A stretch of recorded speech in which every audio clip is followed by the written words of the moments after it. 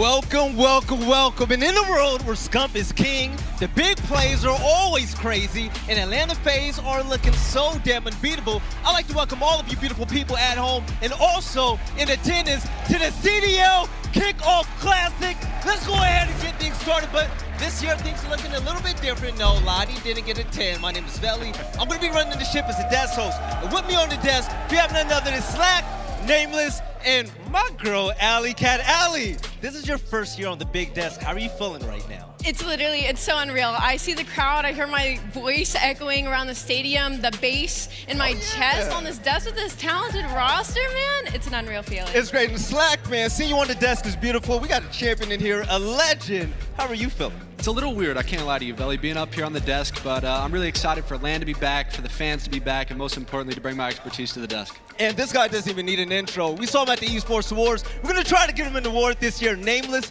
dog, CDL kicks off starting today. What are your thoughts? Well, first, thank you for that. Welcome everybody to the desk and everybody in the venue. We are going to have an incredible event.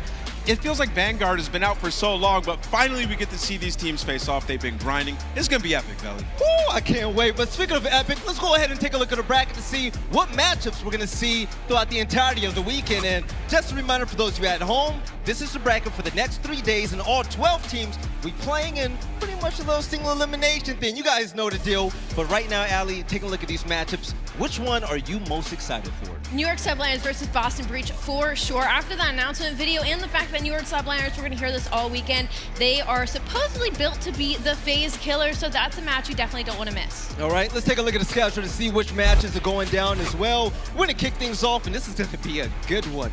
Florida Mutineers facing off against a new look Los Angeles Guerrillas. And I'm Slack, man. If there was a match of the day to you, which one are you most excited for? I can't lie to you, Velli. I'm really excited for this first match. We got 2 new formed rosters and a new face in LAG, and I'm excited to see these 4 veterans go at it, especially on LAN. Right, and I'm Nameless. What you guys do here in the CDL? You have this little pick'ems thing where people can compete with each other, see how their predictions are. Tell them all about it. Yeah, you know, last year we had the pick'ems. You can go online and try to pick the perfect bracket, and Lando was the best out of the talent group. Like, this guy literally got every single match right but one. So go to pick'em.callofdutyleague.com to put your pick'ems in, try to get those points, and sometimes there's even prizes. So you want to get ahead of it and start now at the kickoff. Yes, and talking about the kickoff, let's kick things off talking about what's been happening in the offseason so far, because there's been so many changes. Let's talk about roster mania. And also, Slack, Atlanta FaZe, the one of 3 teams that didn't make a change, and rightfully so, right? They were the best. They were the best, man. I'm super excited to watch this team again on LAN, and you know, you got the likes of Simp and aBeZy, arguably the best 2 SMG players in the entire game. I can't wait to see their quarterback Arcitys and what he can do and kind of just guide this team and teach them the game, and then obviously Cellium, one of the greatest flexes. I can't wait to watch him. Yeah, and then like you said, the quarterback and Arcitys, right? It just seems like the perfect roster, and people are hesitant to use the term dynasty when you talk about teams in Call of Duty. And you think about what this team has done over the last few years. The only teams that have done things similar to this are that Complexity team, that OpTic dynasty. Like, FaZe has truly been that elite. And Simp, the guy on your screen right now, this guy has been dominating the game, the best player in the world for 3 years straight. They deserve their flowers right now, and I think they're going to pick up right where they left off, honestly. aLLeY, if there was a new viewer at home that were watching right now, and you had to describe to them or tell them how good Atlanta FaZe were, what would you say? I would say that every other team this season has tried to stack their roster in a similar way that FaZe is set up, with the with Arcitys looking over them, a good veteran, with the crazy subs of aBeZy and Simp. I mean, look at the stats overall. They are first across the board, and every team is just looking at them like that's the team to beat. And speaking of dynasties, Nameless, man, this team, and I'm talking about NYSL, they're looking to be the FaZe killers this year, man, because they made some big changes in order to make that happen. Yeah, I might be the only one who's calling them that, right? And the reason I know teams are saying that they haven't been playing that great in scrims, but you look at this roster and you think about Clay and Crim, what they've done in Call of Duty, they're really the last team to continuously contend with them and beat them at the World Championship. So thinking about this roster, HyDra and Neptune, the 2 SMGs to go toe-to-toe with the likes of Simp and aBeZy, that is the formula you need to take on FaZe. So I think with time, this New York team can be that squad, but you know, just wait it out. It might be a rough start. And you know what? If they wait it out and things work out well, it's going to be very good for them, because look at these 2 on your screen. Slack, man, Clay and Crim back together again. This is hot. Yeah, I'm excited to watch them, man. Obviously, all the fans know they've had a lot of success together. They've had 6 combined world championships across all the titles that they've played, and they won champs together in 2020. And you know, I'm excited to see them build the new rookies and see what they can do whenever they're bringing up HyDra and Neptune, and I can't wait to watch them. Yes, and speaking about Atlanta FaZe and FaZe killers and whatnot, aLLeY, there was actually one team that was almost there. Who are they? That's going to be Toronto Ultra, of course. And when we talk about Toronto, it's funny that nobody actually says they are FaZe killers. They're the second best in the league, right? And now coming into this year off of that really hot momentum, I mean, their teamwork is lights out. And going into this kickoff, man, I'm expecting big things, Nameless. Yeah, and we really got to start to talk about Cammy as an absolute superstar in our league. You know, I think back to that raid clip where he just terminated everybody from up top laundry. Like, Cammy is different, man. And in this game, with a more pronounced flex role, he's going to be able to do whatever he wants on the map. So he's a lights out player that I can't wait to see. Yes, and one thing that I can't wait to see as well, there's been roster wipes all around, and one of the teams are the LA Guerrillas, and let's be completely honest, they didn't have a good year this year, so aLLeY, when it comes to them, this team just looks phenomenal. Well, you know what? LIG did what they needed to do. They completely wiped their roster, start new. Now, the only thing that's sitting in my mind is that they went with a full veteran roster. They are cross-board. You got Huke and Gunless, you know, two big Slayer players. But again, FaZe has kind of set up this meta of having two younger guns in front, so we'll see if this risk works out for them. Yeah, I really like this roster. You know, for LAG, it's not really big shoes to fill. Like, LAG has not been a good team for the last 2 years, and a lot of people were questioning the management's decisions over the last 2 years as well. You know, getting rid of a player like Race Vivid. Well, now I think they finally made a good decision in bringing in all these guys that are in their prove-it year to go big here on the main stage. Nameless, you said you like him. I actually love him. I think Slasher is a beast, but also Seattle Surge, and why are you smiling right next to me? You played for them. You rock their jerseys. What do you think about their new team this year? There's a lot of youngsters, man. So I'm a big fan of it, right? You obviously have Sib. He's been a talked about player for years now in the Challenger scene, and I'm excited to see what he can finally do in this Pro League. It's his first debut kind of on land, playing in front of a crowd, and playing a big match, and it's not going to be easy for this first one. And then obviously you have the likes of Mack Melts and Pred, this APAC guy. I know, aLLeY, you've talked about him a little bit. Coming out of APAC, okay? We don't see star players all the time. I got much love for APAC, so calm down. But Nameless, we watched scrims, and there was one guy always at top. Yeah, you know, I heard about him, obviously, when he got picked up, but then players were starting to say that he was just dominating in scrims, right? Like, he just runs around, does what he wants. So we've been sitting in and watching them over the last couple of weeks, and this kid is different. Now, you think about the APAC region, obviously not as strong as NA or EU, but he won literally everything over there in that region. So it would be awesome to have an APAC player just come in and just shut it down. So I'm expecting him to go big after seeing him go off in every scrim. And Slack, how big is it to see a rookie like Pred really make a statement here in the CDL? I mean, it's super huge, right? You want to catch momentum. As a player, when he comes out in his first match, he wants to fry. If he does his thing and catches that momentum early and really starts catching that confidence and just the environment and land and everything like that, I expect him a big weekend. All right, so we talked about rookies, we talked about roster mania, but coming up soon, we're going to talk about two teams and how they are one of the big reasons why the CDL is ready to be bigger than ever. It's going to be the Boston Breach and also OpTic Texas. We'll see you guys on the other side of this break to break it all down.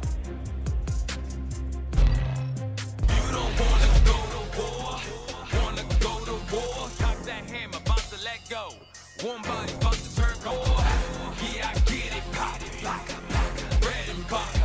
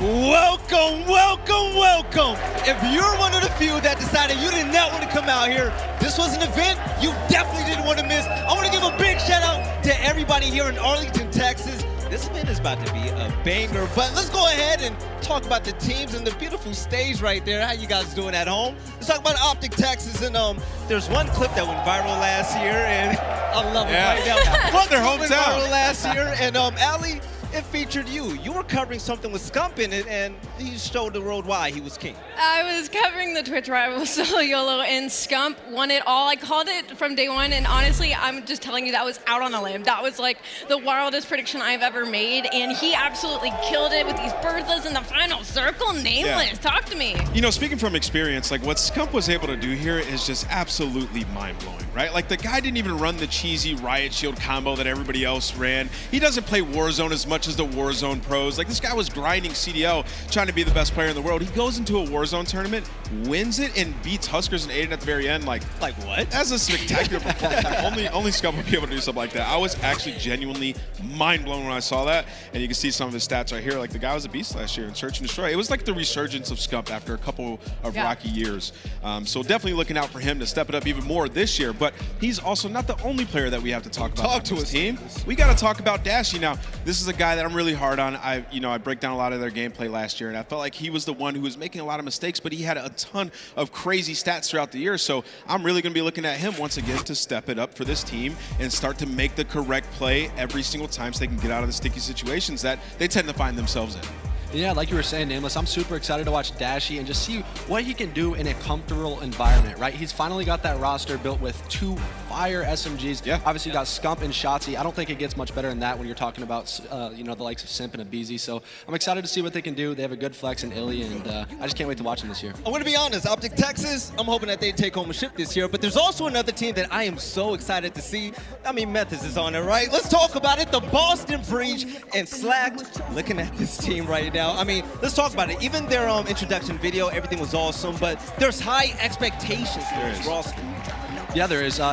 You obviously have 2 veteran players in Methodz and TJ, and they've had some rough years, you would like to say, obviously, with both of them being benched in the past, and they finally get another opportunity to come in and just show what their worth is. And then you have the likes of these 2 new rookies. You got Capsidal, which people don't know a lot about. Big Cap. He gets to show what he can bring to the table. Then you have Nero Poison, and I know aLLeY and Nameless, you guys have a lot to say about them. Yeah, I mean, looking at this roster, like they were the 12th team to come in, and there's a lot of Challengers players that wanted to land a spot on this team, right? So there's definitely a lot of pressure on these guys, especially Capsidal and Nero, playing in a big pro match for like the first time on land in front of a crowd. We've been watching Capsidal over the last couple of weeks, and he looks pretty solid. And they're also getting rated very highly by their peers. They put in a ton of work. So excited to watch these guys try to figure it out, right? I don't expect them to win here, but I expect them to be good. Now, there's a lot of talk out there, actually, about one of the rookies that's on his team, and it's going to be Big Cap right there on your screen. The guy is like 6'10". It's insane, right, aLLeY? But coming up from Challengers League, I mean, there's good expectations for him to be a big part of this roster. Oh, the expectation is so high, especially coming out into Kickoff here, this being his kind of debut land. And what's crazy about this player is that he had pretty high placings in Challengers, but he never really won. He was top 6, maybe top 4 sometimes. So Methodz really went out on a limb here as the leader of this team to be like, you know what, this is the guy that I want, and this is the guy that I'm going to put faith in for my team coming in for Kickoff. And you know what, if he believes in him, I do too. Okay. Yeah, and thinking about that, like he didn't have the craziest placings in Challengers. We do have a couple case studies in history where like Insight, he didn't have the craziest placings, but he came into the league and he was just lights out like best they are for a little bit. So maybe Capsidal can be kind of that guy for this team. So we're talking about the rookie right now, but he's going to learn as much as the vets teach him. And speaking of the vets, TJHaly and also Methodz, Slack, you played with both of them, man. What can you tell us about them? So they're both really good players, right? We've seen TJ in his career do really, really well, but I'm expecting like a lot from him, honestly. With him playing with 2 younger players, I want him to be at the top level of his game, and I want him to perform as well as he possibly can. And then same thing with Methodz, right? On like the Toronto roster that he was on, he was benched, and then Insight came in for him. And he really didn't get to play too much of Cold War other than through the Challengers scene. So I'm excited to see him on this Boston Breach roster, and I'm expecting big things from both of them. I mean, both of them are big names in the scene, and we definitely know what they're all about. TJHaly, I'm definitely a fan of myself, but I'm also talking about it. Methodz, we've seen him on the flank talking about why they built this team, the steps that they took to make it happen. But also, we have your boy Guy Blaze with a one-on-one interview with Methodz. Let's see what they have to say. What's up, everybody? Blaze here, and I'm with Methodz of the Boston Breach, the newest team in the CDL, comprised of himself, TJ, Capsidal, Nero, Zed, and Dens. Now, Methodz, tell me about your squad and what makes you guys so great. Yeah, so obviously thank you to Zed and Dens for the opportunity, but we have a good group of veteran talent and young guys, right? Obviously Nero and Cap, new to the game, me and Tej, still young but been around, so I like where we ended up with the roster. Obviously we have a good coaching staff, and Boston, I'm excited to be here, right? Newest team, wasn't sure if I'd be in the league or what was really going on, and luckily the opportunity came about, so yeah, excited to rep Boston and keep it going. And now you talk about you wasn't sure being in the league, okay? Now last season you was with Ultra, okay? Now you went from being benched to back on top, all right? Tell me about the journey going from then till now. Obviously a stressful period. Luckily the stream sort of took off, and it's a different feeling now going back into the league with that type of supporter base, right? Like I always had a pretty good supporter base, a good fan base, but now more than ever I feel like I have more support. So I'm excited for myself, excited for the team. Obviously, it happens for a reason, so I'm just looking forward to getting back out there and doing my thing. All right, now for you to get back out there, your debut matchup is Boston versus New York, and I know you're a Jersey boy. How does it feel going up against the Subliners, and what does it feel to be a part of that Boston-New York rivalry again? It's weird, man, because obviously I've been on the New York side of it my whole life, right? Yankee fan, Giants fan, growing up in the tri-state. It's weird now coming to Boston, but it's also kind of exciting, right? Like going against sort of my home turf, and obviously some loud mouths over there, Crim, Clay, veterans I've grown up with. So should be a good match. Looking forward to it. It is the Kickoff Classic, right? I think this event is more so just to make sure our young guys get used to everything. First time playing on LAN. I don't want it to be like, oh, we have to win. The pressure's obviously high. We want to win, but at the same time, I think it's the perfect event to find our footing. I think it is the perfect event. It is the Kickoff Classic, you guys. That's going to do it for Methodz and myself. Veli, the desk, take it away. Whoo! I'm feeling good right now. By the way, Methodz look good in that hoodie, man. I gotta go to the store and go ahead and cop me one. But Nameless, this is about it for the pre-show right now. I'm gonna toss it over to you. The fans know you out there. Talk to the people at home. Get them kind of hyped for this event. Listen, man, y'all gotta make some noise. There we go. haven't had Call of Duty for quite some time. We're about to have these guys going toe-to-toe here in some epic matchups. It's the Kickoff Classic. Get hype in the chat and get hype in the crowd, baby. Let's get it, Veli. Let's go. We heard the breakdowns. Enough talking right about now. But ladies and gentlemen, let's go ahead and make some noise. The CDL Kickoff Classic starts now. Welcome back to the Call of Duty League, friends. I need the respect coming at your neck, gunning for the top spot, baby, nothing less. Oh, how we've missed you. And the best teams in the world, they've missed you too.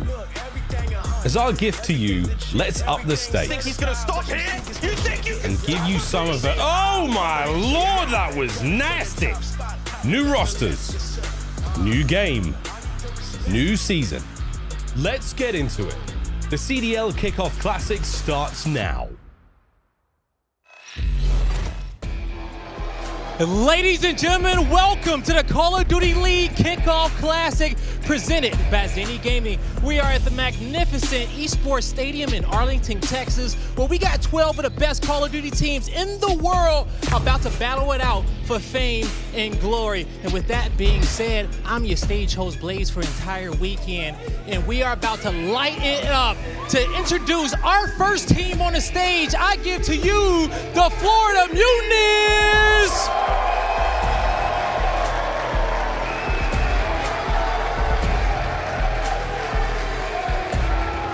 We got Dave Patty, Awakening, Vivid, and Skies. Give it up one more time for the Mutineers. My man Awakening is about to join the lobby. aLLeY, I am so hyped for the Mutineers right now. I am so lit right now. You can hear the crowd going crazy. This team is going to be disgusting at Search and Destroy heading into Vanguard. I can't wait to see what they do. Blaze, we see what Florida's all about, but who are they going against, man? All right, to let you know who they're going up against, you love this new squad. I give to you the Los Angeles Guerrillas!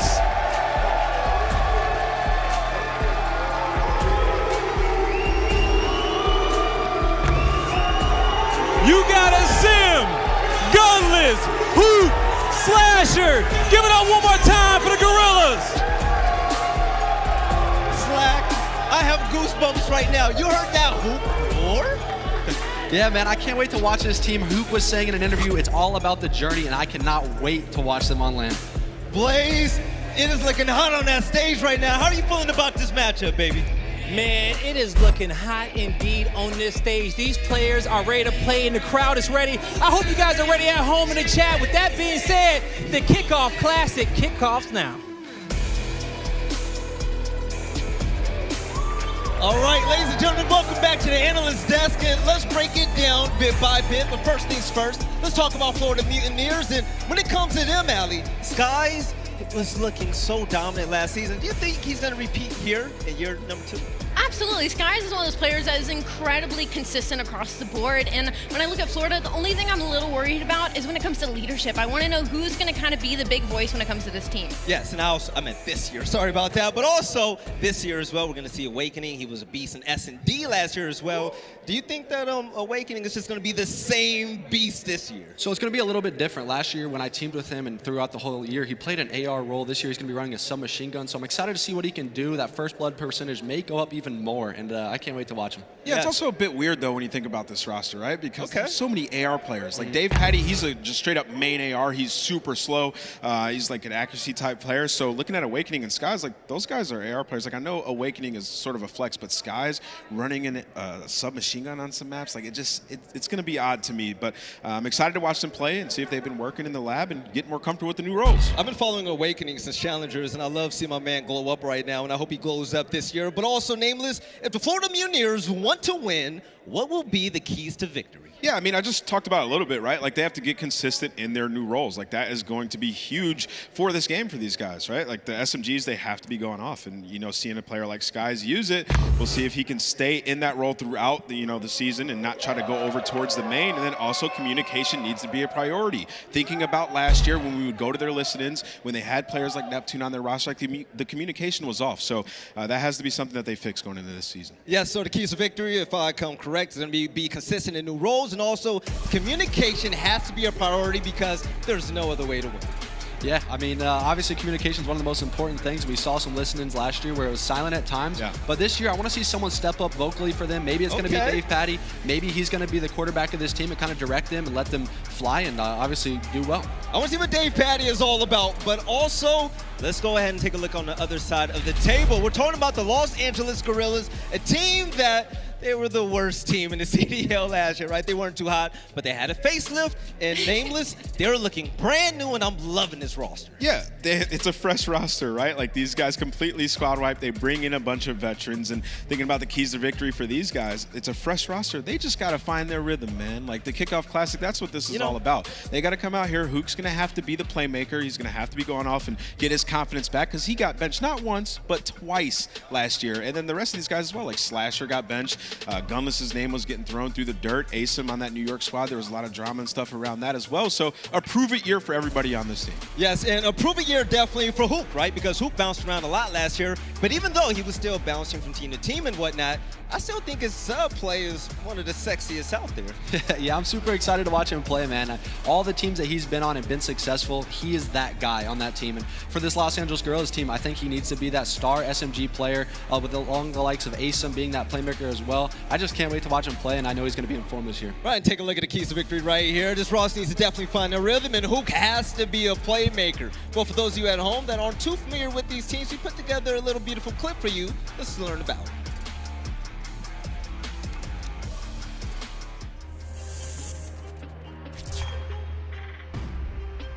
I let the game do the talking, and then after I win, I'll have stuff to say. I seized the moment. You know, Championship Sunday, anything can happen. Proving yourself every single day. Hello, I am Kyler Garland, gamertag Hook, and I'm on the LA Guerrillas. My name is aBeZy. My gamertag is aSeam or aSeim. Austin Lidicoat, gamertag is Slasher. Pierce Hellman, gamertag is Gunless. What the Kickoff Classic means to me is kind of just getting up on the main stage with these guys and kind of just having a good time and like enjoying LAN for the first time. It's a good learning experience just to see how we mesh as a team on stage. It's just a different level of intensity of playing Call of Duty. Ever since I got into the competition side of it, It's been my love to be up on the stage. The team that's our biggest threat, I mean, I feel like you have to say FaZe right now. I feel like they were the best team last year. They were winning most of the events and always a contender every single event they went to. Kind of just looking in and diving down into their team, it just seems like if you shut down like their main communicators and stuff like that, like it's kind of just like they'll start to become sluggish. It's all about dethroning them right now. You have to in order to win. It's all about the journey, man. Shout out to the LAG organization, always taking care of us, you know, making sure that we're all good. Shout out Brenda, she's the real MVP. Shout out Los Angeles Guerrillas, man. Like they're copying my flow, they're stealing my game, G. And there you have the Los Angeles Guerrillas, and shout out to the MVP, Brenda, wherever you are. Hey, you're a special one out there. But it's about that time to have a little bit of fun right here on the desk. Let's have predictions. First things first, we're going to kick things off with you, Slack.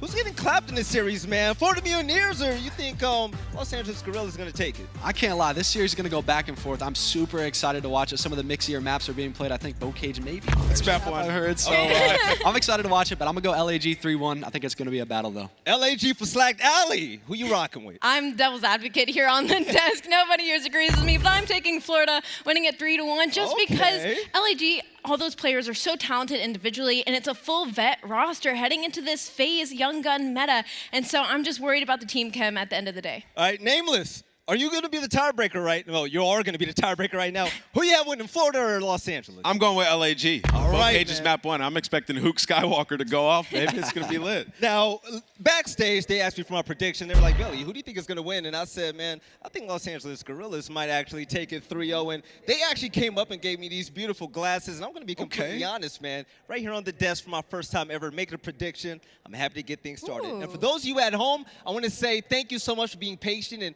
tuning into the stream so far, because first things first, for this matchup, we're going to kick things off with the Florida Mutineers and also the Los Angeles Guerrillas. It's about that time to pass it to a duo that I absolutely adore. It's going to be Chance and Miles. Take it away. Veli, thank you so much. I can't wait to get into this one. It's finally time to kick the season off, really, the Kickoff Classic chance. It's been like a long time in the making, but we're here. We've done it. We've made it. Let's go, Texas. Let's make some noise. We got a big day, we're going to weekend of games. I can't wait. You sound like you are ready for Bocage, my friend. Good God, the energy, but you have the energy because I am blessed and lucky for my 8th Call of Duty title, and now I get to do it with the 2021 play-by-play caster of the year. Best in the business, and we get to start with him. And I mean, hey, again, Bocage map 1. Good luck. Well, that's right. Bocage map number 1 will be starting things off with a bit of rage in the Bocage. And it's going to be something, friends. It's really going to be something. Again, thank you all for joining us. But Chance, let's go back to what the desk will say. Yes. Let's talk a little bit about these teams, of course. Oh, actually, hold that. Maps and modes, boys and girls, as we alluded to. Bocage up first. That hard point is going to be a blast. More on that later. Berlin S&D, Tuscan Control, Berlin hardpoint, and Desert Siege, Search and Destroy. Chance, what's going on? I mean, look, I got to take this one map at a time. The team that allowed Bocage to go through is actually Florida. And if you look at that team composition, 3 ARs, you really only have Vivid as that pure SMG. It is surprising to me that they don't want to play on Gavatu, that they want to see the Bocage, but that means we get to see which team is most cracked. Ooh. We get the answer that every Call of Duty fan loves to have. Who's bringing the gunny to the table? Who can outslay? We're going to see some horror today on Bocage. If anyone's played Bocage 8s and soon to play in ranked play, let me tell you, friends, I can only do about 2 of these a day before I need a nap and a cold shower. Prepare yourselves, CDL fans. Strap in. This is going to be a blender. And it truly is a map of extremes as well, right? Even from just the very first hill on this map, it might be the most difficult hill in Call of Duty history to get any degree of time on. So when we're paying attention to that P1, the most important thing in my mind is who's going to be able to try to flip those spawns and try to control that left side of the map. But we'll kick it off and we get skies. Yep, P1 here on Bocage. Quite the affair. As you know, our player cams live coming at you here. There's big changes. The lovely folks at Esports Engine now making a change, and Awakening with a lovely 2, and we're already setting up for second. Top side of the map with the tank side will be P2, but already The Mutineers find themselves some time, find themselves some kill, and Big Wake back at it, 3-1 before being brought down. Hey, got brought down, and again, those spawns are so difficult to actually flip. All the squad spawns popping up for the Guerrillas, but not a great deal of time. Again, as expected for either team, you are just all about that control towards the left side, and this is Gunnies the whole way down. You hit Sky started out 5-1. 40 Mutineers, you can already tell, man, they came to play. About 10 seconds now remaining before we go over towards the top side. And scrap time chance, something we want to talk about a lot here in Vanguard.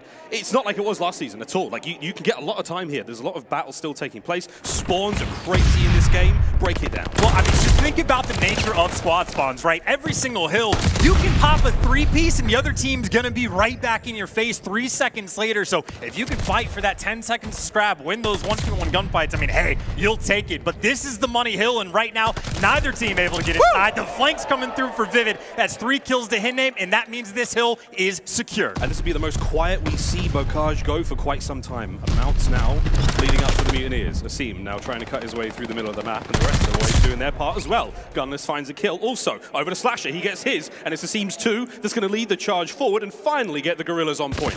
And this is a dangerous hill we're going to be coming to. And actually, 20 seconds left again. This could be a situation where Florida, they're fighting for the new hill, and it looks like no scrap type's going to come through, but they just want to secure the right side of the map. And already, this is the squad spawn special. If you have Gunless, if he can sneak through, well, he gets caught, but we will see that a ton throughout Vanguard. Players trying to sneak, get through the back, and well, Slasher, it may very well be his turn. He's got the back, they've got the spawn as well in Florida. They are nowhere near this point. Nope, nowhere near it. Slasher still staying alive at the backside. Gunless finding himself 3 in the feed, and that's still going to be an open hard point, but not for long. Bottom side of house, grannies, as we call it in every single Call of Duty game. If there's a house, maybe 4 walls and a door, we're going to give it that name. And so far, it's all good for the Guerrillas, holding this one down. Slasher on a 3 right now as silence falls briefly across the arena. And now, DavePaddy rather, trying to make his way from up top. Through the back window he comes. Vivid through the kitchen, and the collapse now on point. They've managed to get in there and get the contest, and finally cleaned up, and it's Florida with the time from the moment. And just another hill, so tough to stay alive in. Skies though, 15-7. This is your slay-heavy map. If you're finding the kills, you will find the dub, and right now Skies leading that charge. He is cracked out of his mind. Couple kills going their way. And again, this scrap time, both teams will be fighting tooth and nail, even for those final 5 seconds. And Awakening there to take him down. But now that rotation over towards Barn. And, well, I mean, hey, this is only an 8-point game, as tight as it could possibly be. Hey, see what you did there. Over towards Barn we go, and it's going to be Mutineers in control right now. But Sky still 16-8. He's going to be the one on the time there, looking to take care of who, because he comes in through. And again, there's a lot of entrances. I think it's 8, 7, 8. There's too many to get into this hard point. You have to watch yourselves carefully, and that is exactly what Skies doesn't do. Asim with the opening kill. Entry now. His teammates have got to reinforce as quick as they possibly can. Jump to the outside. The first goes down. Paddy dropped as well. Can Big P find any more? Over to the inside of the hard point. Asim doing what he can. And as you can tell, friends, it's pretty litty here on Bocage. It is non-stop. And the Guerrillas looking fine so far with 20 left to go so far.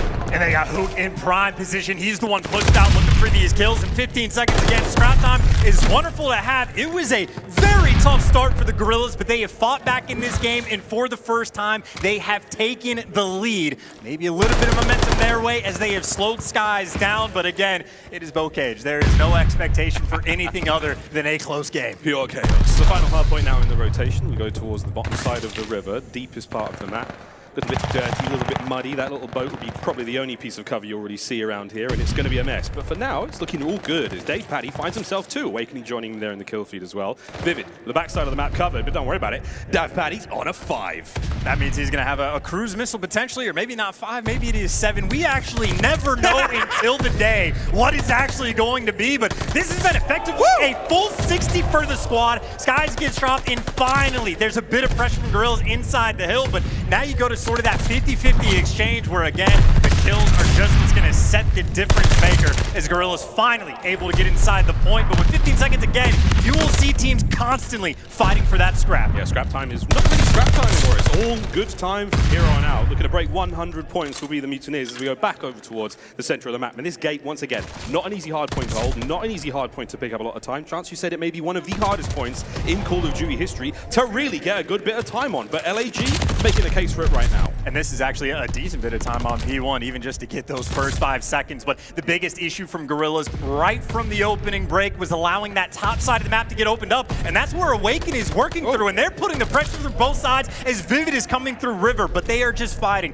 trying to cause that pressure, trying to get those back spawns through. But Vivid, I mean, he's got to deal with the squad spawns. There's 4 players around. He can't get it done. Guerrillas still in control of the left side. Guerrillas with the control of the left side. We've seen a decent amount of time go to Florida for the gate here right off the rip. Just about 20 plus seconds now remaining, and they've done great so far. A brand new team chance. I'd love to go for a quick listen in with the Mutineers and see how they sound. He went up here, T4 in the yard. T4, be careful. T4 in the yard. I'm standing up on him. He's me on the barrel. No, he's on top bar. Back the roof, Pierce, look at bottom bar. He's on top bar window. 2. Take your time, pray. Nero. Bring it behind me. They're gonna tell us here. He's one shot one, he's only ace. Yeah, they're in one. I'll help you with Cade. Big gate. Nice, two. He's on the barrel hill, and there's one 10 with an AR looking over him. Top bar roof. Wait, watch out the roof. That's it, that's the guy. Need him. After back roof as well. Yo, top bar roof still. I'm looking at it. The back bar, On your right. He's on the barrel hill. Got one in the back. I'm hitting my hill. Top bar. Nice. I'm getting this spot. River spawn. Yeah, I'm looking at River. River, no, I died. C2. I got double knee. There's one River, yeah. I flipped again. It's fine. This is good. I'm in hill. Next person to die, rotate. Team 3 weak. T2, push it through. Then what's top bar going down middle, I think. I spawned out. He's on the low tank, yeah. I'm gonna go mid street. It could be barn on you. You be top bar. I don't see anything barn.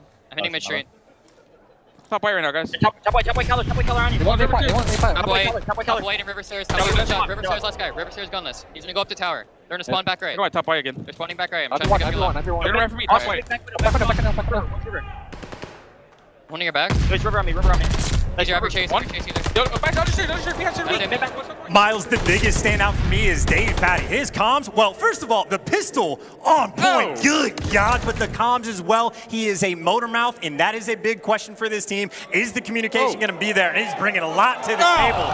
So is Big P, though. That's a force free for as you were sitting in barn, trying to stay alive and collect this time. And fun luck for Florida. They're just going for the push. It is 4 guys around the hard point, 20 seconds left, and it looks like it should be secure as that lead has flipped again. It's flipped once again. 50 seconds now remaining on the bottom side of the house, and we're going to look towards rotations soon. Big Wake will be the player on the hard point now, racking up as much time as possible as that conveyor belt. Now the rest of the teams move their way forward. Over to the barn we go. It's a hop, skip, and a jump quite literally for Big Wake as he now makes his way across. Lovely angle to be found there. Takes care of himself a hook, slashes upstairs, and what can he find now from this position? Checks his corners, does his due diligence, and now the back spawn's identified as well. Big Wake, this could be a huge play. Can he get inside though? The answer is no. Slasher, Gunless, and Hook find their kills respectively, and the Guerrillas maintain control. Oh, and they're able to get the push out as well. You see exactly what Slasher is doing. He's swinging out towards the field side to get control, and he's got a seam doing the exact same thing over towards River. If you're able to get pushed out, even Barn can be turned into a money hill. This is fantastic work as Slasher is on a 5, but even still, it is plenty of time left, and Florida, they are nearby here for the contest. And he's on a 5. If he gets to 7, he gets a glide bomb. Let's see if he can do it. Over to Slasher once again. There it is. Gets himself a streak to work with. Actually, so it's not a glide. You know what? I'm confused. We'll deal with that one later. But over now towards Big Wake, who gets dropped by Gunners and a nice 2-spree there. Time still ticking away. And the Mutineers, they will be able to devour this scrap. Rotation though. Bottom side of the map, we go back towards River. Once again, LAG in position now. And this can also be a money hill. One of the very few on Bow Cage where you can get a great deal of time. And again, it is the same situation. You've got both sides pushed out. You get Hook can be the Slayer. He can only find 2. And that should be the indicator of where the pressure is coming from. Slasher doesn't let anything through. And so far, so good. I mean, 15 seconds by in Florida. They can't even touch this point. They need to regroup and make something happen. And you see the setup. You're just waiting patiently for his teammates, Florida. Now they got to go. And Vivid's in the soft spots. He's managed to find it. Over towards Slasher he goes. That's going to be 3. Great work out of the Florida Mutineers. Break that one wide open. The hard point's now there. It's 25 to work with. Sky's watching the backside of the map. Can he find any more kills here as Vivid's doing the hard work up front? LAG may chalk it. They may go back towards the middle. They're setting themselves up for P2 as well. I mean, that's how far in advance these guys are thinking. I mean, it is a minute and 15 seconds, but they are making sure they take their time on the left side. And keep in mind, this happens a ton on Bow Cage. This is not something that happens very consistently throughout the rest of Call of Duty history, but we have a minute and a half on the game clock. I don't expect a ton of time on P1 to come through, and this is a map where it just ends on time. You have to keep that in the back of your mind because these players are balancing everything. Dave's taking heads today. This is a wonderful opening, and what a debut to the CDL he's having over towards Big Way, because he tries to find a few more. See him cut down before his feet even touch the ground. We have passed over 200 points now for the Mutineers. We are going to see a little bit more time here tick away towards P1 as Hook now on your screen. The chosen one. Can the Skywalker find anything here as they try to break on through to this point? Gunless leading the charge from upstairs. And again, as much time as they can possibly get, a chance of all things. We're so evenly contested now towards the end of the game. And Gunless can be that guy up top, right? Slasher trying to collect a little bit of time. He still has that score streak, but if Gunless is up top, he's the one that is going to be chopping these players down on the rotation. He cannot connect with the first. Florida able to get, well, I say get, potentially the final few seconds. It will be the slightest lead going into this next hill, and this P2, in my mind, is what's going to decide this game. If you can either team lock this down, you will put yourself in such a good position. And Guerrillas, they might have the spawns, but right now, Florida, they have control. Over towards the tanks. Skies. Belly in the ground, trying to hold the line now, waiting for Gunless to show himself, and he won't. Ooh, a flank now from LG off the top rope! As Seam gets cut down, clock still ticking. An open hard point for a brief few seconds, and here we go. LAG have managed to find the kills, but they find themselves in a trap, and none other than Big Wake. Oh, he got snuffed out! And Slasher, he calls in, the fighter pilot comes in from above, the strafing run's gonna open the field, and oh my god, chance, we may be going back to a tie game. I mean, anything that can keep it, even 25 seconds. If I'm Florida, I'm trying to fight for this, and Skies, that is what he has on his mind. Looking for the first player up top, can't quite get through. The reinforcements not quite in. Gunless there to take him down, and this is 15 extra seconds. Guerrillas have taken over the lead, and they're going to be, what, 5 seconds away from ending this game, going over towards New. Or maybe Dave can make the play just to strip that little extra bit off the clock. Absolute pandemonium. Once again, another hard points up. We could be seeing the last one here, and again, game clock 49 seconds to play with still, so things could get dicey on the flank though. It's Hook. He's managed to make his way in now. The attention from the Florida Mutineers to be diverted through the front line. The break is on, and here we go. Guerrillas are in. They're trying to find anything they can, but it's Big Wake. It's Big Wake. Slasher brings him down. Trades are abound. Over towards Skies now. 43. No more. We're back in the point. And look at this time ticking away still. Los Angeles Guerrillas. Can Boots hold the back line? He does. And the clock's still ticking. Vivid, what have you got? As we keep going once again inside the bottom of the hard point. A few seconds for the win now for the Guerrillas. But no, it's 5 now for the win for the Mutineers, and oh my god, they may have just done it. The time's all good.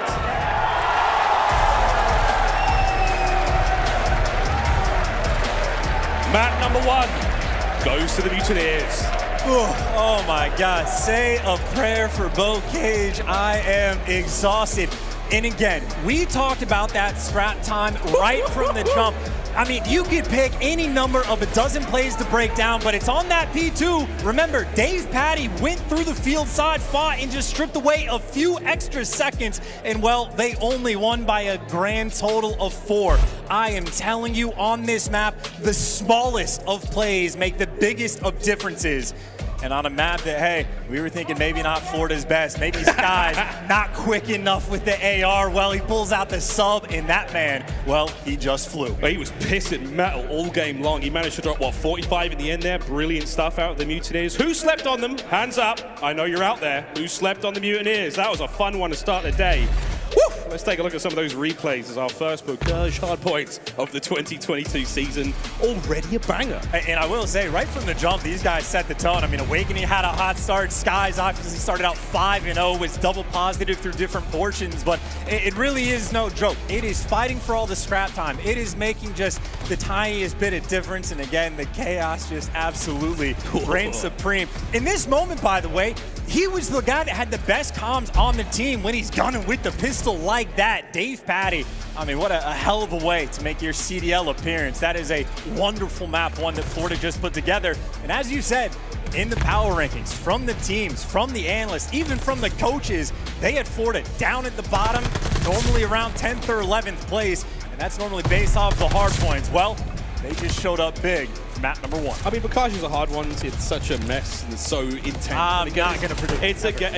Don't predict anything here on Bocage. It's a wild one as we saw those final few moments. They were A lot of fun, gotta say, man. It's gonna be a good year, Chance. This is gonna be wild. And also, it didn't go to the game clock. It did not. I think earlier in the year there was a stat JP threw out that maybe like 80% of the games were ending on time. Well, these teams are starting to figure out a little bit better, and of course on land, well, usually the map slows down. Maybe Vocaj is the exception to the rule, but I mean, even still, a hell of a way to kick off this series. And now we move into Search and Destroy, where I'm thinking for LAG, yes, they can bounce back. Hook, I know, has been grinding Search and Destroy, but this is where I think Florida, this is their biggest threat. I mean, I don't know. I got no predictions. I got nothing. I'm just ragingly. What? You hitting me? What is it? Dude, we get Snipes back, bro. I am so excited on Berlin. I don't know who's pulling out the boomstick for Florida, but if we're on Berlin, I mean, at least half the rounds, they're going to be sniped. Yeah. Someone needs to put on a show. If the pros think it's OP, I'm here to expect them to prove it. Well, also, I mean, it's an interesting thing when we think about the difference now, right now, because of course we've Search and Destroy as a game, and for the newer viewers here, it's 6 rounds, you know, for the win. We take turns attacking and defending bomb sites. This is a much slower game mode, a much bigger map as well. Vocaj was kind of a little bit claustrophobic. Berlin's one of the bigger maps in the game, and a fan favorite as far as I'm concerned. I think it's great fun. What do you think, mate? I mean, is this going to be an LAG bounce back? Come on, man. It's also single elim. If you lose today, friends, you're out. You're done. You get nothing.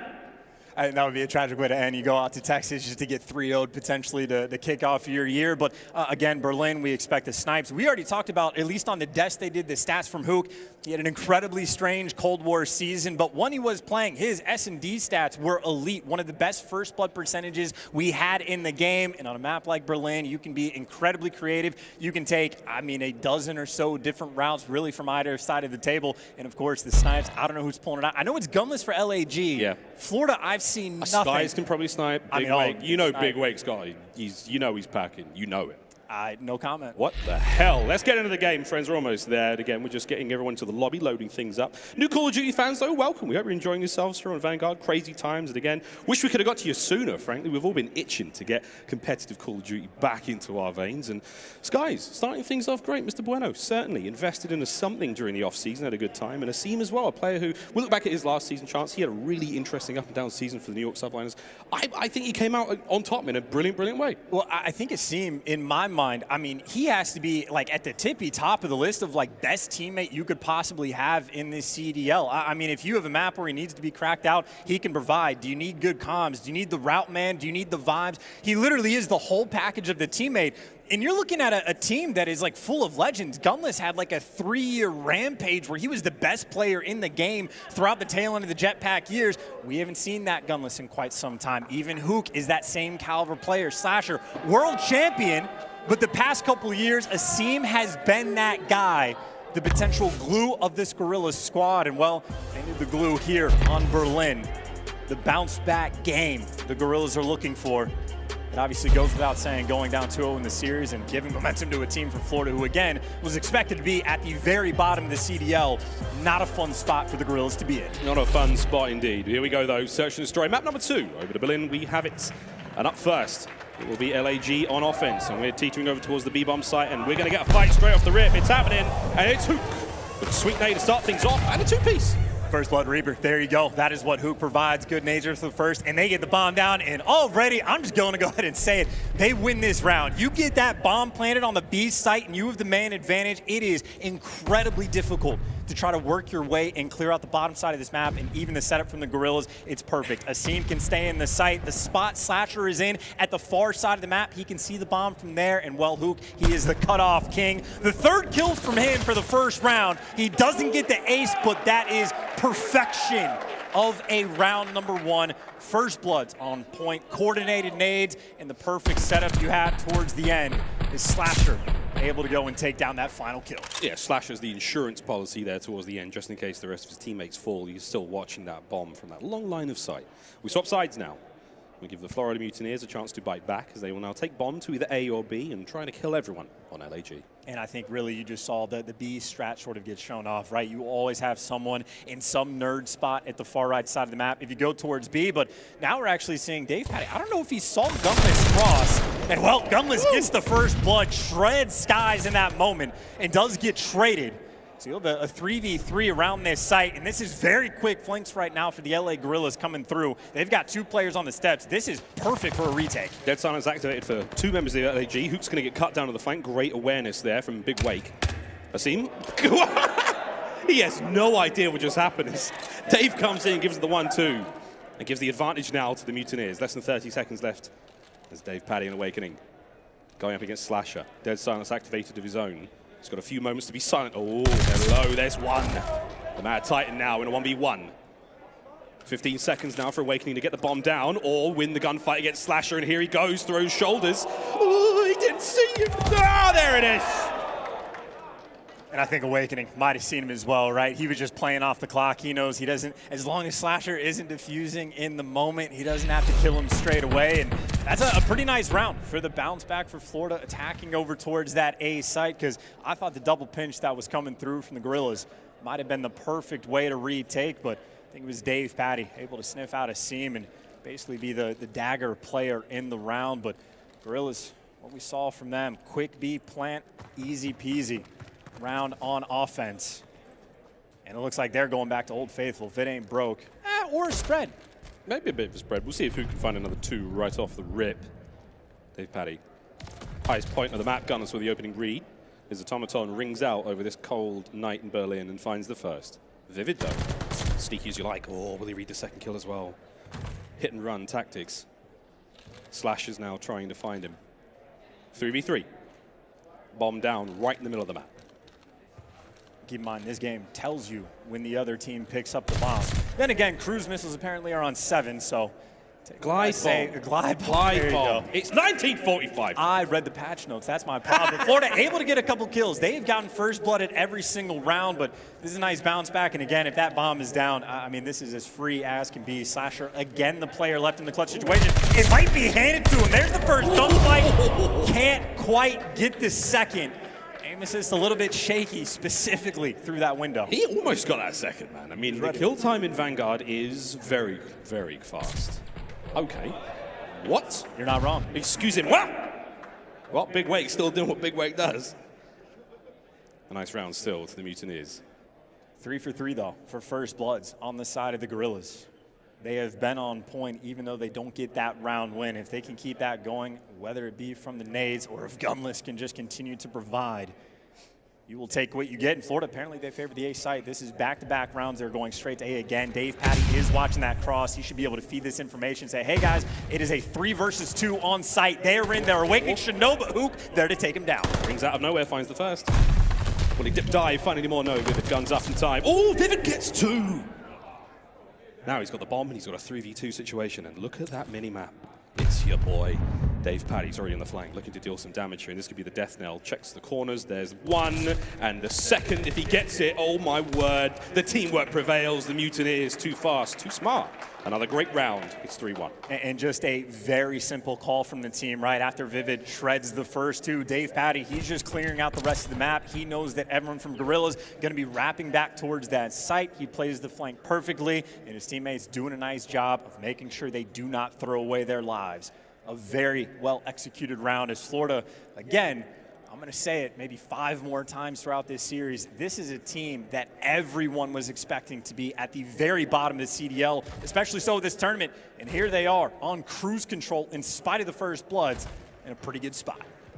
Big Wake doing what he can. Again, opening doors in this game, doors and breakable windows and breakable bits of walls and walls that you can break and all sorts of that. You know what I'm talking about? All of that now plays into the strategy of these teams. And Hook may have slipped on through, but Awakening there by the small statue in the 1v1 now. Aggression, timing, perfect. Big Wake strikes once again.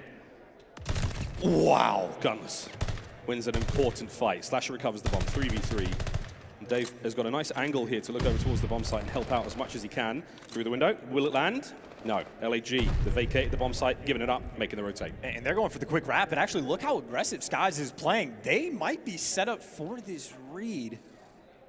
They might be waiting for it to come through. Someone right there is top 3. Vivid up top. He has to find one, but he gets caught. This rotation for the Guerrillas, they are taking their time, and they still have a little bit left. And that B site is wide open. And again, if you get this bomb planted on B, you're going to have Florida. They have to clear out so much of the map, and it's about the timing. Gunless there, though. He catches the flanker, and DavePaty, good luck in this 1 versus 3. And DavePaty, will he prove to be the big bad wolf against these 3 little pigs? Here we go. Slasher's eyes on. Pure aggression. He knows the fight's coming. Oh, my. Okay, I'll give it to him, man. He put up a damn good fight. But LAG, a wonderful rotation, saves them the round. And they stop the bleeding quickly. And it's just, again, a good call to go for that rotation. You had Dave in top 3 of fire, shooting you through the walls. There was no real clear openings to get that bomb planted on A, so, hey, might as well just leave it. Go towards the other site.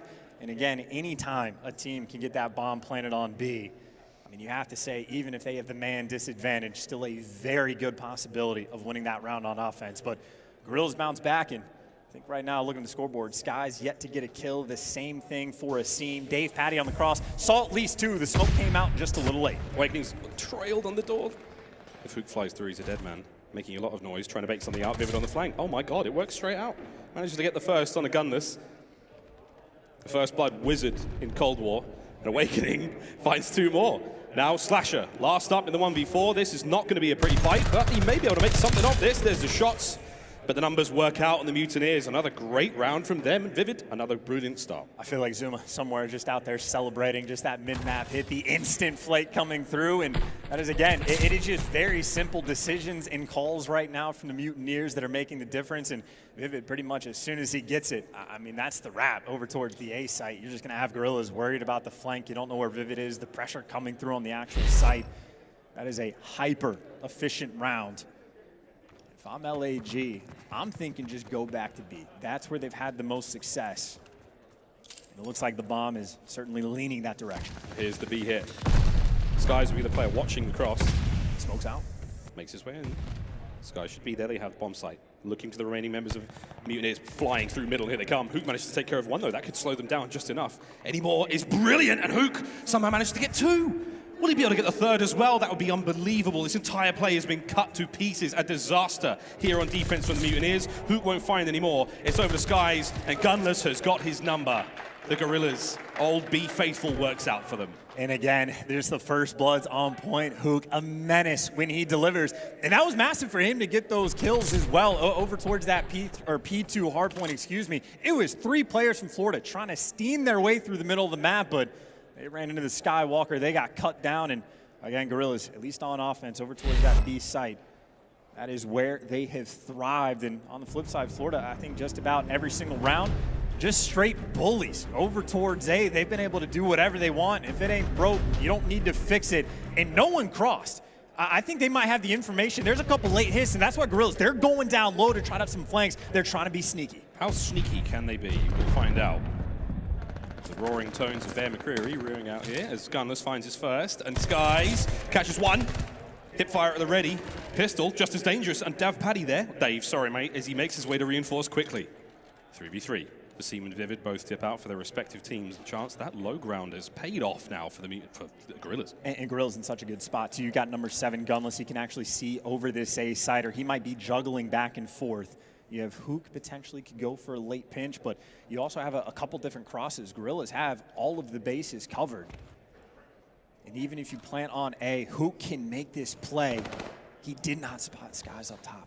Did he? No, I don't know. He's sneaky. Oh, he saw a head. He saw him now. And now look at him go. I'm going to kill him. Flying forward he goes. Skies, he's in the window.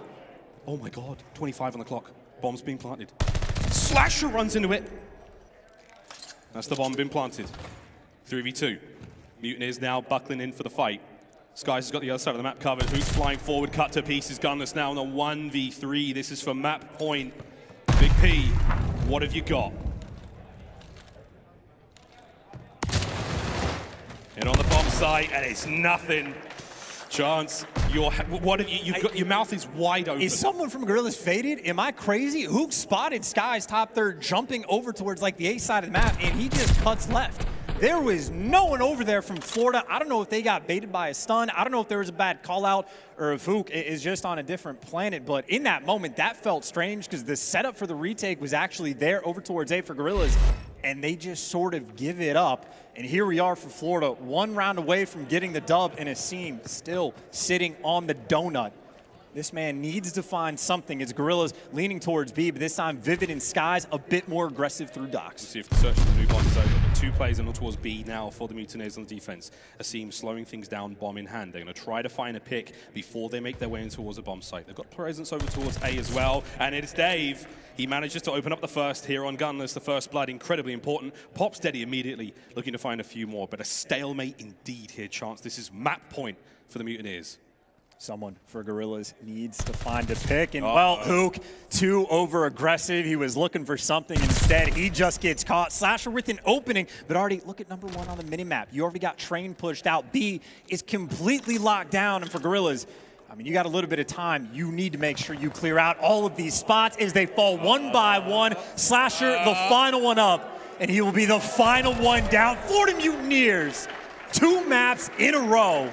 They are looking hot. The writing was on the wall in that final round, as there we have it. 2-0 here in the series so far. The Florida Mutineers have certainly come to play, and that's a stinger. That's a stinger there for the LAG players. I mean, we had a lot of hope for them coming into that one. Of course, the bouquet was so close, but Search and Destroy there in Berlin comes to a close, and Chance, I think this is an upset.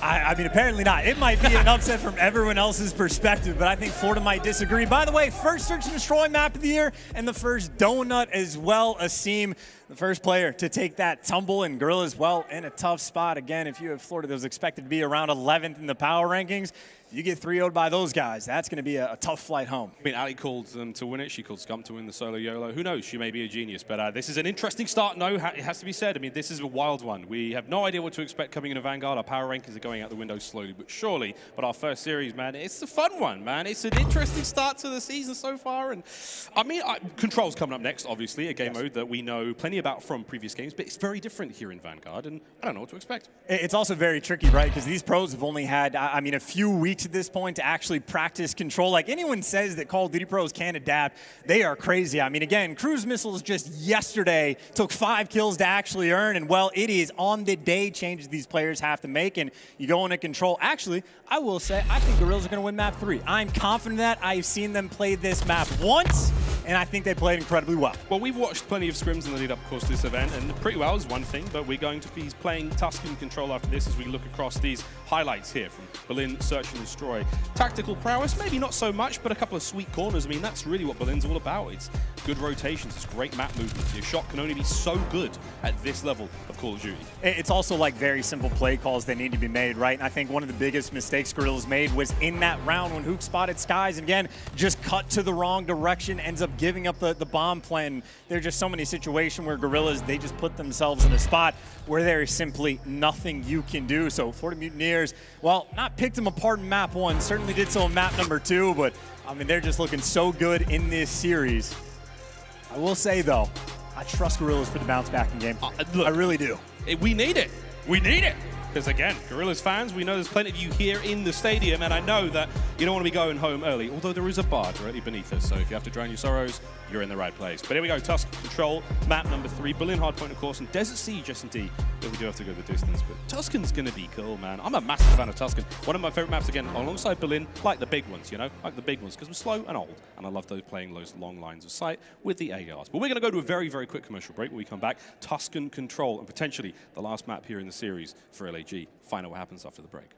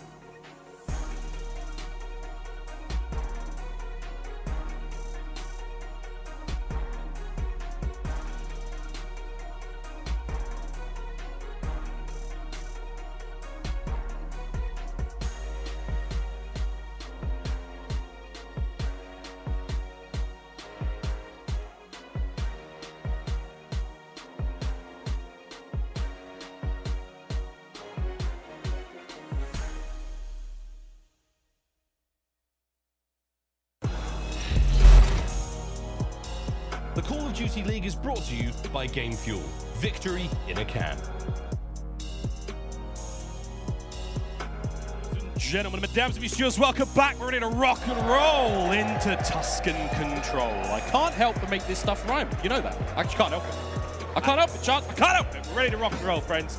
Mutineers up 2-0 in the series thus far, and it is a surprise to quite a lot of folks. I think the analyst desk is scratching their chinny chins. Maybe not aLLeY. She called this one quite a while away, mate. I mean, fair enough. She does have fantastic calls, but in my mind right now, the story, at least from the side of the Guerrillas, is just about redemption as an organization, right? A very tough, first 2 years that they have had. They had the squad wipe, bring this new team on, full of veterans, full of guys like Hook, like world-class players who, well, now need redemption in their own right. Whether it is a turmoil of a past year for a guy like Hook or a couple tough years, because we both know that Slasher hates online play. Well, it is land now. You are down 0-2. They need redemption in the series. But again, Tuscan Control, I think that the Guerrillas are going to handle it very well. We can talk about it a little bit more when the map actually jumps in. But I think Tuscan is going to have a very specific strategy that is going to be optimal that almost all teams are going to adopt. And what I mean by that is don't hit B off the rip. It's not worth it. It really isn't. You've made that very, very simple there, mate. And again, we go to Tuscan now, and it's like, well, what are we looking out for, friends? We're looking out for those hits over towards A off the rip.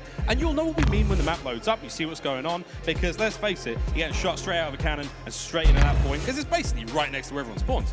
In Tuscan, again, when you talk about the A-B sites, it's similar to Search and Destroy. You can get to A basically faster than the defense can, so it's not necessarily a free cap, but if you try to go to B off the rip, you might just put yourself in a dire situation. It will be rare that we see aggression towards B from the offensive team, but also more importantly, take your time with it. You don't need to rush into things to actually capture this A zone. I think the teams that are going to be the best on this map are going to be the teams that leave one player on it, and you just play for kills, find the kills, and that is how you win offensive rounds. You do it with the slang. Here he goes. Big Wake doing what Big Wake does. He finds 4 right off the rip, but he's got a couple more at the bottom side of church if he really wants it. The rest of the team, though, capturing A. Second tick already gone. A minute 20 on the clock. Chance is about to become 2. And again, this is perfect. Leave one guy on, buy as much time as you possibly can, and just try to collect these kills. Dave Patty gets the next one, and already Vivid, he's pushing through these spawns. He doesn't need to go towards that B point. If he lives at this back tank, he will be spawning out these Guerrillas players right at the top right of the minimap, and then if they can ever find the kills, it makes that roto over towards B that much easier. The Mutineers, they have the game plan. This is the strategy that is best in my mind on Tuscan. They're executing it very well. B zone, the only one remaining now on the map. 2 minutes with the clock to work with. We've got 26 lives of the Mutineers to throw at that point. Only 20. Los Angeles Guerrillas there. Lives remaining just underneath the control board. Skies from behind, won't catch much. Over the point we go, Slasher. It's his job now to defend this point essentially alone. Dave Patty, though, wins the battle. The numbers now flying their way forward. From the church, we'll find a few, but Awakening's got that angle covered. Hook managed to make that safe. Gunners look forward the pinch. The defense looks a little solid, but we need more Guerrillas players forward. More Guerrillas players past that B zone, trying to push the Mutineers back into their spawn. The Mutineers, they just want to push the pace, right? Whether or not you're going towards B, as long as you are aggressive, you strip down these lives, and you got Vivid flying through. 3 for him. You got 2 bodies, or maybe just 1 on the actual point. But you got him lined up and taken down. Awakening gets 2. The next one. Oh my God! And goodness gracious, 19-7 on the life count. Florida, they're playing TDM. They're playing TDM. There's 2 ticks at B now. Gone. There's 1 remaining. Oh, who is it? It's Hook. He managed to get close, but it's not enough. The lives are out. 19-3. This has been a whooping in round 1. A whooping indeed, and there is no energy, so much so that the cameras can't even show them to save the embarrassment. That is picturesque of what you want on the offensive round. I mean, maybe stack the point after you get the triple wipe, maybe a little bit quicker, but again, that is just as well as you could handle right from the start. That is how you play Tuscan Control. Yeah, that was disgusting. Big rebound time now for LAG. We'll see if they can do it to the Mutineers back now on offense, because there does seem to be quite a favored map. I get Seaside vibes from BO4, from Tuscan a little bit. With the sense that you got one zone that's a real easy cap, the second one's a lot harder to get to. But the way that spawns work on this map in particular, it is vicious. It's vicious once you get. We saw what Vivid just did. That was a stunning, stunning ending.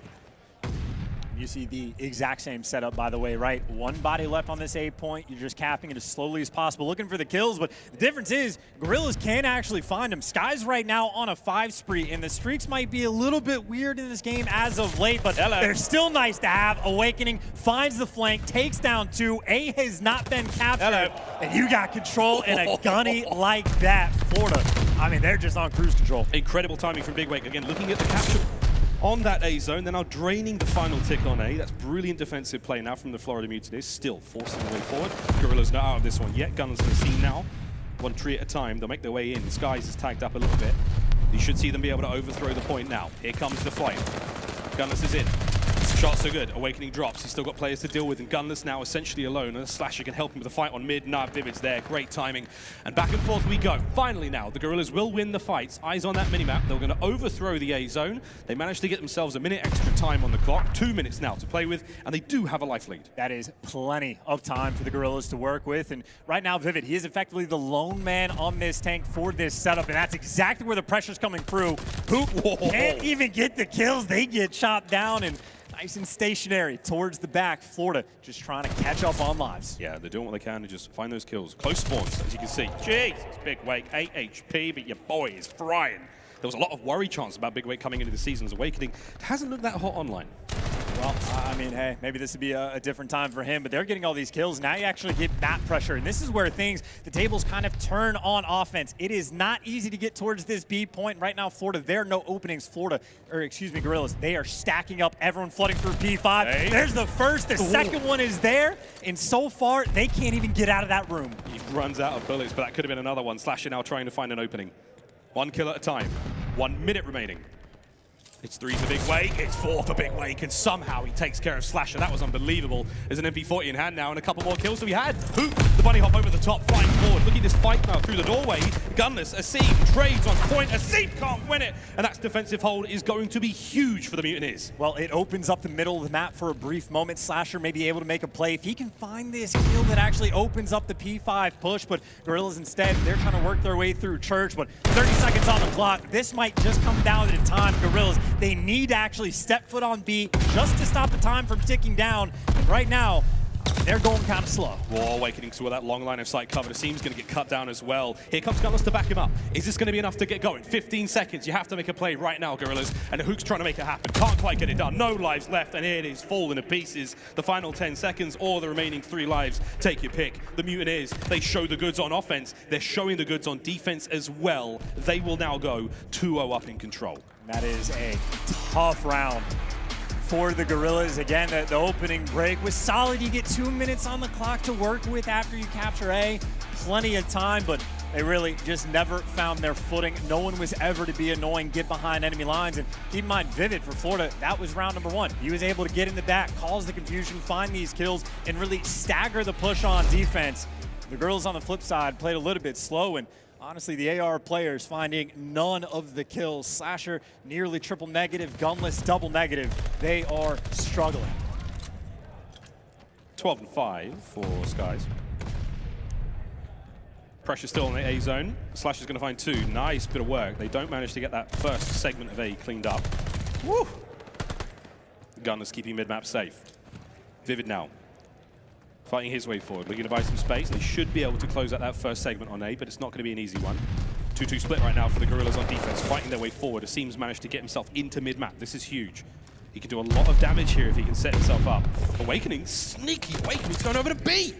I don't think he is, actually. You can't get that solo cap over towards B. He's trying to cut through the middle of the map, maybe just to help his teammates. Sky's ready for the gunfight for the flank. And you talk about a big kill, that's actually a 4-man wipe. And now we go back to what we saw in round number 1. And keep in mind, you got players like Vivid, they're up through Church. They do have the pressure on B. It's a 2-front war, and every bit of pressure over here counts. Vivid, he's got to play his life. He needs to stay alive. And well, if you know anything about Vivid, he is always hungry for that next gunfight. Yeah, your boy likes to throw himself into the battles every opportunity he possibly can get. A gone. Over to B now we go. 2 minutes to play with once again. 21-19 in the life count. Mutineers with a slight lead. It's enough to work with for now. Hook, the wonder kid. What can he do?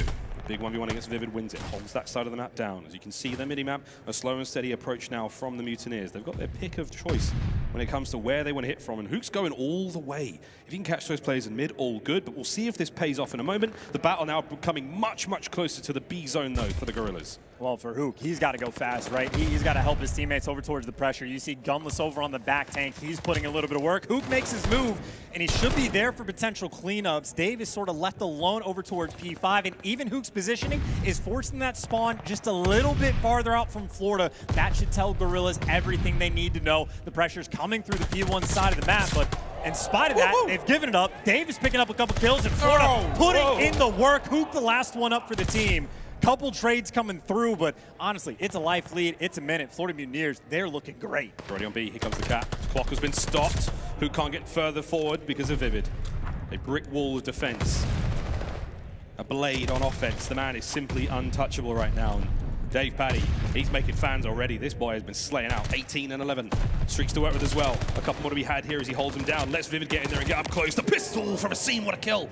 As he makes his way forward, now trying to pressure Skies. The second segment. Oh, there's the contest. Hook saves it just in the nick of time and drains it as well. A minute to play with. I'm going to say a minute is just so much time to find 7 kills. Florida, their slaying has been on point. And if you can get to the objective, it's nice. But really, I mean, honestly, just group up. Go for trades, or maybe they're just trying to set themselves up across the map to actually pinch the point. But Guerrillas, it is a very tight setup. Vivid ready for the gunfight. There's the first. 6 lives remaining for the Guerrillas. He's a tough kill, it has to be said. Stun lands, doesn't do as much damage as it once did. There's the kill from Vivid. Your boy is frying, man. The centering, everything, the timing is all good.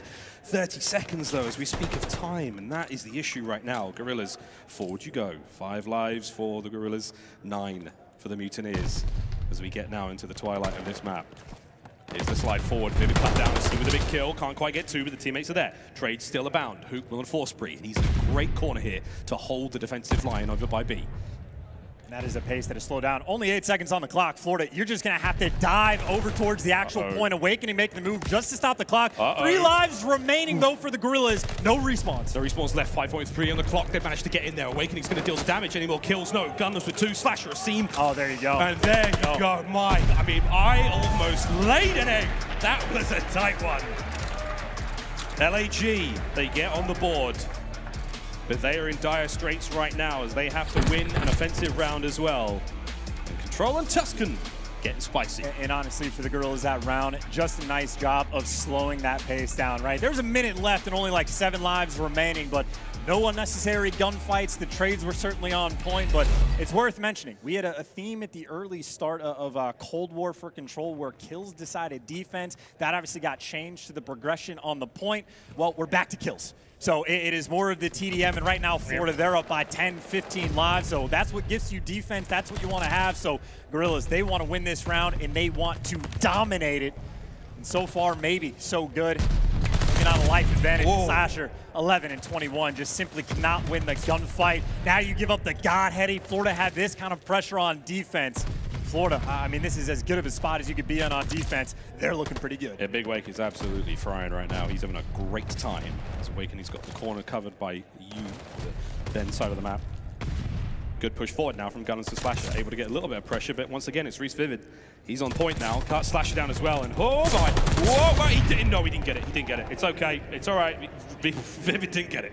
And that is a 4 wipe as well, so maybe Guerrillas buying a little bit of pressure, but that is a decent bit of time that has been stripped off the clock, and obviously no progression over towards A.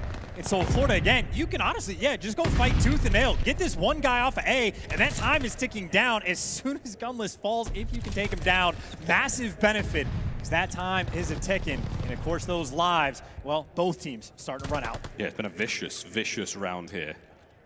We haven't captured A yet, and both teams are bleeding out. 15 for the Florida Mutineers, 18 for LAG. TDM indeed. Dave, whoa. Gunfights in this game are stressful. Vivid now pushing forward, trying to help out Awakening on the pinch. A still being captured. And here come the lethals and tacticals, something we're going to see a lot of here in Vanguard. There's Big P, Gunless, finding a few more kills here on point. A's done. Forward they go, and the killing still continues. 10 lives remaining now for the Mutineers. And Gunless has really stepped it up this round, and he's got to keep it going, right? 2 players over towards that back tank. A massive gunfight down low that DavePatty actually wins. Now for Guerrillas, you're forced to just go through church, get to the back if you can. Asim baiting for his teammates. Gunless gets another kill. And the route man looking for the paycheck, but DavePatty, again, all of those gunfights down low. If you're the guy towards Plat on defense, if you fall, your team is going to be in a terrible spot, but he is clutched up again. Only 58 seconds left in this round. Admittedly for Guerrillas, though, 5 life lead. It's good enough for now. Gunless on a 4 spree. Streaks would help. As seen with an unfortunate team kill as Dave. He's on the back line now. Oh, wow, that was close. Good trades. Still, as the Guerrillas are holding this one close, but they still have to maintain the kills. 7 lives remaining for the Mutineers now, and they are turtling up. In a super tight setup, exactly. They're turtling up. They want to slow it down. They're down on lives. They need to make sure that every single kill, if they fall, you have to get the trades. And Guerrillas, you got to start pushing this pace. 25 seconds, time is ticking. If you don't win this first set of gunfights, you spawn so far away, they got to go. Oh, Slasher with in and out, finds a nice kill. Hook from behind, no lives left, 4 to 9. And this could be it. LAG looking to force the final round. Clock has been paused as well. Dave now looking to find these players now pushing their way forward. Hook wins another one on the back line. It's who can spawn kill each other faster. 2 lives left now. Surely this is it. Surely they can't hold it, and that should be it. 1 player left for the Mutineers. Got to find him. Got to capture the zone as well. And there we go. Final round. It is not over yet for the Guerrillas. I don't think they were quite able to pull off to get defense for the final round. They won by 7 lives towards the end. I think Florida still has that advantage, but even still, I mean, I suppose it could end up being an offensive-sided map. Technically, we do not know. The expectation is for defense, but I gotta say right now, Asim has been putting in work. Bounce back from the map number 2 where he dropped the donut, now leading the lobby in slang. And this is where it's happening. It is the B push off the rip. It'll be rare that you see it, but it is perfect for the round 5. Oh my God. Guerrillas, they've done it. They've got themselves onto the B zone. No kills just yet. They're going to do, well, there's the first from Hook. But again, you've got to now watch the pitch from all sorts of angles. Who's that sneaky awakening? He's having a great game so far. 30 and 19 here in the final round. Can he be the dagger? Slasher doesn't watch his back. Forward the kills go. You still have to worry about Gunless in the spawn now of the Mutineers, but for a brief moment, that is now done. Over towards the A zone we go once again. A couple of kills either way. Chance, I'm not sure if it was the most, adept opening there from the Guerrillas. I've seen a couple attempts like in scrims and whatnot. I've never actually seen it work. Again, I think going to B is risky. But again, if you're looking for the opening in the round 5, I suppose you can give it a try. But now you're just back to that sort of default positioning for the Guerrillas, where admittedly, 2 life lead, still 50 seconds or 56 seconds left on the clock in this round. So they're back to wheeling and dealing. Decent setup that they have, nice little spread. And again, just back to normal Tuscan. Hook's got a sweet corner, but Dave's got walls, man. He reads that. Slasher, any more to be had? Oh, baby, thank God for your teammates. Ooh, that was a scary one. A zone. Saying goodbye to you in a brief moment. Over towards B we go, and it's going to be Hook leading the charge. To the bottom side of church he will go. Awakening above him. Won't hear a thing though. Hook's popped dead silent, so he's able to get deep, and he has. He's gone all the way across now. He's kind of checking for something. I think he's looking for a Private Ryan maybe at this point in time, but we'll see if he can find it. No, he will not. Dave's going to take him down. Great positioning from that top plat side, and the B defense will still hold. 1:35 from the clock. In Florida already doing the thing where, again, on defense, you're trying to slow this pace down. Couple players right now coming in through church, and Vivid with the wide setup, so it's important for him to make the reads over towards P5. You can see all the pressure coming in through church. Dave ready for the first, but that's 3 players inside. Awakening able to take down 2, and the trades are there. Big Wake showing up. That next offensive push gets stopped. Guerrillas, well, Hook, he's got to wait for his teammates to gear up and try again, but even Awakening on the map, he is the player that can just be a dagger in this push. Life count still very even, 14 to 16. Hook with a nice big one. There we go. The kill's starting to work out for the LAG players. Dave, is he going up in time? The answer is no. Hook's making his play. Forward he goes, onto the B zone. This could be massive. Vivid on the flank. That will come into play in just a brief moment, but for the time being, Asim is reaping his way through the spawn there of the Mutineers. And you got the setup. You got 2 players pushed out the back. It's really only Vivid that can stop this right now in the hill, but even though the kills are just falling, finally you get him off the point, but look at the lives. A 7 life difference. in Florida. They're around the point, but I mean, the LA Guerrillas, it's a 2-2 split on both sides. They have no control of their own spawn. Guerrillas still in such a good spot. A chaotic situation to be now on this Tuscan control. Gunners and Slasher now. The veterans, forward they go, but it's into Awakening. Trades abound. Good work either way. Dave, what can the youngster bring now? What can he find as, again, the split is still on? Asim is still alive in the spawn of the Mutineers. And it's 3 lives remaining. I mean, there's nothing you can do. Guerrillas just sitting inside their base, racking up all the kills. They have done the hard work, potentially, to start this reverse sweep. It's just a matter of getting these final few kills in Florida. They are grouped up together. It is 3. They need a 4-man wipe, but they get daggered in the side. You got Gunless taken down, 2 Awakening, last man standing. He cannot get it done. And Guerrillas get a map on the board. As predicted, they win the Tuscan control. Woo! Tuscan control, the reverse sweep after going up by 2. LAG get themselves on the board, and I will say, that was a sweat, man. That I don't know about you, friends, but that looked like it was hard work. Slash has aged a whole year in that lobby. I mean, at this point, he's got to be like 97 years old, the way he has been aging recently. But that is an incredible bounce back. That is what veterans can bring to the table, right? You are down 2-0. You get bullied out in the search and destroy. And again, you would have seen dropping a donut in map 2. You talk about the bounce back map, 40 bomb. He is able to collect on Tuscan. And again, really just the Guerrillas making up for those first 2 rounds where things got tough. They really started to get some momentum on their side. They certainly did. Asim, we talked about him earlier, and said he was a player that really requires his teammates, when they need him to step up, he usually does do that. The search and destroy, a dirty outlier in that case. But here, 40-31 from him. The time he spent, I would love to know. It was like a minute, of in-game time. He stayed alive in the backside of their spawn. He was doing an incredible job. Highlights now from that Tuscan control, and a brilliant control map to get things going now in the series for LAG. And keep in mind, for those of you playing at home, you might have seen a brand new stat on the data view that we have, the non-traded kills. We don't know exactly how to evaluate them yet, whether you want the highest number possible or the lowest number. It's generally the highest, but the way it works, if you find a kill and you're able to heal or just live for another 5 seconds, that counts as the kill that you get, that you were not traded by the other team. I hope that made sense, and that's certainly something we will talk about more throughout this year, but really, this just comes down to that veteran sort of like clutch ability that the Guerrillas have. I have to imagine their comms nice and steady from the team, putting in work through those final few rounds, and honestly just making amends. It wasn't just Asim slaying out the entire time. Gunless, the first half that he had, insurmountably different than the second half. He really started to crank things up. Well, there we go. Looking at the maps and modes so far, our series, quite a saga to start things off here at the 2022 Kickoff Classic.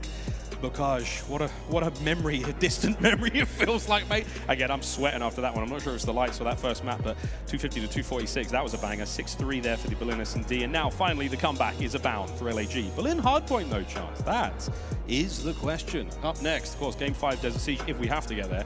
But right now, I think LAG, was that the newfound, renewed sense of self they've got, man? Because you were talking about this, they need to have a bit of a, a rebirth. They're trying to find that retribution.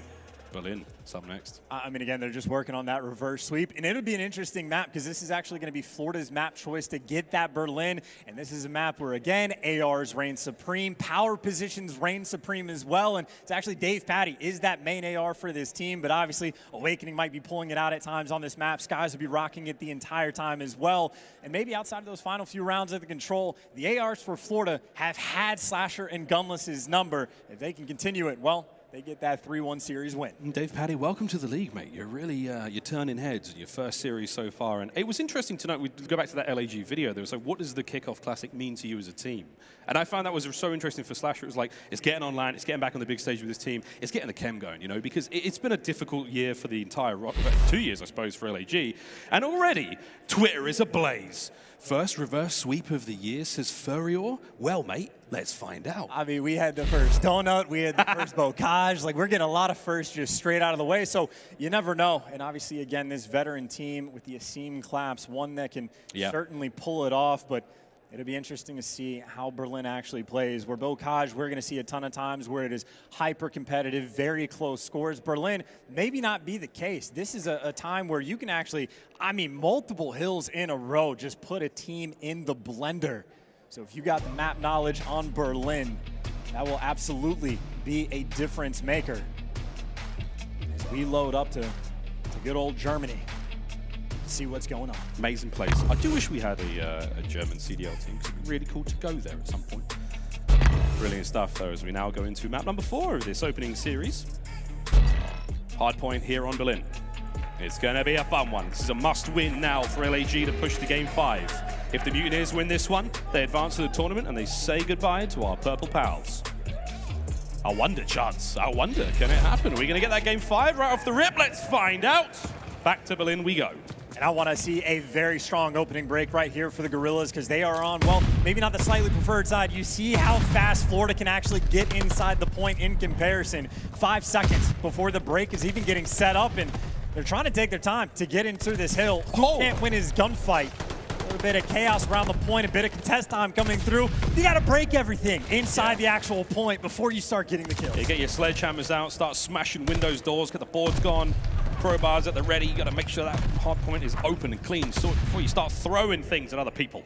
Still, Vivid now can't take the backside. He's going to see the hard point still in the hands of LAGs. The kills keep going their way, but here comes Big Wig as Gunless. Oh my word, it was 1 bullet. He would be still alive now to see the next hard point come up. 10 seconds remaining on this one. Rotation's already down. Sky's in position as we go over towards the mail room. And he's got to be the guy just to stagger the push, right? 2 players down low. He's waiting to pinch as soon as the hill pops. And honestly, they might be able to pull it off. Gunless with a nice read, but still inside the point. You got players just jumping down from the top rope looking for it. They get the players out of the hill. Now it's about clearing out the dockside slasher. He is the key guy for Guerrillas, and so far, able to stay alive. The boys still got the snapper. Finds a sweet kill, gets himself an MP40. Dav Paddy now going through the mailbags. He's going to get a very unfortunate entry there from Slasher. Asim finds himself 2 more, and it's an easy peasy break. You've still got 1 player left in the Mutineers. It's going to be Vivid fighting tooth and nail to retain some form of control in that position. Gets off the point, stays alive. And again, just credit to Slasher, right? The dock side for this hill is the most important thing to control, especially with an AR. You just make sure no one's sneaking in that side door. And if you got that anchor player, one of those gunfights, you are set up for the point. Slasher, though, inside the actual hill, he's getting tagged up, but these final 10 seconds, Guerrillas, they're going to be able to secure it, take the lead. Not a crazy amount, but now we go over towards P3. This is the money hill, and it is the same story. Dock side means everything. Dave Paddy, he's going to have a ton of pressure coming his way. Dave got the binoculars out and picked up a nice sweet kill at great range. And what have we had, though? Trades at long range, and again over towards fire, and we got ourselves time already ticking. Mutineers should be able to take the lead back here. They've got set up. And it's perfect setup as well, right? As soon as you make sure that there's no pressure coming in through the dockside, it is so easy to hold this hill from inside the point. You get the top fire. You've got everything covered. Vivid down low. As long as he stays alive, you have 7 different corners you can play inside of fire. It is so difficult when you're getting these P1 spawns to get inside the hill. This might be a true blue full 60 that we see from Florida Mutineers as they have really started to take this game over. It's been all them so far. No real shot from LAG able to get into this one. Slasher's going to try to hold these players back. Not a chance. Skies cuts him to pieces. Awakening now, still finding those kills. 3 in a row now for him. As we are finding, as you look to the left-hand side of the screen, the streaks there for the Florida Mutineers. They're on one indeed. And by the way, a perfect hill. You start to spawn a couple of those players out towards docks, even though Dave Paddy just spawns right behind Hook. But it looks like Guerrillas, they get the clearance over towards New. They have secured those back spawns. No one from Florida able to be sneaky and make a play. So we go over towards a very chaotic hill that, if you haven't played it yet, you will be quickly reminded there are no trophies in this game. If you're on point, you are going to be stunned. You are going to be naded. And oh my God, do stun grenades hurt. They don't hurt as much as they once did, thankfully, but it's all coming your way.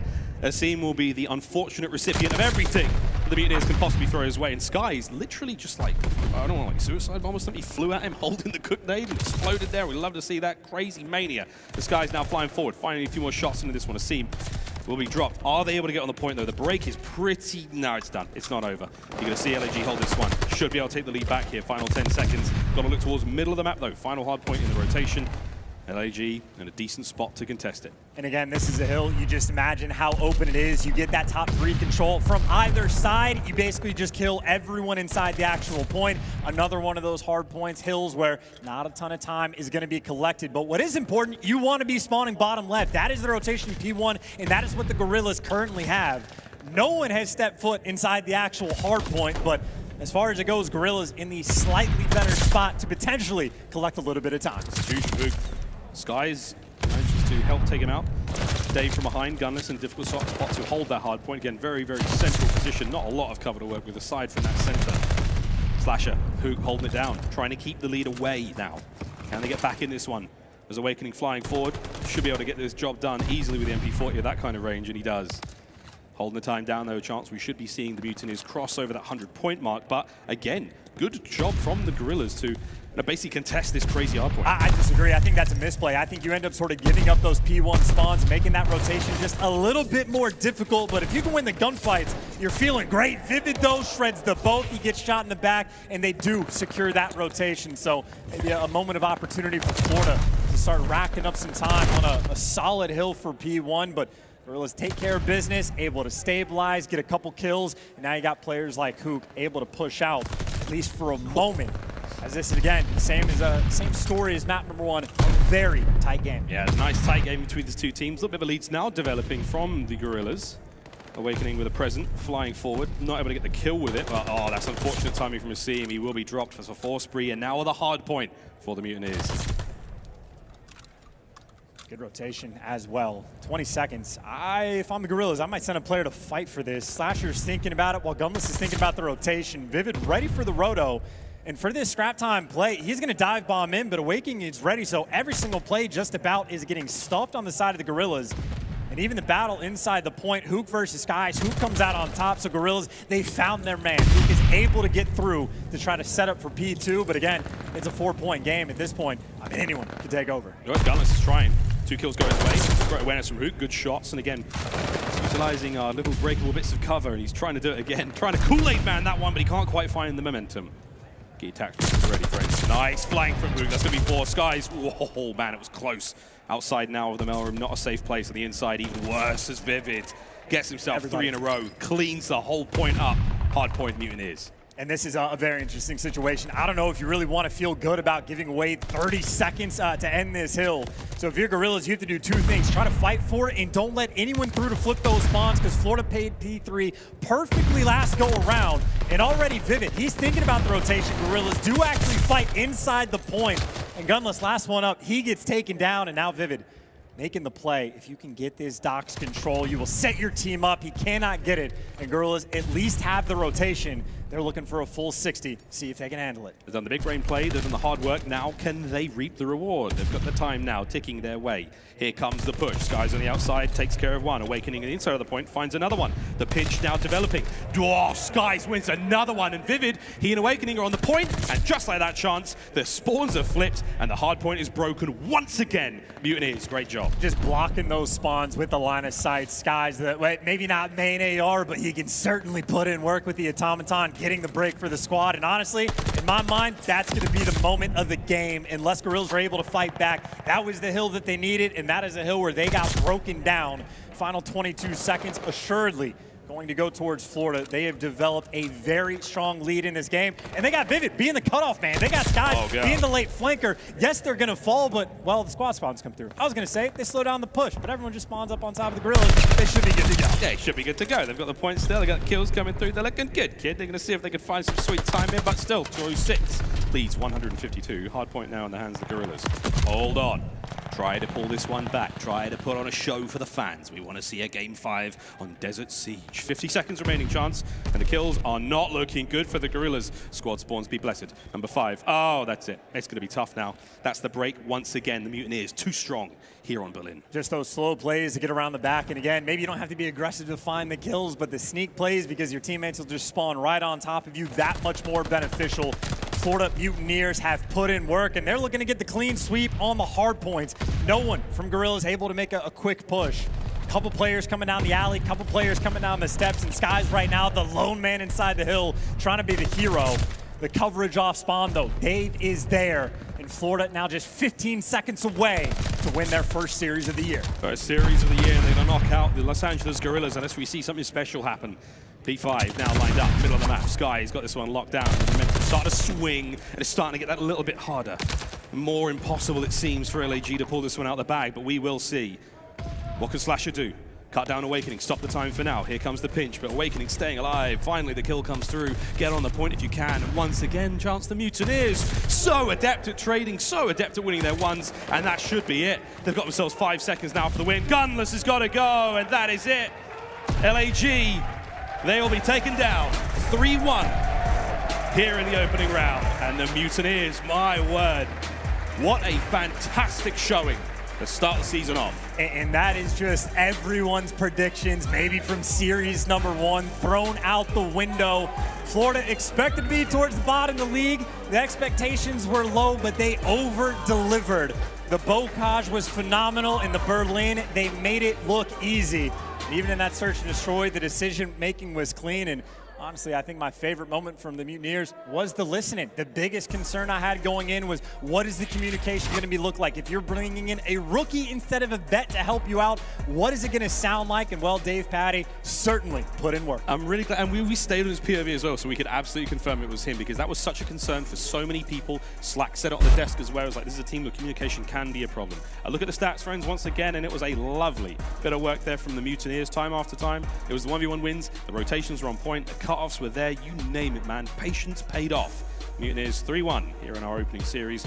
That Berlin hardpoint barely took 10 minutes, mate. A wild one indeed. Now he's looking across the highlights, Chance. I mean, aside from the fact that we had aLLeY spot on 3-1 in the Florida Mutineers victory, any other major takeaways from this series? I mean, one of the craziest stats I just saw is I think Awakening had 25 non-traded kills, only 28 total. So Awakening is just winning his gunfights, and there was no one else from the Guerrillas there to take him down. But whether it's the individual stats, P3 won Florida this game. First go around, they literally had the perfect full 60 they were able to secure, and the second time around, well, they broke the setup from the Guerrillas down and, well, bought themselves an extra 30 seconds. So P3 wins games. Mutineers know how it works on Berlin, and honestly got guys like Vivid at times just showing off as well. I mean, it happens every single time. We have a new Call of Duty every single year. Players have to learn, you know, the most effective ways to win these maps. What are the money hills? Where are the places we need to be? What are the sort of swing moments in these games? And I feel like we learned quite a bit there, man. P3 being a real good one so far. Of course, Berlin hardpoint will look nothing like this in a month's time, in 2 months' time. By the time we get the champs, things will be so ridiculous. But there we go, friends. Our first series here comes to a close. Bocage was a fun one. Berlin S&D, of course, 6-3. 3-2 there in the Tuscan control. A brilliant comeback from the LAG players. But Berlin hardpoint comes that to the final map. And we did get to see Desert Siege, mate. I didn't think we were going to see Desert Siege this weekend at all. But there it is, right there. I mean, yeah, sure. It looks great over there towards the end as well. But again, Florida Mutineers put in work. And honestly, Miles, I just want to hear what they have to say, right? If they started out, everyone was expecting to be towards the bottom of the league, and they show up with a performance like that, they got to be feeling good. Got to be feeling great. Let's find out how great they do feel. We believe Guy Blaze has got Skies on stage. Guy, what's he got to say? Man, Miles and Chance, awesome cast as always. Everybody give it up for the Mutineers one more time. Woo! We got Skies on the stage, and Skies, to kick off the Kickoff Classic, you guys came out here and you guys made quick work of the LA Guerrillas. Now, it did look scary for you in map #3. Y'all allowed that reverse sweep to come back, but how you feeling now after getting that victory? We're feeling solid. Like, our teams has put in a lot of time into the game, like when we were back at home. I feel like we're one of the teams that put the most time into it, for sure. And control, we just threw. We gave them the back. Like, we gotta work on our tight setups there. Like, we literally give them one wave and they break. Yeah. But we put in a lot of time. We're really good at search. Our hard point, we're tweaking some small things, but we're looking solid. All right, you guys are looking solid. Now, speaking of the rest of the team, you got your duo on Awakening with you, but you got 2 new members. You got Vivid and Dave Patty, your main AR. Tell me about the new squad of the Mutineers. Dave Patty, he actually has really good comms, and Reese, like, #1 accuracy last year, I think. And then Joe, like, me and him are probably tired of hearing everybody say that we can't work together, and it's good to, like, prove, or try to prove them wrong this year. All right, well, this is the year. Now, when it comes down to Mutineers, who are you guys looking forward to playing most in the league? Let me know it. I don't beef with any, probably New York, because they reverse swept us last year. New York? All right, even though they're completely different. You heard it here. The Mutineers looking for their rematch against New York. Skies, it was good talking to you, man. That's going to do it for us on the stage. Veli, take it away. Well, what a way. What a way to start a year. The Florida Mutineers were able to come out on top 3-1 And besides that one map on Control, LAG were looking LA free, and aLLeY, you're the one that predicted that one. So how does it feel to be the big brain on the desk right now? I'm feeling on top of the world, to be honest, after this Scump prediction and now this. I mean, I feel like now my expectations so high. I feel like there's so much pressure going to the rest of the matches today. It was crazy. Now, Ant, let's talk about map one on Hardpoint. It was a close map. It was anyone's game. Then it all came down to the very last few seconds. Bro, that map was lit. I mean, Cage map one, obviously we're expecting some chaos. It comes down to the wire. And, you know, the big question going into this for the Florida Mutineers was like, can Skies be a very good SMG? They have an AR dominant team, and you know what? Skies did his thing on this map. At the very end, you see Hook go all the way around the back here, and I thought this was going to be it, like him getting that kill, spawning them out, but you know, they get that back tank spawn, and then it's just a back and forth fight for the hill, and this is what you're seeing in Mutineers. Their SMG players are able to get inside, get those trades effectively. Like, they were winning their gunfights versus players like Hook, versus players like aBeZy, when we thought they would be dominant on this map. Oh yeah, and by the way, Skies had a stupid stat line, 45 kills. I thought he was going to drop a 50 bomb, but aLLeY, you think he's going to keep this heat up throughout the entirety of this event? Absolutely. I feel like he's been released from the restraints of a main AR, and now he's just able to freely roam the map and just outslay with the likes of Awakening as well, dropping 40 bombs. That is such a scary duo. I got a shout out for at least my own perspective. Vivid, for me, for that team, fills in all the little plot holes, it feels like. He was sitting in the back of Cage, watching the deep push. He was pushing up in the front and watching that long hallway. He was just playing where his team needed him, and I think that's huge when it comes to this team. And Slack, when it came to Search and Destroy, okay, it looked like there was a lot of miscommunication and kind of some confusion when it came to the LA Guerrillas. I mean, what did you see in your eyes? So I liked what I saw from, honestly, both teams. Both teams were being aggressive towards the opposite side, which is actually quite funny, but Florida made some really good plays at the A site, but for some reason, LAG must have had a mishap in communication or something like that, where they went A, I think it was round 8, something like that, and Kyler must have made a call, or someone on LAG, that they were wrapping to B. They got a free A plant down, and kind of momentum just went their way. Great plays out of Florida overall. Yes, now, overall, Nameless, taking a look at this map in entirety of it. I mean, Los Angeles Guerrillas starting the year with an L, 1-3 against Florida Mutineers. How do you feel about them when CDL officially kicks off? Yeah, I mean, I think the Mutineers, like, they had to shock the world here in this series. Everybody was thinking LG was going to win, aside from aLLeY. Great call. And this is the round that Slack was just talking about. You know, they get in a great position, LAG. They were waiting on, you know, Florida Mutineers to plant the bomb, and instead of, like, forcing that bomb plant, you see Hook, he sees one player try to cross through mid, and he tries to chase that kill. And in doing so, he makes that call. It must have been him, because he sees the first character, and then they all start to rotate, and then Mutineers catches LAG in one-on-one gunfight. So those sort of collapses in communication, that can't happen. But if it's going to happen, I guess it has to be at the kickoff. So they'll go back, watch that VOD, and hopefully bounce back a lot stronger. You're right. Now, Skies turned out to be a key to victory, and we talked about him before the game happened, and you're the one that called it out, Slack.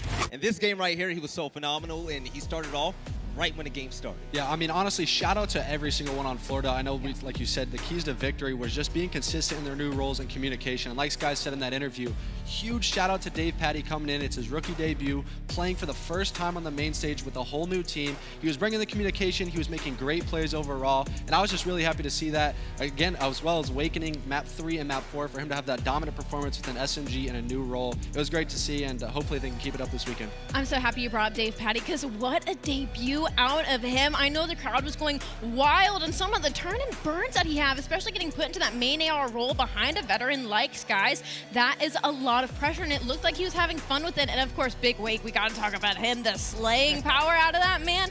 He's going to be a menace this season, Zelly. Yeah, and hopefully Florida Mutineers continue to be a menace throughout this bracket. But ladies and gentlemen, it's about time for the next series to come up. But before we do, I just want to say things are already heating up here in the CDL. Florida Mutineers with a big 3-1 victory. But coming up next, we're going to see one of the craziest rookies that Call of Duty has ever seen. It's going to be Pred in the Seattle Surge versus the Legend Royal Ravens. We'll see you guys soon.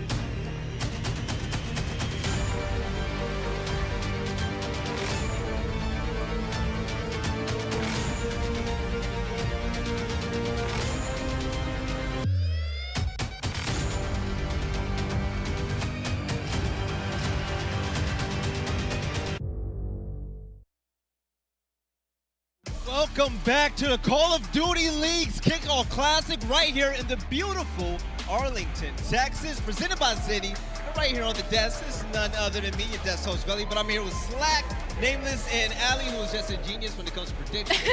This matchup right here is going to be something special, okay? It's going to be the Seattle Surge facing off against the London Royal Ravens, but let's talk about Seattle Surge. So in the pre-show, we were talking about how they were one of the teams with a whole new clean wipe of this roster, and they kind of needed it after what we saw last year. Yeah, definitely, man. I think Seattle Surge is like a team that definitely flies under the radar, right? They're one of those guys that it's like kind of on their last leg. You got Accuracy, who's been benched in the past in the last year, and you got the new players Mack and Sib, and then you got Pred, the Rookie of the Year. Everyone's got his eyes on him. I'm so excited to watch him, man. I can't wait. I hope he shows out. So we're all on the Pred hype train right now because Pred is an absolute god. Just wait for this matchup to start. But Nameless, last year Seattle, when it came to basically all game modes, they're at the bottom of the rankings. Do you see that ticking up at all this year? Well, it's a completely different team. That ain't happening with this roster. Okay. I'll tell you, man. I mean, I look at this team, I think they're going to be nasty. I mean, like, Lamar has set himself up for success here. He can literally just play his slow AR role and be a leader for this team, and he has the Maniac SMGs to go out there and do their thing. Mack has been playing a flex role for quite some time. Like, this team, they have a great team composition, and when it comes to Search and Destroy, I also think they'll be nasty there. Like, they have accuracy to be that leader. It'll really just come down to a couple things. Like, with Sib, he can be a hothead, is what I'm told from some of the challengers players, so they're going to have to develop him, make sure he can stay calm and actually learn the game. That's something that they're going to have to put a heavy focus on. And then for Pred as well, you got to let him fly, but he has to make the right decision. So it's going to be a learning process, but I think they're going to come out the gates hot. I think with the Coach Phoenix behind him, they're going to be just absolutely all right. Him too. Yes, but with this team having fresh faces on a brand new team, let's go ahead and learn a little bit more about the Seattle Surge.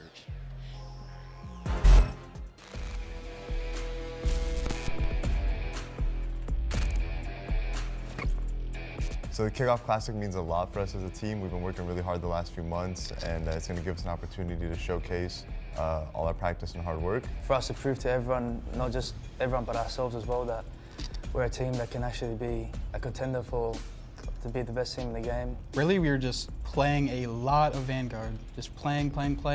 Really like making sure that we're like consciously working to improve not only as individuals, but as a team as well. Every team is pretty good, so I don't think we should take any other team more or less as a threat. I think everyone is the same. My biggest challenge last year was getting benched. It's very crucial to be open with each other and discuss things that if anyone has an issue or a problem or whatnot, that just helps our chemistry so much, and it improves literally everything, not just in game and out of game. The biggest threat right now, the defending champs FaZe. Usually in practice we match up pretty well against them, and it's always like a grueler, like we're fighting, going super hard, and it's always a good scrim. I'm looking forward to the battles we're going to have with FaZe this year. I feel like I'm the new one that's come into the league. I think people are coming to realize that I'm just not some Australian kid that God blessed to be here. Shout out God, shout out my mom, shout out Surge fans, and shout out my teammates. You know what I mean? I couldn't be here without them. We want to let you guys know that we're here to make you proud this season.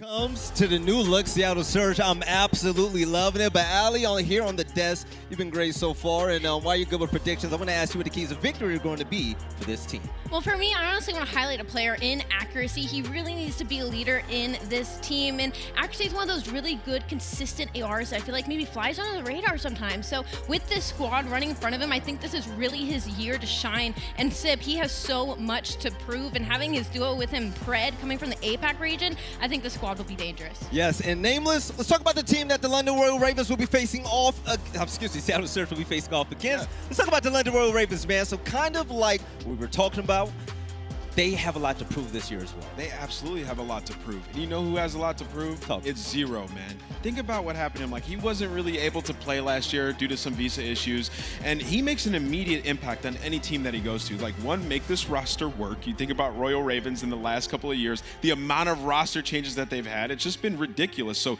commit to this team, and you have a good roster around you. I mean, you look at Nasty, this guy's been playing great in Challengers. Gizmo as well. They both spent some time teaming with each other. So I'm looking at Zero to go off in this series as well, and to be a leader for these guys and stick to it. One of the names that you actually didn't call out is going to be one guy that I'm excited to see pop off in this matchup against Pred. Slack, tell me what you know about Afro, man. Dude, so Afro has been an absolute beast. Obviously, last year with his CDL debut, showing off what he can bring to the table. He didn't have too much success with the London Royal Ravens, but individually his performances were top tier. I am so excited to see what he can do with a comfortable roster, and I can't wait for them to start this match. Yes, and aLLeY, providing a lot of young blood around accuracy, I mean, this should rejuvenate him, right? Yeah, no, absolutely. Like I said, FaZe meta is having these young bloods in front of you in these sub-aggressive roles, and having a veteran AR be kind of like the voice over the team, right? The IGL in the squad. So I think accuracy, like I said, this is a good power position to put him in to start off the year. Yes, Nameless, this matchup, one thing that I'm excited to see, Afro versus Pred. Do you think that matchup on paper is actually going to show up on screen in a big way? I think so, man. I mean, really? We've been watching the scrims, and Afro, I mean, he's a demon on He's the map, sick. dude. Like, the guy's nasty. So him versus Pred should be epic. We haven't gotten to watch them scrim each other, so I'm excited to see how that one plays out. But they both play at a similar pace. I think Pred might be a little bit more of a maniac, but Afro having a year in the CDO, having gotten that practice as it stands right now, it's going to be dope. Yes, and with a brand new team coming in with the Seattle Surge, Slack, do you think that they're going to come out the gate swinging, or do you think it's going to take some time until we kind of are able to measure where their potential is going to be at? They have to. In my personal opinion, I think Seattle's a very good team. I think a lot of teams are underestimating them, in my personal opinion, and I just want to see them succeed and come out the gates hot. I want to see Sib have a great map 1 and carry that through the rest of the series. All right, now I don't know about you guys, but I'm kind of tired of talking right now. I want the game to actually get started. So let's go down the line of predictions, and who do you think is going to take it all here in the second match of the day? I got Seattle winning this one. 3-1. Okay. 3-1. All right, aLLeY. I respect the one in there. I'm picking Seattle Surge 3-0 just because, I don't know, I feel like this London team, I don't know what we're going to see out of them. Maybe push them in the S&D, but I think Seattle will close it out. All right, Nameless. Who you got your money on, man? I think this is going to be a battle, man. I think people are underestimating. Really? So I'm going to go 3-2 Seattle. I'm rocking with Seattle, man. I think Seattle's going to take it 3-1 as well. I don't know. I love Phoenix, and after watching Pred and Challengers, there's not a lot of times you see players come out of APAC, come to NA, and absolutely dominate. If he could do it here on this main stage against the top names in the game, I'm all for it, man. But, ladies and gentlemen, that's about it. On the desk, we have everybody right here going towards the Seattle Surge, but the match is almost ready. We're going to see you guys on the other side of the break for more CDL Kickoff Classic.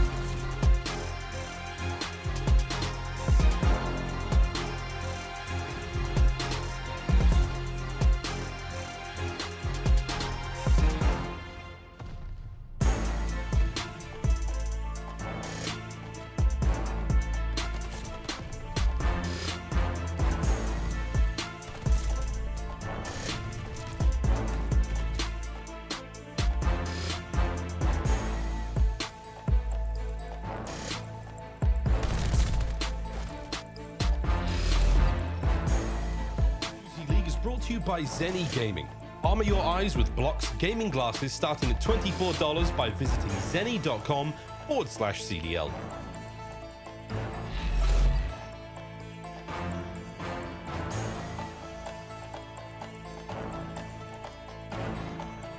Welcome back to the CDL Kickoff Classic, and taking a look at the Zenni glasses right there. Ladies and gentlemen, listen, stuff looks good. You guys saw it on me earlier. If you want to look that good, you might want to go over there and get some for yourself, but we've been having a blast here so far. Yeah. And we already had one team go home, the Los Angeles Guerrillas. This has been an insane event so far, but aLLeY, talking about this matchup right now, you said there was a guy coming in from EU Challengers that you're looking to really pop off in this matchup. Yeah, I'm surprised actually we haven't talked about him too much yet. That's going to be Nasty. He came up from EU Challengers, and it was always a running joke whenever he played was Nasty is, no pun intended, nasty. So he's easily probably the most important player to me when it comes to this London Royal Ravens squad, and with Zero behind him, man, I think if they're going to push Seattle Surge anywhere, it's going to be in Search and Destroy. I can't wait, and I hope it actually happens, but let's go ahead and send this back on over to the main stage where Blaze is going to introduce the teams. Let's get it. Let's get it, Valley. Arlington, make some noise once again. Yes. Wow, that first series of the day was a banger. The Mutineers got it done, but it's time to move into our second series. And with that being said, make some noise for the Seattle Surge!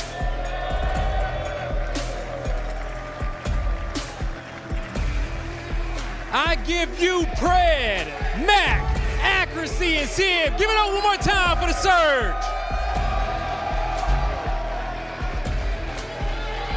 aLLeY, you hear the crowd right now. Everybody's loving him, and Mack is going to be an absolute beast this game, I'm feeling like. I know, I completely agree with you, and man, that was all business on that stage with that squad, Valley. Hey, Blaze, go ahead and bring out the boys out there from London.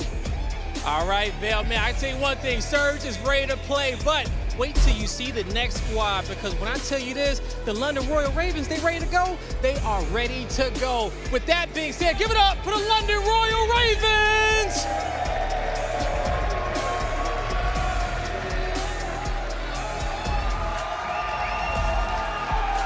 You got Afro, Zero, Gizmo, and Nasty. Give it up for the Ravens.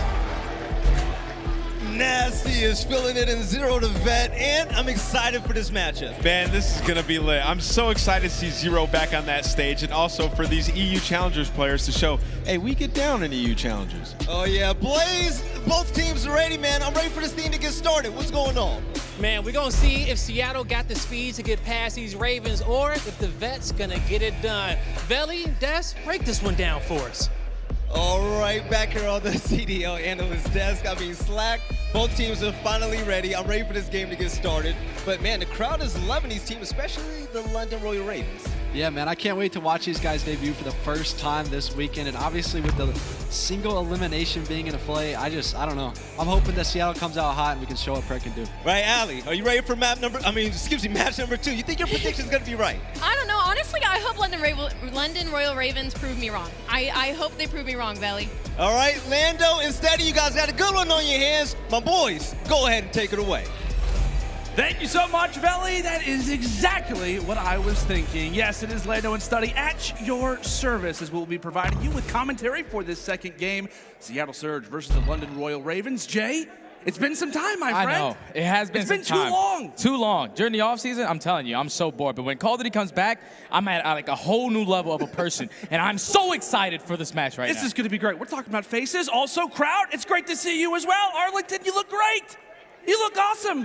This is going to be great. I'm excited for this one. Like we said, this is one of the matchups that everybody was looking forward to here on day number 1. Seattle Surge versus London Royal Ravens. The desk, they broke it down perfectly, man. We got a story of young players. We have all 3 regions of challengers having their debut in this match, and you got some old heads leading the charge for the young guns. Yeah, man, this is going to be an intense battle. And from what we watched from these squads for the last couple of weeks that we've been sitting in the scrims, people probably think I'm a coach by now, because if you're sitting there watching streams, I'm in every single scrim. It's true. But between these two teams, I feel like these guys are going to be evenly matched up. And then going on a map like Bowl Cage, I'm telling you right now, to me, Seattle Surge are the best team at that map. Because for some reason, they are able to just slow the game down and get full 60s on hard points that you would not expect. Yes, it's really funny. We talk about scrimmages, how you obviously have been in the lobby a multitude of times. Like the entire talent team is like huddling around the screen. Yeah.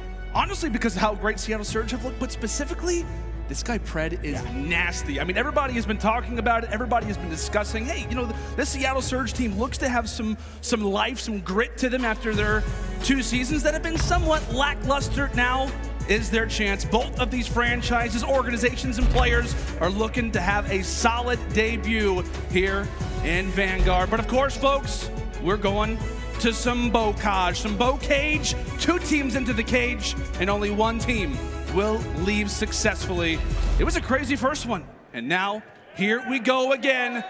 Esports Stadium in Arlington, here we go. Seattle Surge, London Royal Ravens. And there's no better player to start off with than Pred. We've been watching this guy for the last couple of weeks. He's a consistent dirty bomb. I'm looking at the battle between him and Afro on such a sub-heavy map. This is going to be an absolute gauntlet between both of these teams. Yeah, this is going to be a fun one without a doubt. And already off the rip, London Royal Ravens doing a great job at getting some early kills throughout the middle side of the map. But big focus is, of course, going to be toward your left side of the screen. When it comes down to spawns, you've got to be prepared for P2. Off the rip, 20 seconds in, and both teams getting a decent amount of time. And Sib sits right now in bottom house trying to kill a few players off spawn. And this is what we're talking about, how Seattle are able to just slow this game down. You see number 1 on the minimap, which is Sib. He's all the way pushed out A plat, which is forcing those players to consistently just spawn behind tower. You have that one player who was sitting on hill on that gate spot, which is basically impossible to try to take him out. And Seattle just wiping the floor on this P1 hard point, 27 seconds there, and they have the rotations to P2. Yeah, and a great start for Lamar, aka Accuracy, sits at 5-1. Mack also finding a few off the rotation, cutting down players who are trying to come through from that water side. An excellent beginning for Surge, and we talked about P1, and now they've got early time at P2 as well. A hard point where you can easily lock down some time. I say easily in comparison to their other maps, rather the other hills that you have on a map like Bocage. The Nasty, the crew from the Ravens, is trying to break out of the spawn right now. Every single kill so far has went on the side of the Surge. I'm telling you, they are just so good at this map. 35 seconds uncontested. Now if you're 20 seconds left, if you're London, you had to start thinking about the rotation. But Seattle, they were able to flip the spawns. They're still contesting this time. Eventually London are able to get in. Great shots coming out of Gizmo. But with 15 seconds left, you're not mad about it if you're the Surge. No, yeah, you're definitely not too angry about it. Sure, you know, you'll give the last 15 seconds away to the Ravens, but hey, now you've got some extra time prepared for this next rotation as Afro cutting down Accuracy off the rip. Some nice kills from the backside as Nasty sitting on top of the tank, trying to secure spawns for next, but both teams still looking to try and secure those officially.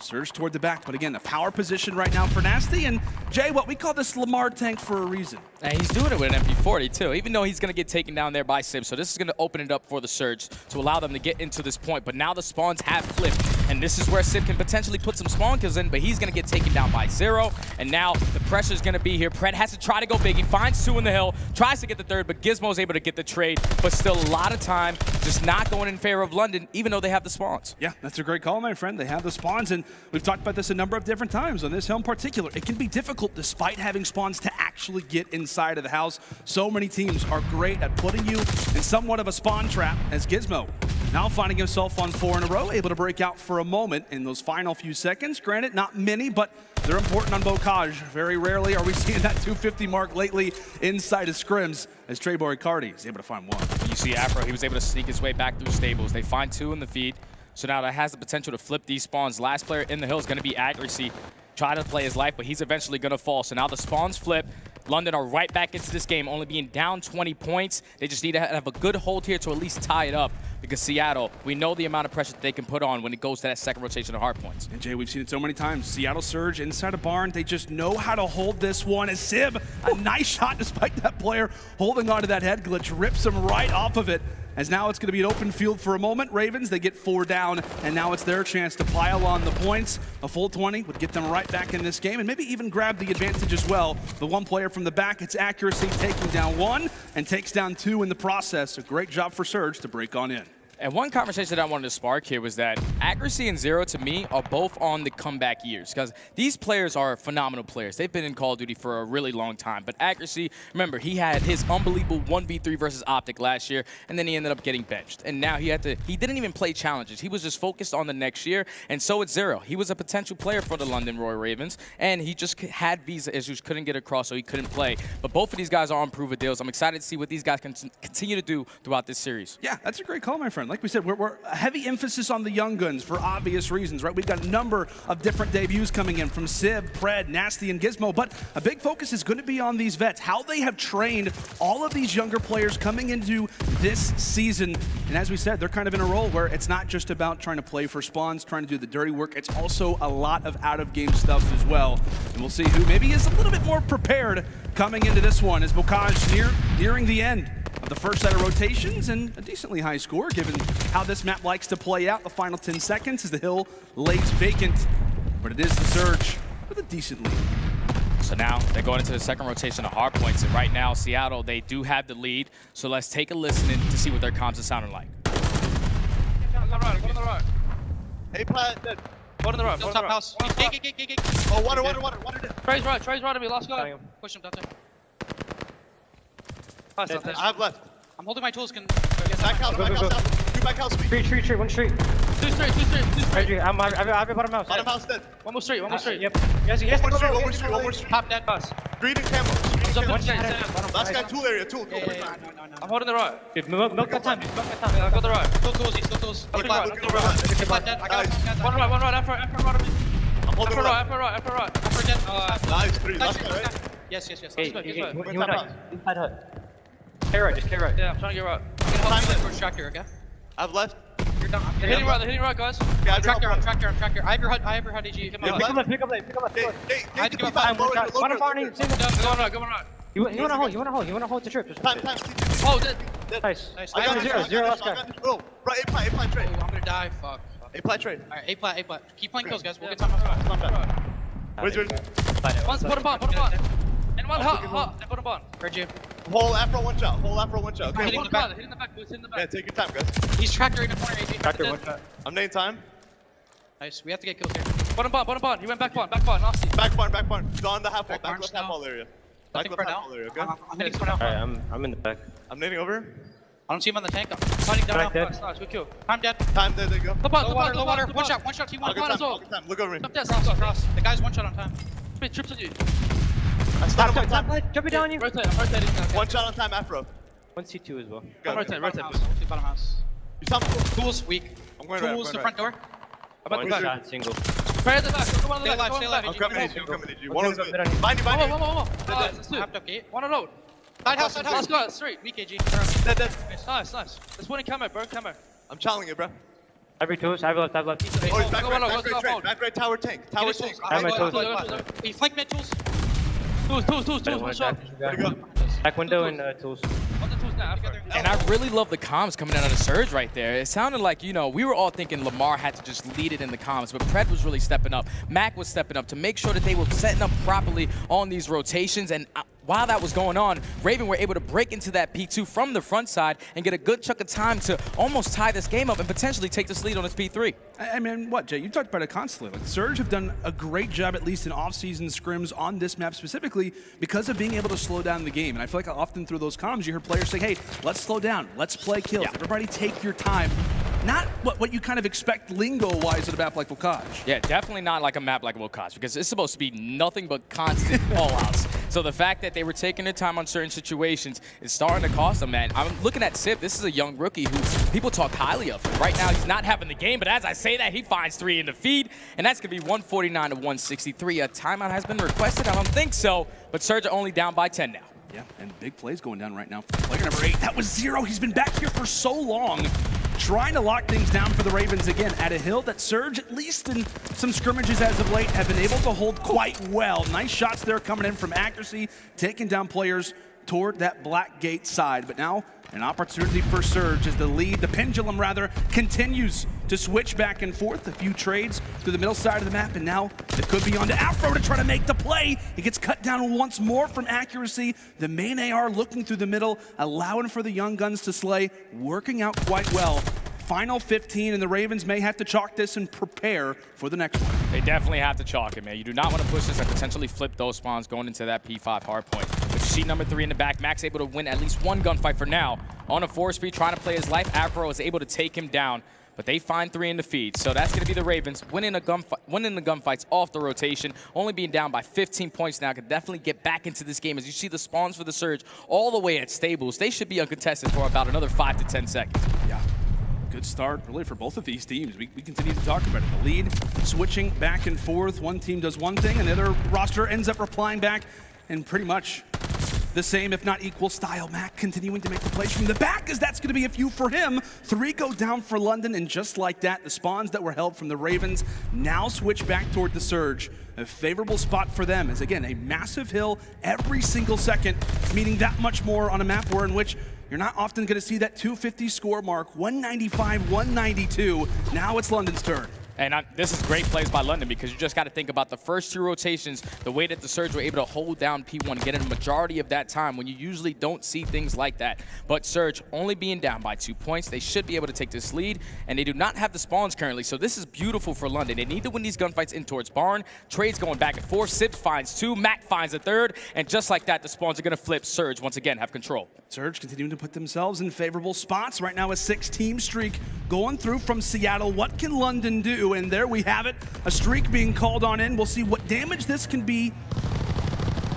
It's not going to be much, as everybody remained inside of the house, being prepared for what could come next. But 217, 200, London not going down, but Mack finding himself on 5. He actually took down Gizmo in the same streak. He and Pred continue to slay out from the middle side of the map. Some great work being done as streaks once more could be in their future. 18 seconds left. You cannot give this up if you're London, because you know you have that strafe and run to work with. If you're Mack, potential glide bomb if he can pick up another kill. Still time going in favor of the Surge. 225 to 203. Potential to close it out here on P2, as Mack is going to be fully streaked out. They find all 4 in the feed. They just have to pay attention to where Zero's going to be. Mack's going to lose that gunfight, so Zero has to try to play his life. His teammate's going to spawn right next to him. Accuracy, trying to do everything he can through the middle of the map, but 240 and counting. Surge can be able to close it out here. Let's see what they can do, as it's a big double coming in from Pred. Meanwhile, the glide bomb is there to at least damage up Afro a little bit. Having fortified on can be difficult, but only a few more seconds. Somebody from the Ravens has to try to get here, and they will not. Seattle Surge answering in the hard point, much like we thought they could. Labeled as a fast team, labeled as a roster who would succeed on Bocage. And they did exactly that. Ravens gave it their all, but it was not enough. At least this go around, Jay. It was just the great work overall from the Surge on P1. Like, the first go around, they got about 30 seconds. The second go around, they got about 40. And the fact that their setup was so beautiful, you have Lamar, which is accuracy, all the way pushed out towards the tank left side, and you're spawning all these players to spawn out back tower. If they're not going to hit through gate and hit through bottom grandmas, it's not going to work out, and that's where the Surge really took off here. You see players stepping up, accuracy 30 and 29, winning a lot of his rotation gunfights, but Mack being the guy to lead the pack, 34 and 26, goals on that late spree to pick up those kill streaks and eventually close out the game. Yeah, and a great game as well from Afro, but that's the big thing we have to talk about as we'll go and take a look at a few of the highlights throughout this first map here on Bocage. Really was Mack, man. I mean, I feel like this is the one guy who maybe isn't being talked about as much on the Surge, of course, because you have, you know, rookie players like Simp, who's been so highlighted in the North American Challengers. Obviously, with the hype in the offseason with Pred, accuracy, the whole conversation's been about how he was dropped last year. He's leading this team. Mack, once more, I feel like we've heard a decent amount of pros discuss how he could be back to Modern Warfare form, and if you're a Surge fan, that is a great sign to see Mack melting the way he did. It definitely is, man, because you got to think about last year. Mack was the second AR for NYSL. This year, he's comfortable being that submachine gun player, that third guy that pull out the AR, and it definitely showed in that first man. He's playing his life beautifully, picks up the kill streaks at the perfect time to close out that game for his team. Yeah, great job from Mack, a great job from the entire Seattle Surge crew, and at least for London Royal Ravens, it is one map, and now you have the chance to focus on some search and destroy. I know the desk was kind of already discussing it a little bit, Jay, how, you know, given how the offseason has looked, given how really high-ranking Surge have been in power rankings, a lot of that is based off of Hardpoint. We kind of expect the Surge to answer out of the gates hot, but now it's the opportunity for London to slow down the game a little bit and now focus on search and destroy. A mode for them where it feels like in franchising, when they're good at it, you see them placing well, like back in an MW. Last year, very bottom of the rank, and we obviously see how London's season went. And it's going to be a little different this year, though, because their new roster, believe it or not, even though they're new, they have been playing with each other for a long time. Like, regardless, at least 2 of these guys have been on the same roster playing with each other. So it's going to be natural chemistry. It's all about if they can just shake off that first loss for that first map, because the search and destroy is huge for how the series is going to be turned out. Yeah, I mean, what, Nasty and Gizmo, like, won EU Challengers last year, obviously for the European side, and I think we actually had a conversation about it. At some point, At some point, Zero had played with all 3 of these players last year. Yeah. So I didn't know Trey Card. He knows what he's doing, man. He does. He knows how to bring up the European talent. But like I said, excited to see these guys in the Search and Destroy. But as you said, communication, chemistry, it means a lot. And in the early stages of the game, sometimes that's what it's come down to, is all about that chemistry. And what I'm so excited for on a map like Berlin is that I want to see a sniper. I do too. I want to see one of these guys pull it out and watch that cross, because you know how impactful that smoke grenade can be to cause problems, to give that call out to how many players are going towards A. But a majority of the fights should go down at that B site. Yeah, I got to say, though, I feel like I'm not surprised to hear you talk about the sniper. You know, of course. Your history Come on. a little bit. It's my you thing, know? man. It is, you know, only one of the best snipers of all time. I'll go and say it right now. But no, I definitely want to see a sniper, man. Obviously, we talk about smokes, obviously snipers. It's been a big conversation, right, during the offseason. But I do hope that we get to see it, at least at some point today. You got to give the fans what they want, man. That's for sure. But we'll see what ends up going down. As we mentioned, Seattle Surge coming out of the gates hot. And now the conversation comes toward a map like Berlin. Jay, talk to me a little bit about Berlin specifically. I know you talked about it a little bit, but just in general, give us a little bit of a tease for what we can expect. Yeah, so usually in Search and Destroy, if you're on the offensive side, you want to attack that bomb towards B, because you can call out the cross if you stand on top of the rooftop to how many players are crossing towards A. If you have the man advantage, you always take the advantage and risk it going towards that B bomb. If you get that B bomb down and a man advantage, it's basically impossible to lose it. So if you can start early into this game, at least set the tone with the aggression of how fast you want to play your offensive rounds. That'll make the other team start to slow down and make sure that they're paying attention. Have one person at least watching the cross, because in Search and Destroy, it can get away from you quick if you let these early rounds go. I'm so glad I have you. I love you. I love you too, buddy. That was a perfect breakdown. And there it is! The debut. The car is out. Unfortunately, there's not going to be anything there for the time, but that's all right. Love to see it be brought out a little bit more. But Mack, how great of a position this is. Does reveal his position for the time. Hops inside of P2 and does get dropped from the top side of Library. Pret is there for the trade, and there you see it.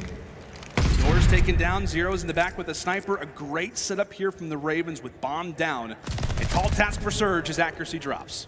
He was trying to put himself in a position to at least play the clutch, but Pret is able to sneak through the back, force it to be a 2v2. They know that at least one player is still going to be on the site. But great shots coming in from Zero with that pistol to now make it a 1v1. Sib knows the positioning of him. He has a lot of time to work with. He's going to spot him, try to hit the shots, and he's going to win the round for the Surge, even though they ended up getting first blooded there. Great work out of the Surge to win that defense.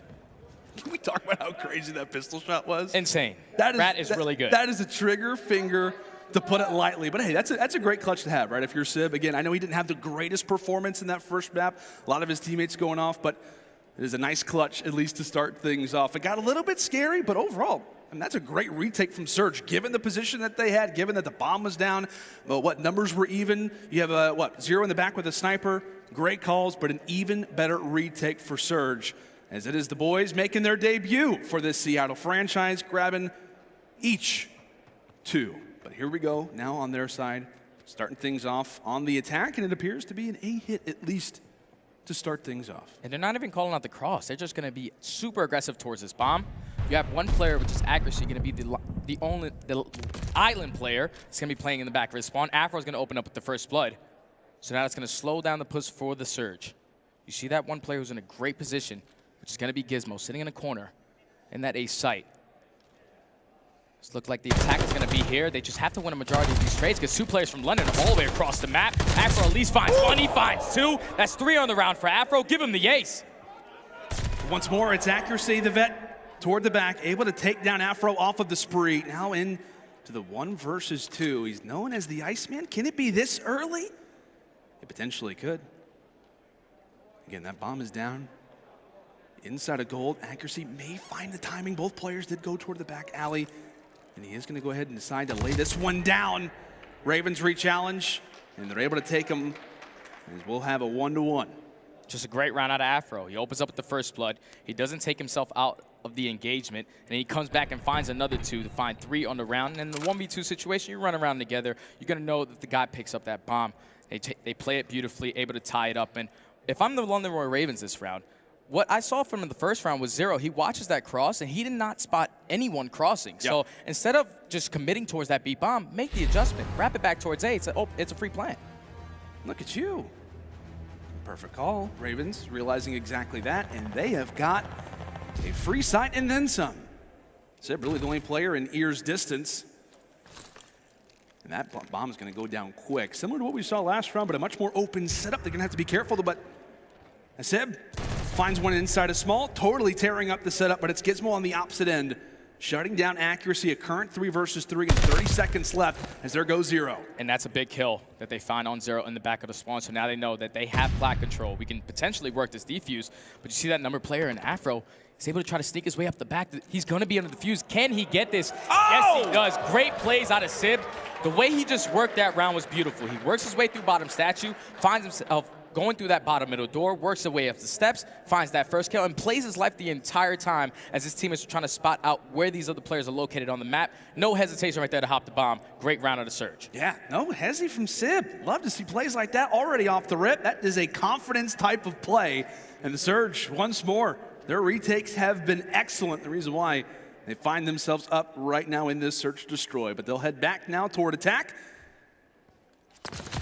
Some early shots coming in from middle as Zero has to play his life. Meanwhile, Pred, given the information, Nasty with the first blood. A few shots coming in toward the dock side, but it's Nasty to win that. Ravens with man advantage. Nasty wrapping back, and again, we talk about that bomb is going to be down. But you still have plenty of time to work with. 3v2. You do not want to allow this bomb to go down, and even if it does, do not separate and give one-on-one gunfights. 50 seconds remaining on the clock. It's looking like the push is going to come in towards that B bomb, or accuracy is at least trying to spot out Nasty. Some shots is going to give up his positioning. That's going to allow his teammates to now set up off the rotation. And now if you're Seattle, you have to try to find a pick here and at least even up the numbers. aBeZy once more all over that objective. Going to go and lay it down. Does not have really a whole lot of coverage right now. He's going to have to go big all by himself, and Afro's there to shut him down. Does he hop right on the defuse? It may be the call, and it will be. Accuracy, how quickly can he arrive? How quickly can he spot the bomb? Trying to fire away, but Nasty looking over his squad mate, secures the defuse, and once more the action going down toward the dock side. Great plays and great teamwork continuing from both sides. Nasty going huge right there because Accuracy was the player on the Surge who saw 2 players cross towards that A-bomb. And the fact that Nasty not only won just one gunfight, but both towards that lower dock side, and then played his life beautifully, kept the man advantage in their favor, and just eventually found that final kill to close out that round to tie this game up at 2 apiece on a 3 spree, potentially working towards some kill streaks. Yeah, we'll see what he can do. I know, what was aBeZy mentioning how she feels that Nasty is the most important player for the London Royal Ravens in a situation where they find themselves down 1-0. It could be their opportunity, but how about Mack off the rip? Taking down both gizmo and Afro. Half of the Ravens have been wiped away in just a matter of moments, and with that, it's time for the map to slow down a little bit. We'll see if they can find a pick. There's their opportunity. All the way top 3 as Nasty jumps on down. Again, working on a spree of his own, but inside a library, Zero, not even close. But there's the pick. Nasty finds 1. He does get traded, though. So that's going to be 3 on the round for Mack.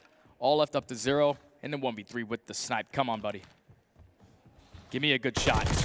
Unfortunately, he's going to run into Mack, and that's going to be the ace for the Mack attack. Just making it look easy, man. Not missing a beat ever since that first map. Drops 34, and right there an ace to close out that round for his team. Yeah, great plays.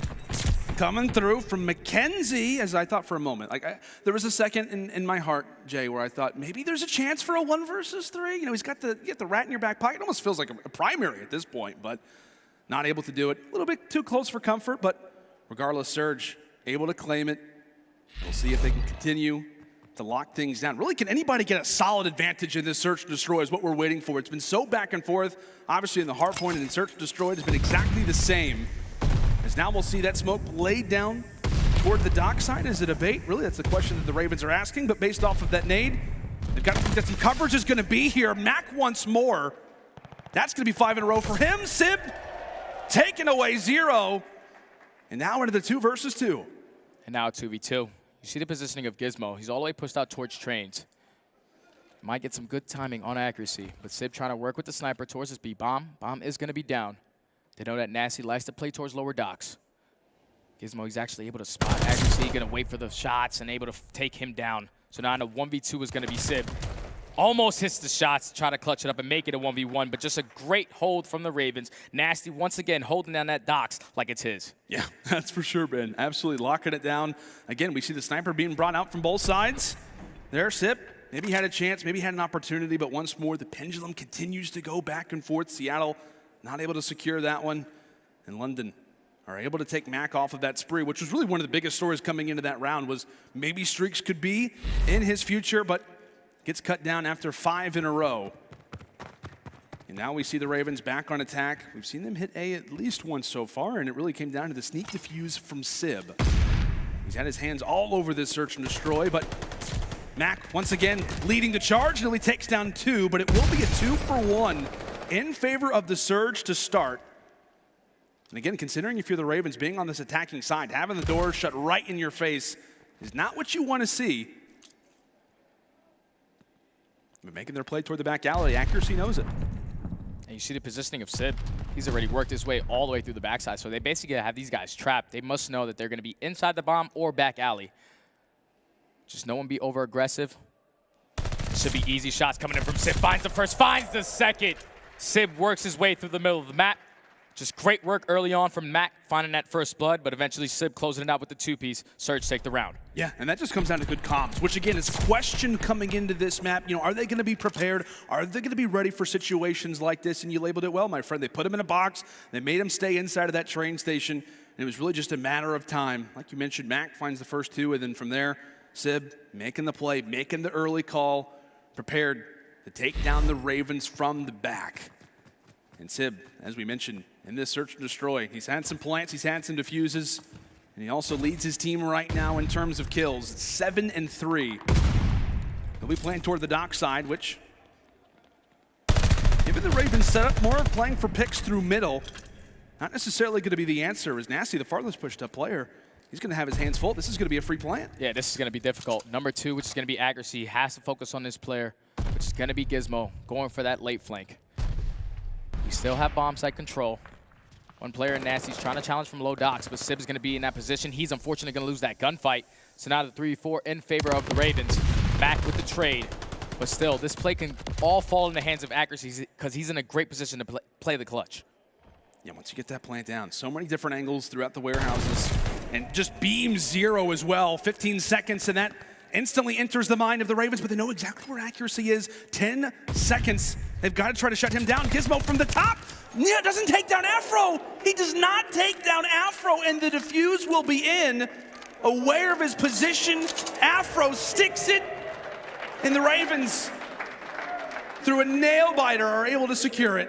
And that's rounds you usually don't see. If you get that B-bomb plant, especially if you're a 4v4 and it's a retake, you do not want to commit to that first challenge. The fact that Sib played that challenge towards lower docks and it eventually costed them that man advantage really allowed for the Ravens to eventually play the trades, allowed them to get pushed up towards that dock building, towards back bow house, and eventually find these kills, solo out accuracy, and not allow him to get that kill in the nick of time before Afro was able to pull off that defuse. And again, Jay, it's impressive work. Like in a situation like that, how many times have we seen a player, when the team's in a 2 versus 1, there's not a whole lot of time on the bomb, that player just hops off the defuse. No, Afro was prepared. He's like, I'm gonna go ahead and bet that my teammate's gonna go ahead and clutch this.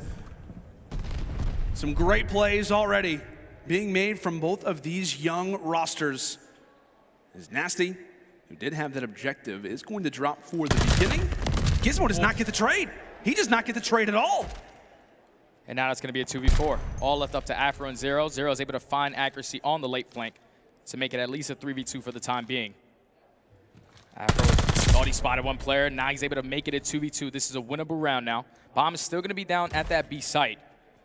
So if I'm Pred, I just want to stand right next to my teammate. You want to play the trades. You see Zero all the way across the map still, trying to push up that left side. But you eventually have to start working this bomb. And Sib is able to take down Afro right here. This is basically an impossible round for Zero to try to win.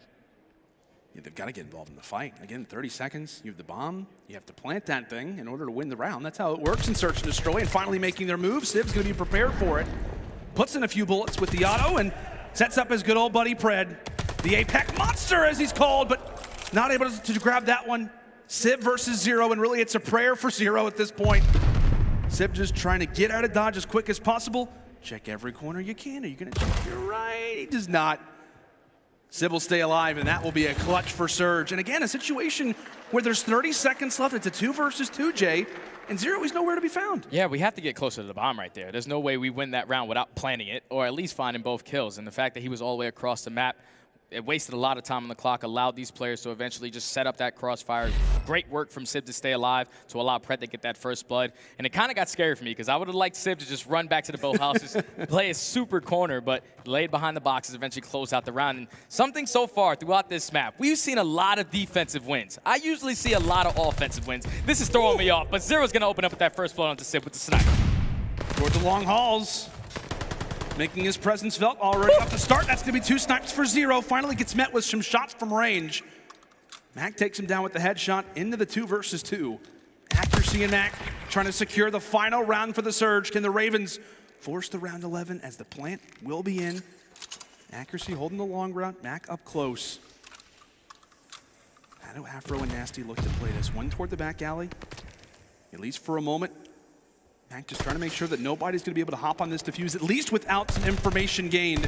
Accuracy takes down one toward the street, and now it is all up to Afro. 1 versus 2, trying to prioritize who to go for first, and realizing there's not a whole lot of time left on the bomb. Time for this. He goes for the long route, doesn't even have time to even get to the defuse. 15 seconds, and Mack is still there. This is going to take all the work in the world. It's going to have to take a perfect miracle. Coming around to the bomb site, Afro not going to be able to spot Mack. And that will be the game. Seattle Surge, in the big moments, in the clutch moments, making the biggest of plays. And really, Jay, it's the same story as the hard point. London, they get close, they make it close, but just not able to grab the ones at the end, not able to cross the finish line this time. Just great work from the Surge throughout that entire Search and Destroy. Like I said, we usually do not see a majority of defensive wins. We even saw 4v4 retakes on B. That does not happen. But the fact that the Surge were able to win at least 2 offensive rounds, that is what put them over the edge on this map. Great work coming in from Mack once again, leading his team with 11-7. Simp right behind him, 8-5, picked up a nasty 2-piece with the snipe. Just overall great work from the Surge. And from what the Surge have shown me so far, this is a really young team. The fact that they're staying so composed here, making sure that they're setting up these crossfires, no one is getting overzealous, no one is trying to over-challenge. They're just doing the right things, and so far it's working for them. And as we'll take a look through the highlights, I mean, how much props do you give to somebody like Accuracy, who is preparing these guys? Obviously, they know Search and Destroy, they know how to play it, but in terms of being at the highest level of competition, how much props do you give Accuracy for the way that his team played here? Gotta give him a lot, man, because at the end of the day, he's their island player. He's calling shots as their island player. He has no idea what's going on the opposite side of the map. He just has a ton of faith in his young players to really step up in the moment. And right there, Mack and Simp really just took over the game, man. Opened it up with first bloods, left and right. Mack was able to pick up an ace this round, making it look easy, man. It was just great, clean work from the Surge. Just keep it simple. No one tried to be the hero. They just got the job done by setting up the crossfires, working their defenses, and just making sure that they clutched up at least 2 offensive wins. Yeah, a lot of high-level plays, but again, in the final round, just not enough time for the Ravens. Same thing could be said on Bocage, just not able to get across the finish line as the Seattle Surge now find themselves up 2-0. And like we said, in terms of maybe off-season power rankings, you'd expect the Surge to be in a position like this, but it has been back-to-back close maps. And now stuff with Tuscan Control up next. I know we'll have a commercial break here in just a moment, but where does your confidence lie right now with the Ravens, given how they've played so far? It's kind of difficult, man. It's kind of difficult. Your first time that you guys are as a unit on this main stage, and you find yourself down in a 2-0 situation where you could potentially won either one of those maps. It's all about just letting those maps go, because we saw what LAG were able to do in their last series. Even though they were down 0-2, they won 2 offensive rounds. I feel like the team that can pull off the most offensive rounds in that mode is going to be able to walk away with it. Yeah, and we saw it happen a few times, as you mentioned, in our last series between the Florida Mutineers and the LA Guerrillas. Well, it's 2-0 for the Surge. Will it be the 3-0 sweep, or could this be the start of something special? The Ravens already put in a position where they're going to have to try and clutch up, and will Tuscan Control be that very map? Folks, when we come back, it is time for Map 3, Tuscan Control. Stay with us.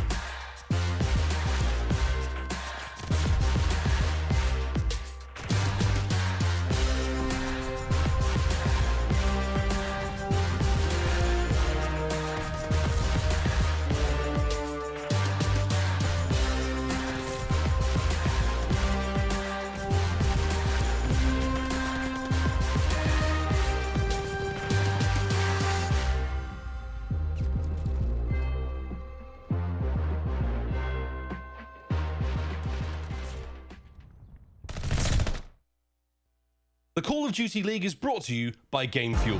Victory in a can.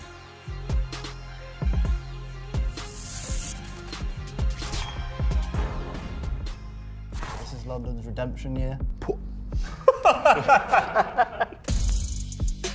My name's Nero, Trey Morris, and I play for London Royal Ravens. Nasty, Byron Plumridge. I'm Afro. I'm Gizmo. The Kickoff Classic means to us as a team is just confidence and seeing where we're at in terms of all the other teams. Coming in with a pretty high seed. To finally get the chance to play in year 3 is really good, so I'm happy. Being in the league and not just being a standard player, being one of the better ones in my opinion, is good. Our biggest threat, probably FaZe, just because they're FaZe, they were really good last year, all of the year, best team in the league, so I'd have to say those. To be fair, it was a big leap, obviously coming from Challengers to the Pro League, just because obviously I never ever spoke to the team I had last year, but like beforehand, so like going into a complete new, obviously meeting new people. I don't know what our favourite victory meal is as a team if we don't won. After a good day of scrims, we go back and order Uber Eats. That's about it. Shout out for mum and dad, Nan. Taking me to my events when I was under 18. Shout out these cool guys. Welcome back, folks, to the Call of Duty League Kickoff Classic presented by Zenni Gaming. It is Seattle Surge currently leading the series at 2-0. And what, Jay? We heard it in that content piece there from the London Royal Ravens. They look at this season as a redemption year. And I know, granted, we're in the first match of the season. It's the Kickoff Classic.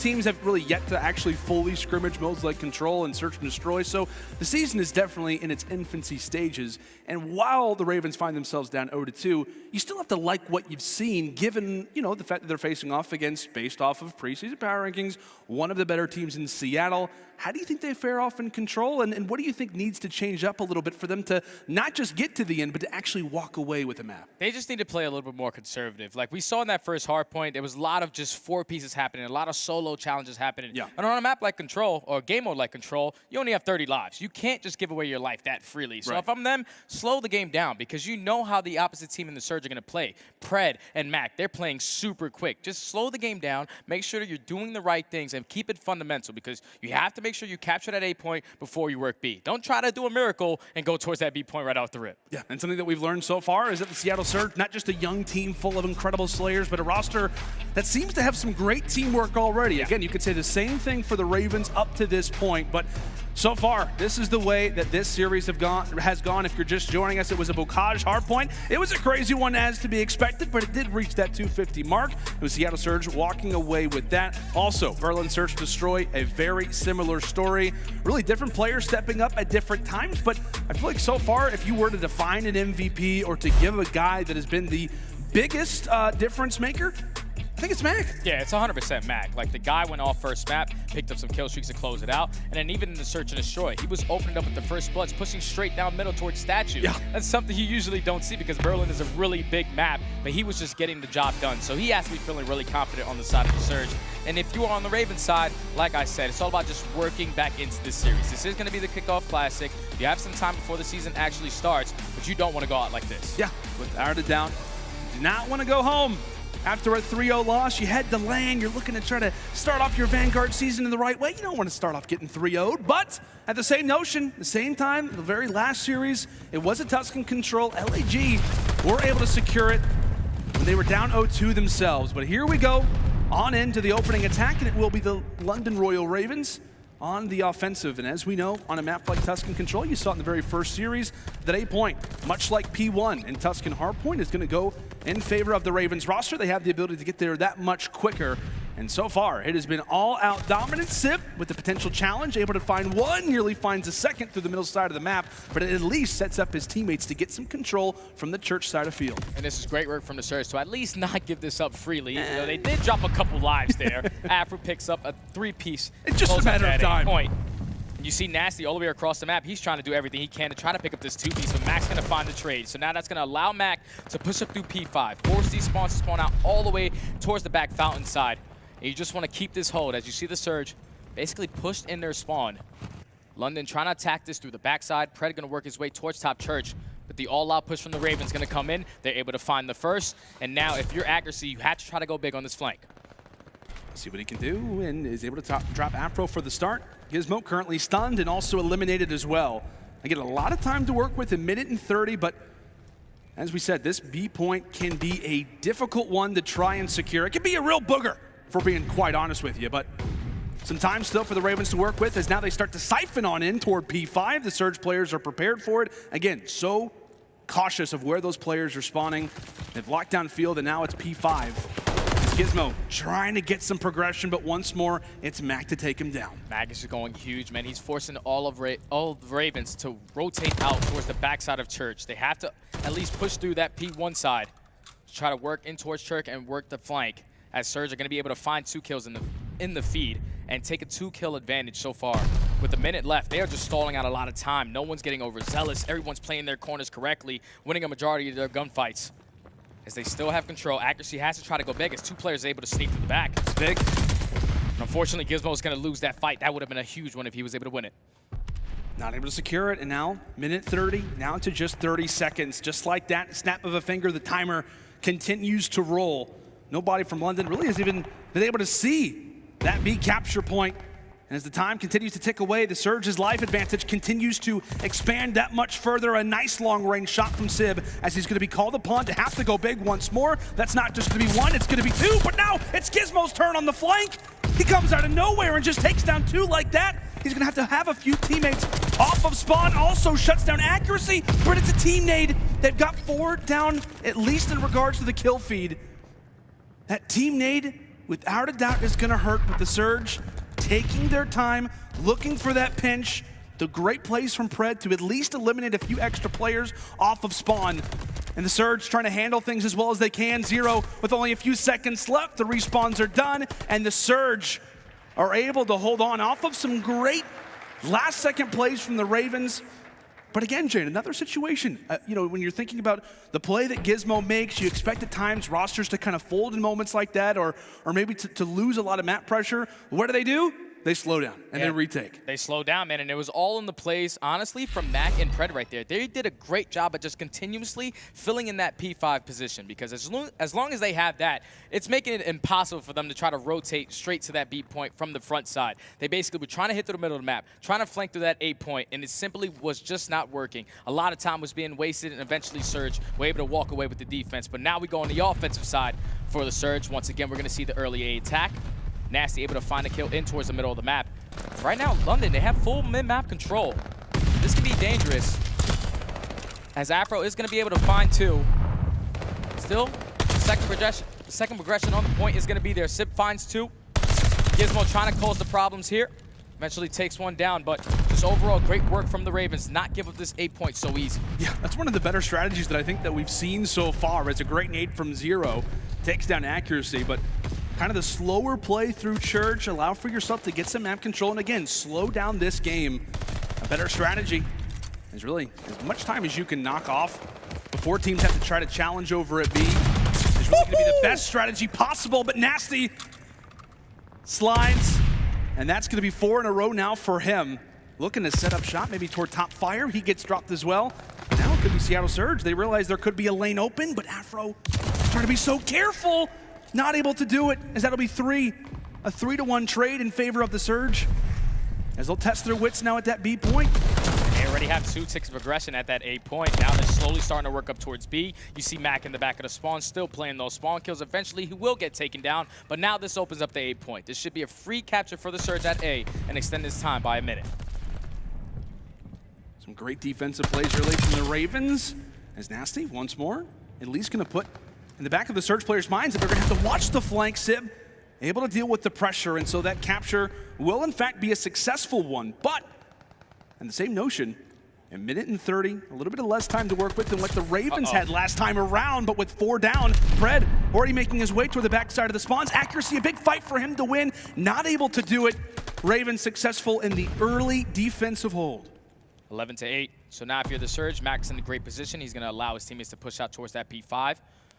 Just want to take your time. With a minute left, play some kills. Accuracy able to find 1 in towards the middle of the map. They have a lot of time to work with. 2 players are going to be playing towards Plat. Mack's going to try try to get some info with the nade. Nothing pops up. The all-out push is about to come in. Gizmo opens up at the first. There has to be a trade here. As Gizmo finds the second, they're still holding this down, and time is just starting to dwindle. If you're aggreSy, he's going to be working in towards top church. You guys try to find this kill. They still have the kill advantage, but you have to get on this point. Yep, aggreSy's gone out the book of plays, and which one could potentially do it? Some shots from range. And this could be their chance. Zero having to back up. As the Surge do win some of the early fights, at least toward this point, but they aggress much quicker than he expected. aggreSy ends up getting taken down, but it's Mack once more on the trades. Really the only player that currently exists inside of the point is the lives. The biggest factor, Afro, the only man alive, a 1 versus 5. What a clutch that it could be, as that'll be 2! 3 straight, and with 10 seconds left, the Surge have got to make a move, and Afro, he knows exactly why that's the case. One player was at the ladder room, he turns, but he cannot burn. I mean, I'll be honest, Jay, given a 1v6, 1v7, you gotta give him some props for that. He almost made it happen. He did. He almost made it happen. Right there was all on Mack being patient on that hop up. Like, if Mack would have jumped into it, Afro probably gets that kill and walks away with his life. But I thought the way that the Ravens played that round in the beginning was beautiful. They did not give up A so easy. They had the live advantage, but once they allowed Surge to sneak through B, set up Mack in the back of the spawn for some spawn kills, eventually take that live advantage back, then it was just an easy cap at A. You just play the kills, you play it correctly, and you play your position, and that's exactly what happened there as Surge were able to walk away with the round. And you almost kind of see the Surge doing a very similar strat, right? You allow for aggreSy to look toward field, and really, they'll start to jump out of church, at least when the Ravens don't expect it. The trade is in, and with that, the stack will now begin at A. Watch that capture just continue to roll. And in fact, Nasty will say, you know what, guys, I got the objective. You go ahead and push on forward. It's an early control trying to be granted for the Ravens, and it works out at least to start. Gizmo now on a 2 spree, gets cut down. And unfortunately right there, Gizmo is trying to set up for them spawn kills, but he gets taken down by Pred. They still do have the man advantage though, up by 3 kills. You see them starting to take control of church as Afro's gonna work his way through, finds 1 kill onto aggreSy. They're trying to set up the pinch from the backside, but they cannot allow the Surge players to be set up on P5 the way they were on their very first defensive side. And Sib still lingering toward top church. Again, one of the many power positions that you're gonna have to break through if you are the London Royal Ravens. 2 minutes on the clock in a situation where they have to win if they want to stay alive here at the Kickoff Classic, down 2-0. And as we said, the exact same story as the first series. LAG were down 2-0. They made the reverse sweep, at least in the control, and the Ravens will hope for that very similar storyline. Trades back and forth, Nasty up close, not able to grab it, and the Surge able to wipe away another team push out of the Ravens. Minute 30, life advantage, not too much of a problem, but again, when you got Pred in your spawn, it's not ever gonna be easy. Yeah, it's definitely not, man, because they know the exact timings of when you're gonna be spawning. Now he's gonna be working his way up through P5. This should be a free 2 for the young man. He's gonna potentially turn around and find a third. Movement's kind of fleeky, Pred. Oh, come on. Unfortunately, he's going to get taken down, but still, the Surge are just doing a great job of just filling in the lanes. They're always consistently having one player focus on this P5, and this time around, it's going to be aggreSy. Fortunately, it's going to be a lot of players there. You got to back down and play your life, but here comes Mack on the pinch, able to find 2. Last player in the position is going to be Nasty. He's going to drop in just like that, a clean 4 dead once again for the Surge. And you feel like in that moment, maybe the Ravens a little too tunnel vision. You see, you know, that kind of that objective in front of you. They like to run forward, and that is what Seattle have done so far throughout this game. Constant flanks, constant 2 pieces. When the Ravens are just trying to compose themselves and right on cue, that'll be a 2-for-2 trade. Finally, the Ravens able to spot that point. They will have a few close spawns in P5 as well. So Seattle gonna have to deal with this one. Can the Ravens stay alive? No progression yet at that B point. Zero not having the greatest of games, may have to make the call that potentially changes everything, continuing to pile in out of P5. Some good early kills, that'll be 3 to start, but aggreSy replying with 2 of his own. The veterans trying to make plays toward the stretch. Zero once more, 5 seconds remain. London with no respawns left. Hardly any progression as they'll have to get on the point, and they're gonna have to stay here. Afro, he can't afford to stay off of this one, trying to wait for a few teammates. Players continue to drop, but Afro going as big as he can. Zero, the last one alive in Seattle, will hold on. A solid series from beginning to end, and there you see it. It's got to feel good for aggreSy. a 3-0 versus the London Royal Ravens. Two teams very similar composed, the vets with the young guns, challenger scene being represented across all of our regions, but it is Seattle's day.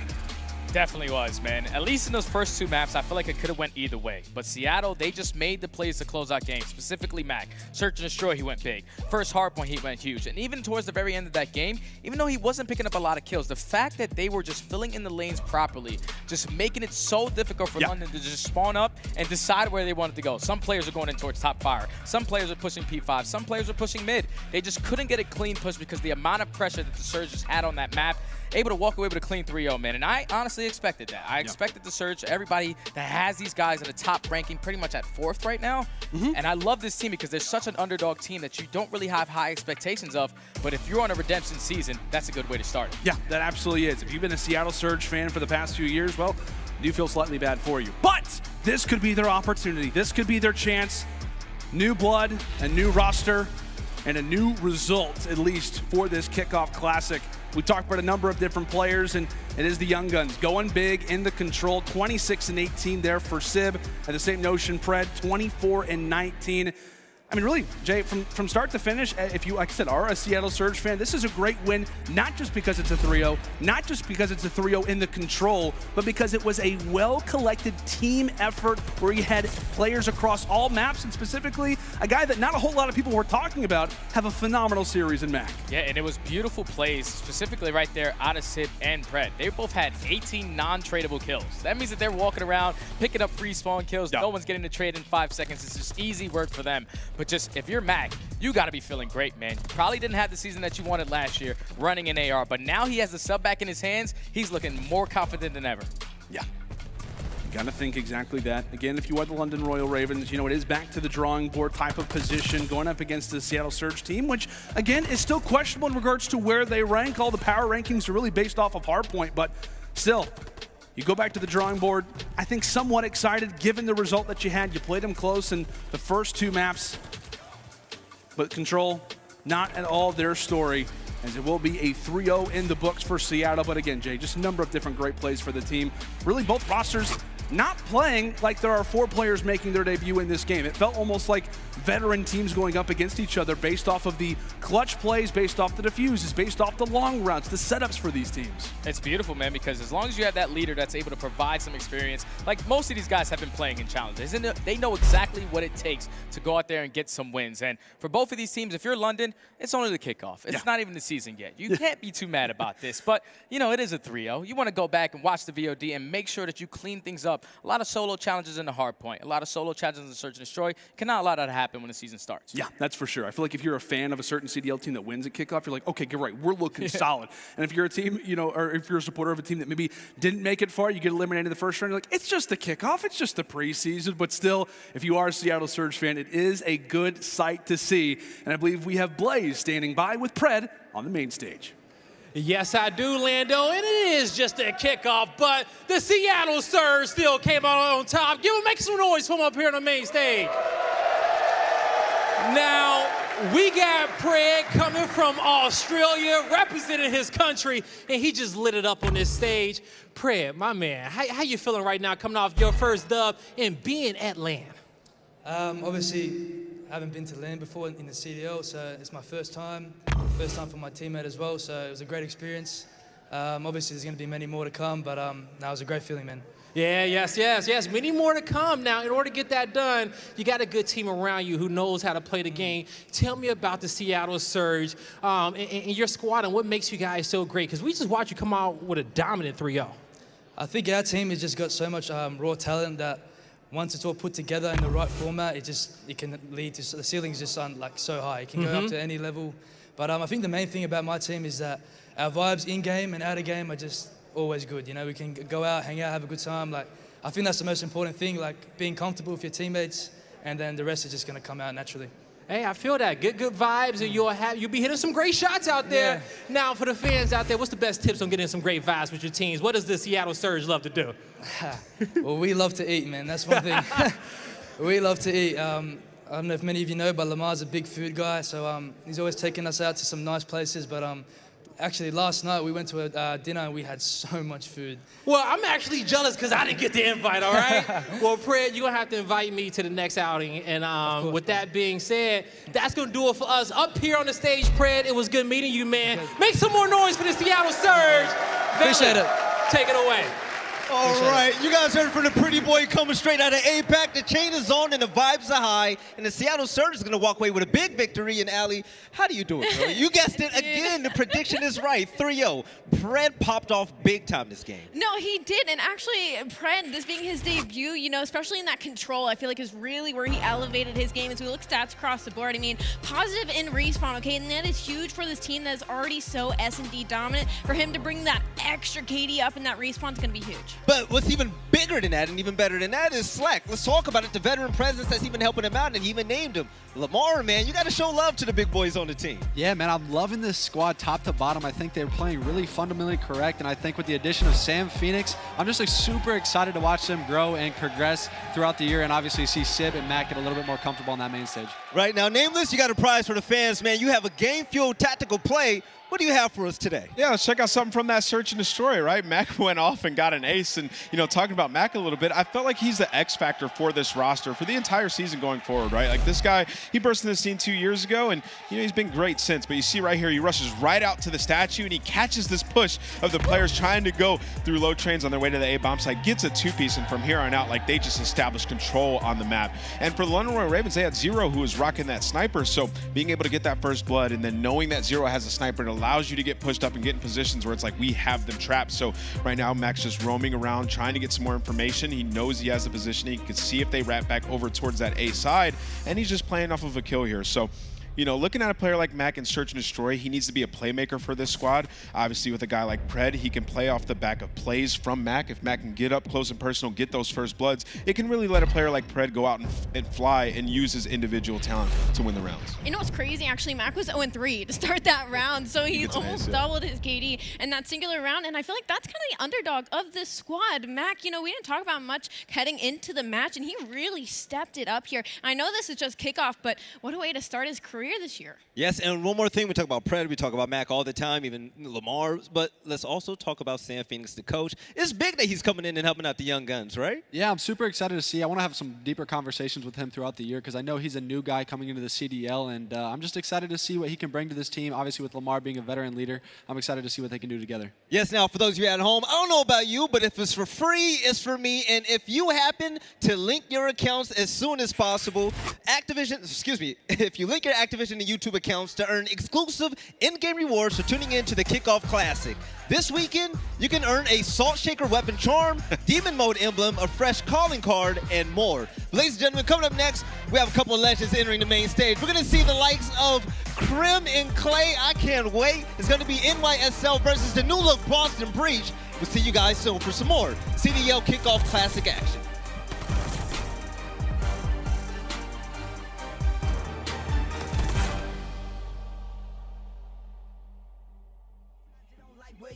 Sometimes you don't really like your kids. Sometimes you grow out of your friends. Sometimes it's your fault, just admit it. Finger point in the mirror.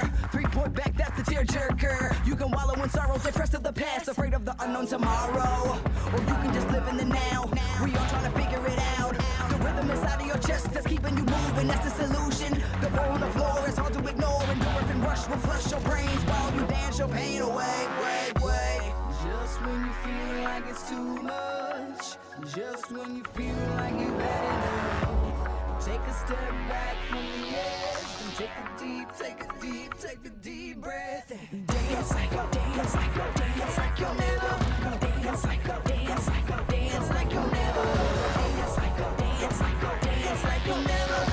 dance like you'll never, ever gonna live again.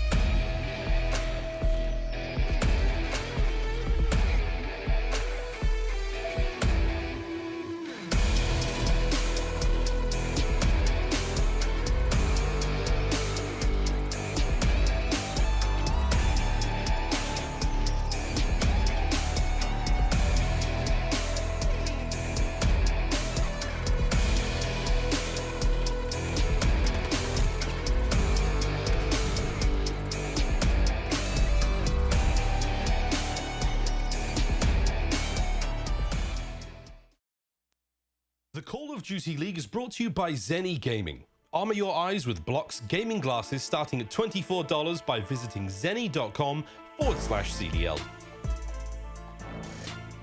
Hungry team, right? Like Boston Breach is a group of players who I think have a lot to prove this year, especially some of the more, I guess, amateur younger players on that team.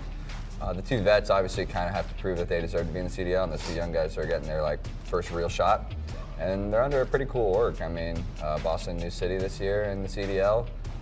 Branding's pretty cool in my opinion. They had a pretty cool announcement video and stuff, but can't really determine how good they are until you see them play on stage. So we have the first round. I'm just excited to get there and play Zenni again.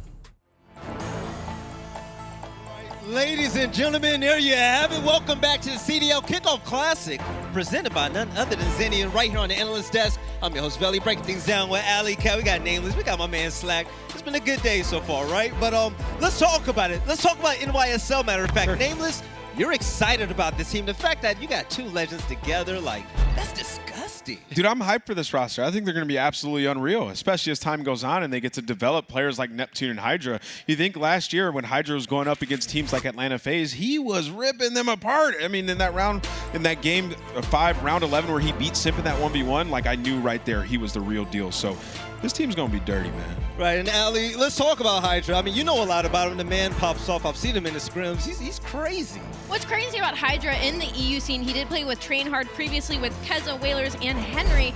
And about that squad, the second HyDra leaves, their placings tank. Ooh. So I'm wondering, with him being added to this roster, the amount he brings to the table is almost tournament placing deficit, you know? And looking at stats across the board, he's first in hardpoint. He's 8th in S&D. It's a little slacking there in control. We're going to pretend like I don't see that number, but I am expecting a lot out of this duo. Right, Slack. You know what I'm expecting a lot out of? What's that? Clayster, man. You competed a lot against the likes of him. So what is your opinion on Clayster heading into this year? Clayster is a beast, man.'s been around for a long, long time, right? He's obviously competed at the highest of levels, and I'm excited to see him back with his duo Crimsix, and then he's going with the rookies. I love this.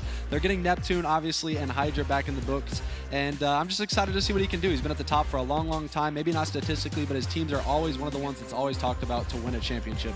Yeah, man, and he got put through the ringer last year, right?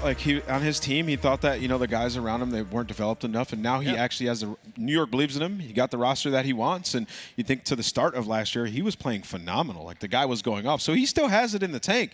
That passion is still there, so I'm expecting Clay to be a beast too. You know, I'm expecting to be a beast. Now, we saw it in the scrims. He was off and on at times, but when he was on, Neptune was insane. Yeah, Nameless. dude. I'm expecting Neptune to be a big part of this team. Yeah, multi-FPS player. This guy's movement is next level, man.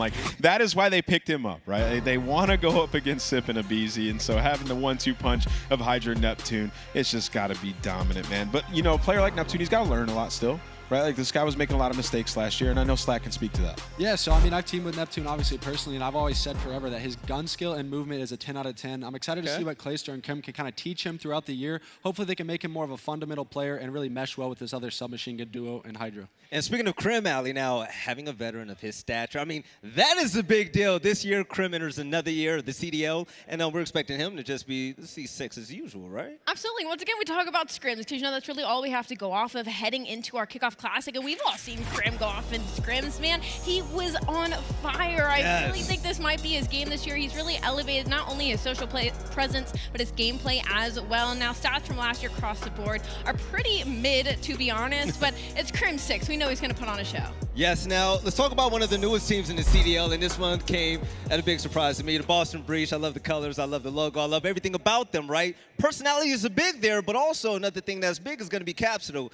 Now, aLLeY, what is your total thought about this team?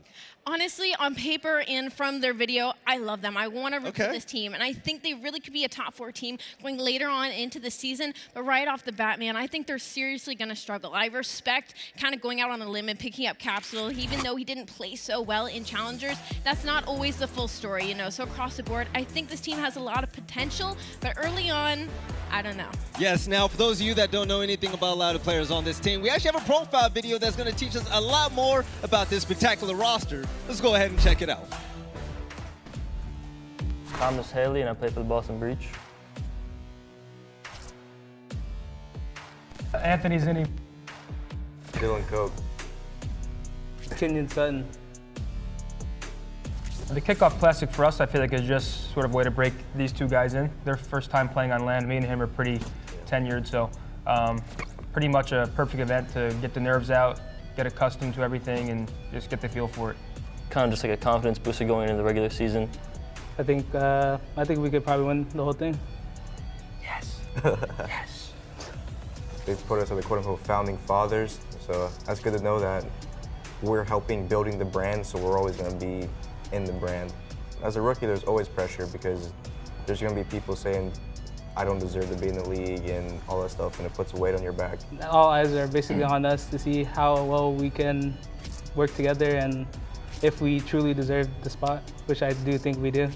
I mean, I've been doing it for so long that everybody sort of had my back every step of the way, so they know who they are. Shout out to my family as well, and I also want to shout out to Boston fans for supporting us this year. 1v3 in real life, he's winning. Yeah. 1v3 in game, and in game. Undoubtedly I'm winning.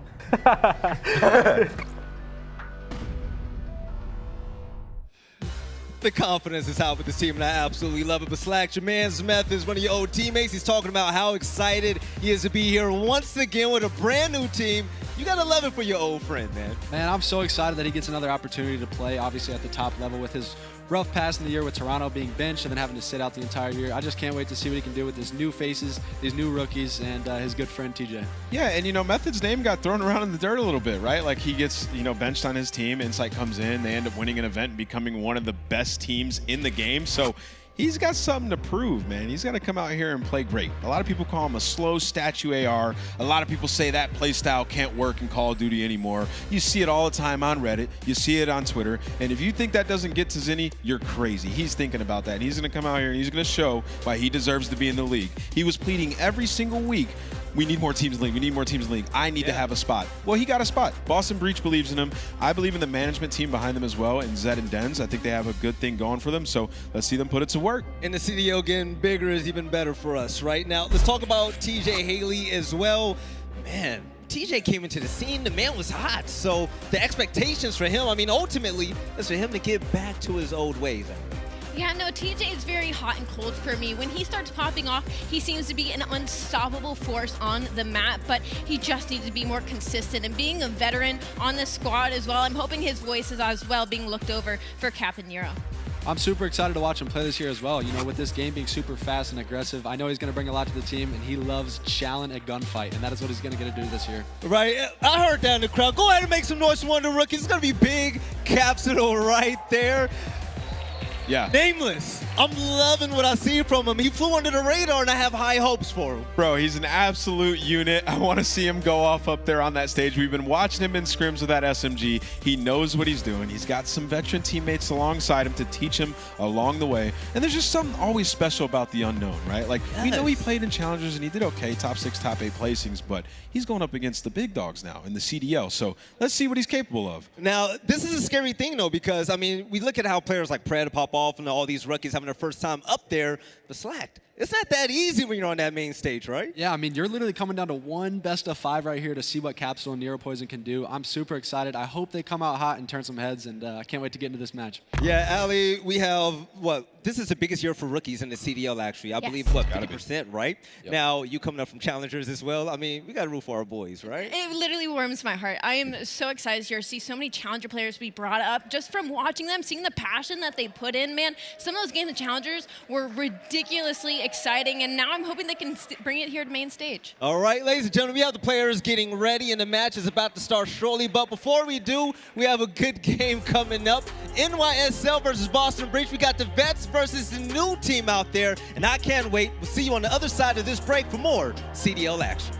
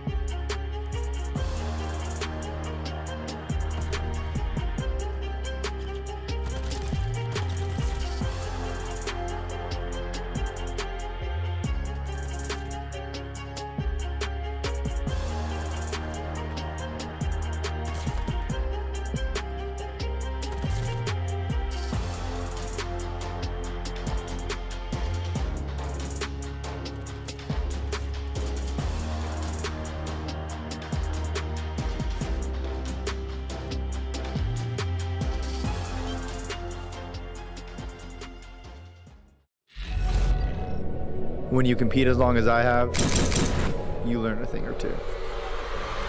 FaZe Clan for the first time. Each year the game changes, but the grind, it stays the same.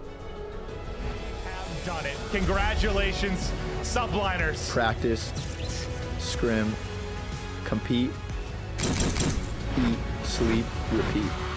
Dylan, attach, ready to rock. You don't give up though. You don't stop. You don't quit till you're the best.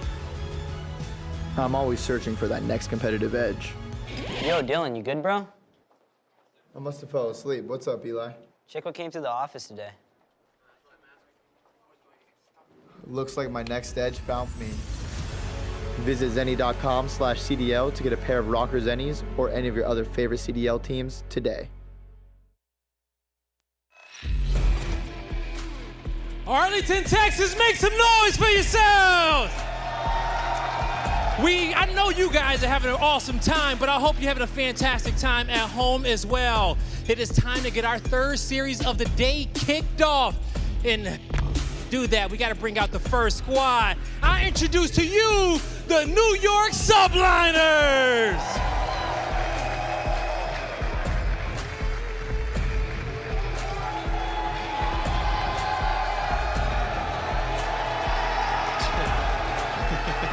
You got Clayster, Neptune, Crimsix, and HyDra. Make some noise for the Subliners. And the crowd is loving it. And why not, man? Crimsix walking out like that, aLLeY. I am absolutely loving it. Dude, I'd be terrified if I was sitting on the other side of that stage of that man right now. Yeah, Blaze, New York Subliners are looking good, man. But what we want to see is the new addition to the CDL. Go ahead and bring them on out, man. Yeah, we definitely want to see that because we got a new rivalry in the CDL. It's going to be New York up against, I introduce to you, the Boston Breach!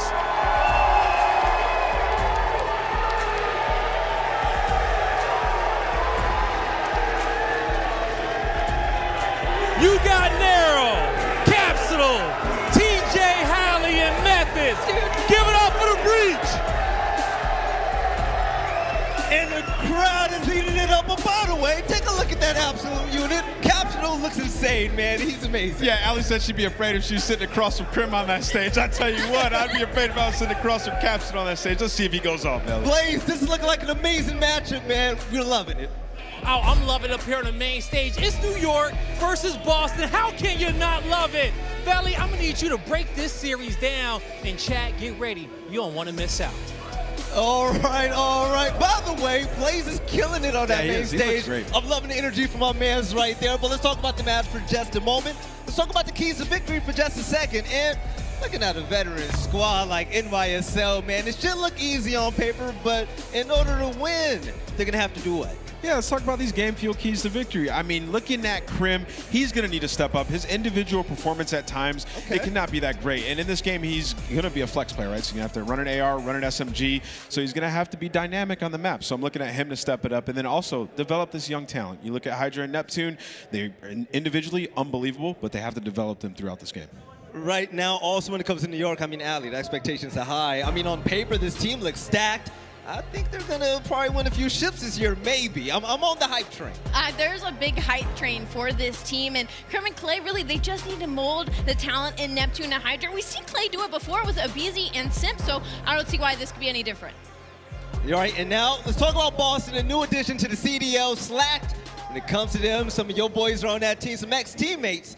What's gonna be some keys of victory, man? So the main thing I want to see from the Boston Breach in this series is kind of just use this as like a stepping stone, right? I want them to have fun when they're playing and let the little rookies like learn to perform on LAN, right? Yeah. I just want them to enjoy themselves, play like they're having fun at home, and then I want to see Methodz and TJHaly just do their thing, be good veteran leaders, and just allow them to enjoy themselves when they're playing. Right, and Nameless, this is a big test for them, but it's important for Boston Breach to realize that this is a Kickoff Classic, and even if they lose today, we still have high hopes for them in the future. Yeah, I mean, this is just the building blocks of the future of Boston, right?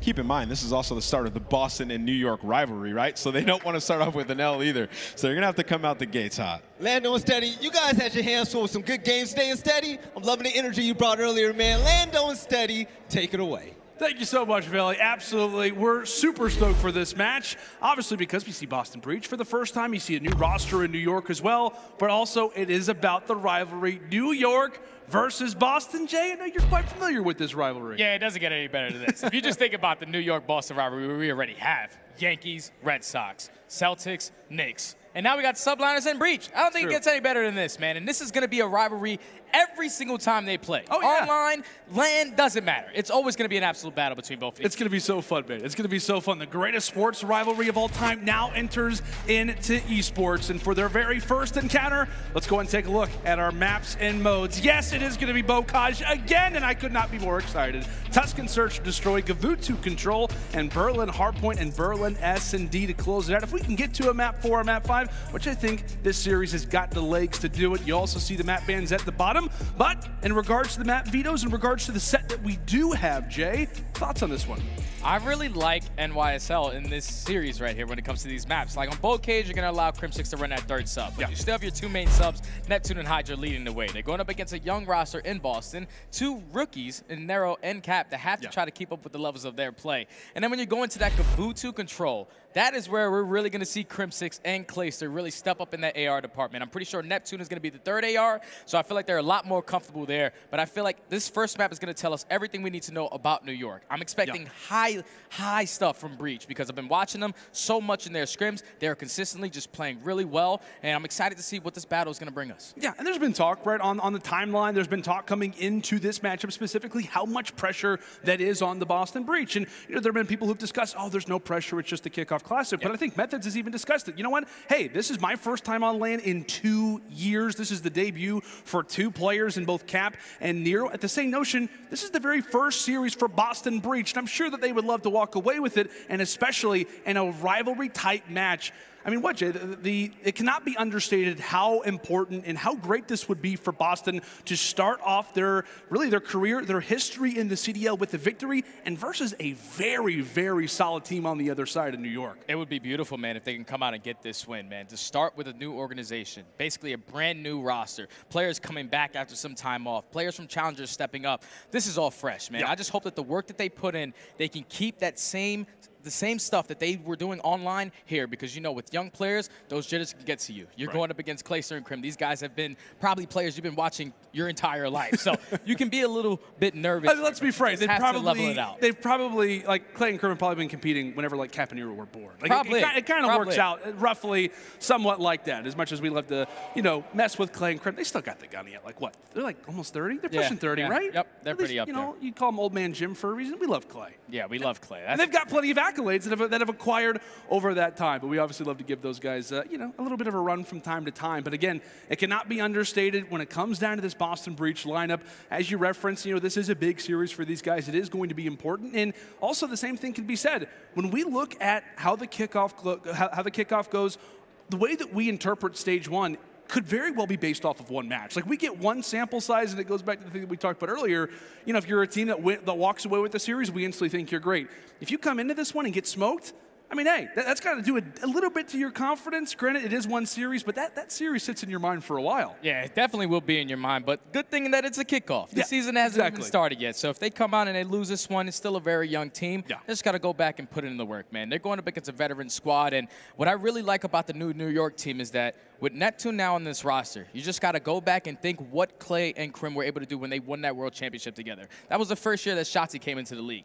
They molded that player into a totally different player, and he's a god SMG now. So if they can develop the same way with Shotzzy that they can with Neptune, that could be huge, man, because Neptune wasn't playing with Clayster and Crim. He was playing with Awakening Skies, a little bit younger players. But now he's got the veterans on his team. It's all about learning how to play fundamentally correct, like the Death said. Yeah, without question. Like you said, literally we went from Botsy to the MVP of the season. So if they can do that, like I said, the limits are endless when it comes down to a player like Neptune. But you see the timeline going off. Methodz versus Crimsix. It is going to be a fire match indeed. John Peterson, we could not be more stoked, but we are going to send it to a quick little commercial break. When we come back, it is Boston versus New York on the cage.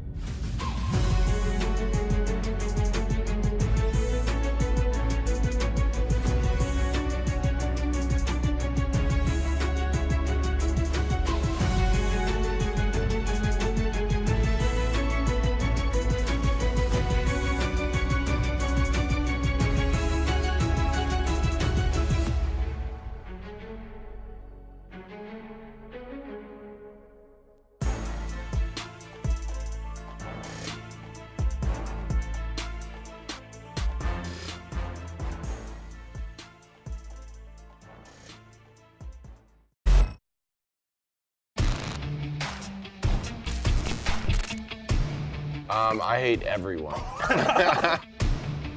You mean the big dog and the small dog?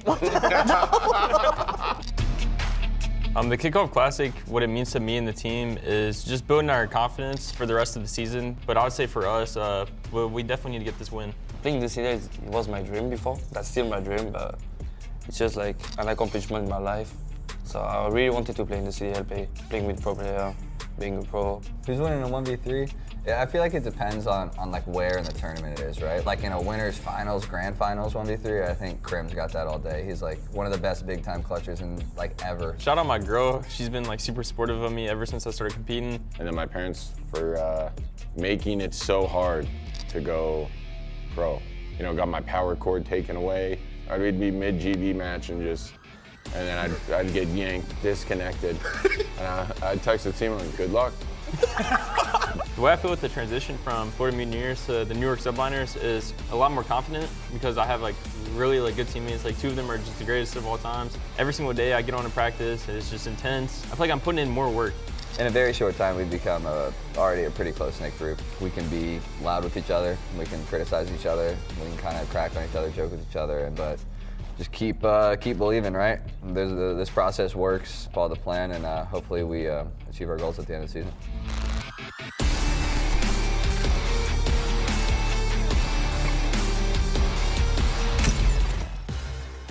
You have got to love that New York Subliners team. That is without a doubt. We love the content. We also love the support in the crowd. You got some Boston Breach merchandise. We got some signs already. And we got some signatures as well. That is a solid group of individuals right there. But I'll tell you what, man, to get back to that New York video, that is hilarious. I can just imagine, like, little Crim who's, going up to his mom like, hey, give me back the power cord, Mom. What the heck's going on? I'm trying to play my GB right now.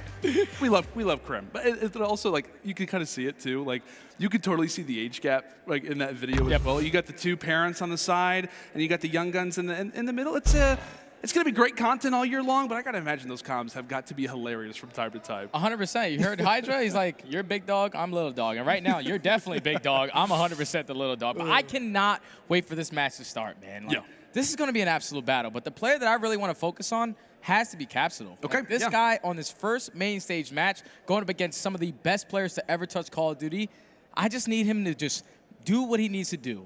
Don't try to be the hero. Go out there and play your game and just be confident with your teammates. Don't worry about what everybody else is doing. Focus on your job. Yeah, absolutely. And I think that the emphasis is even, kind of brighter, if you will, on a player like Cap, considering that we are going to have a Bocage to start off this series. So if we're talking about SMG players, you're going to be involved in the fight, maybe an opportunity to get your shot warm, this is the greatest opportunity and probably the best map for you, potentially, if you do get off to a hot start. But at the same notion, Jay, we talk about the SMG duo that exists on the other side.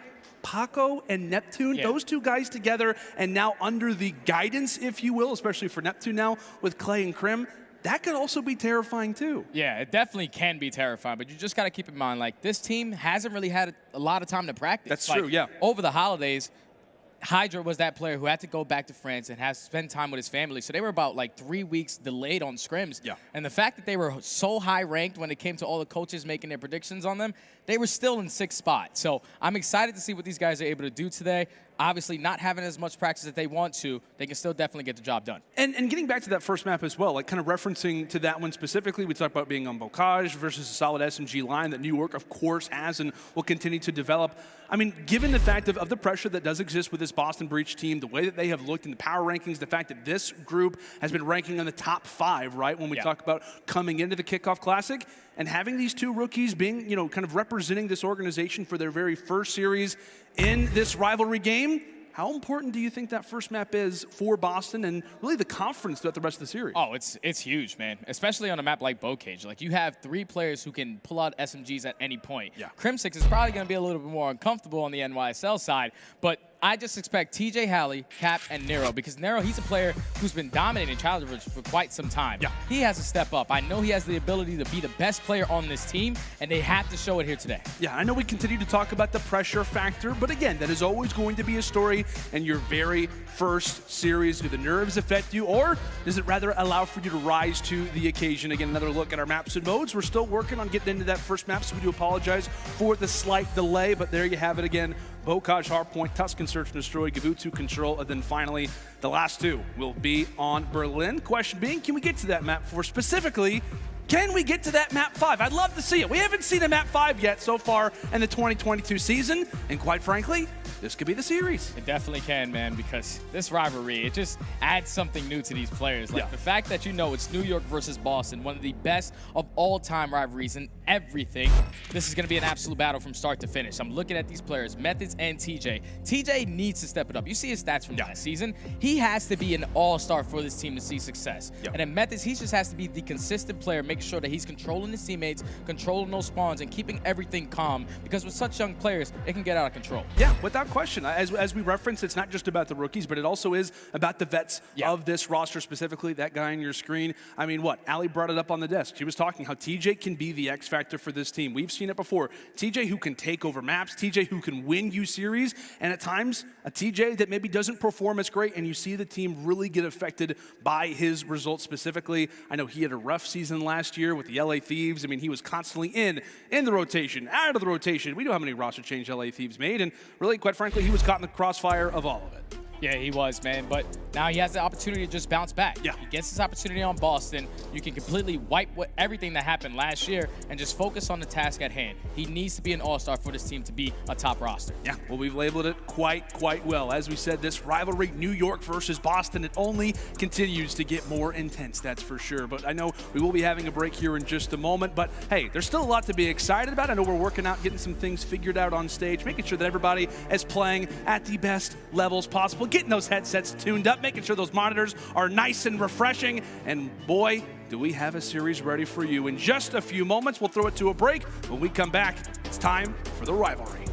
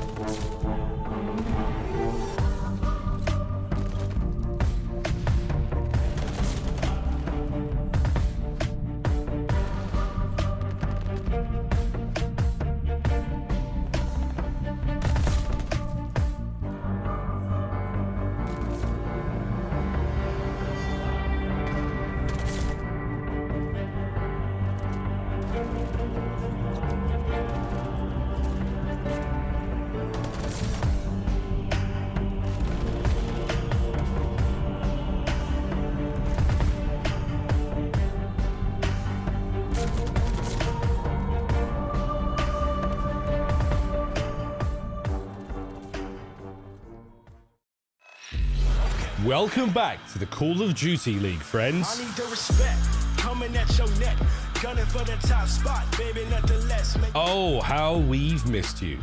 And the best teams in the world, they've missed you too.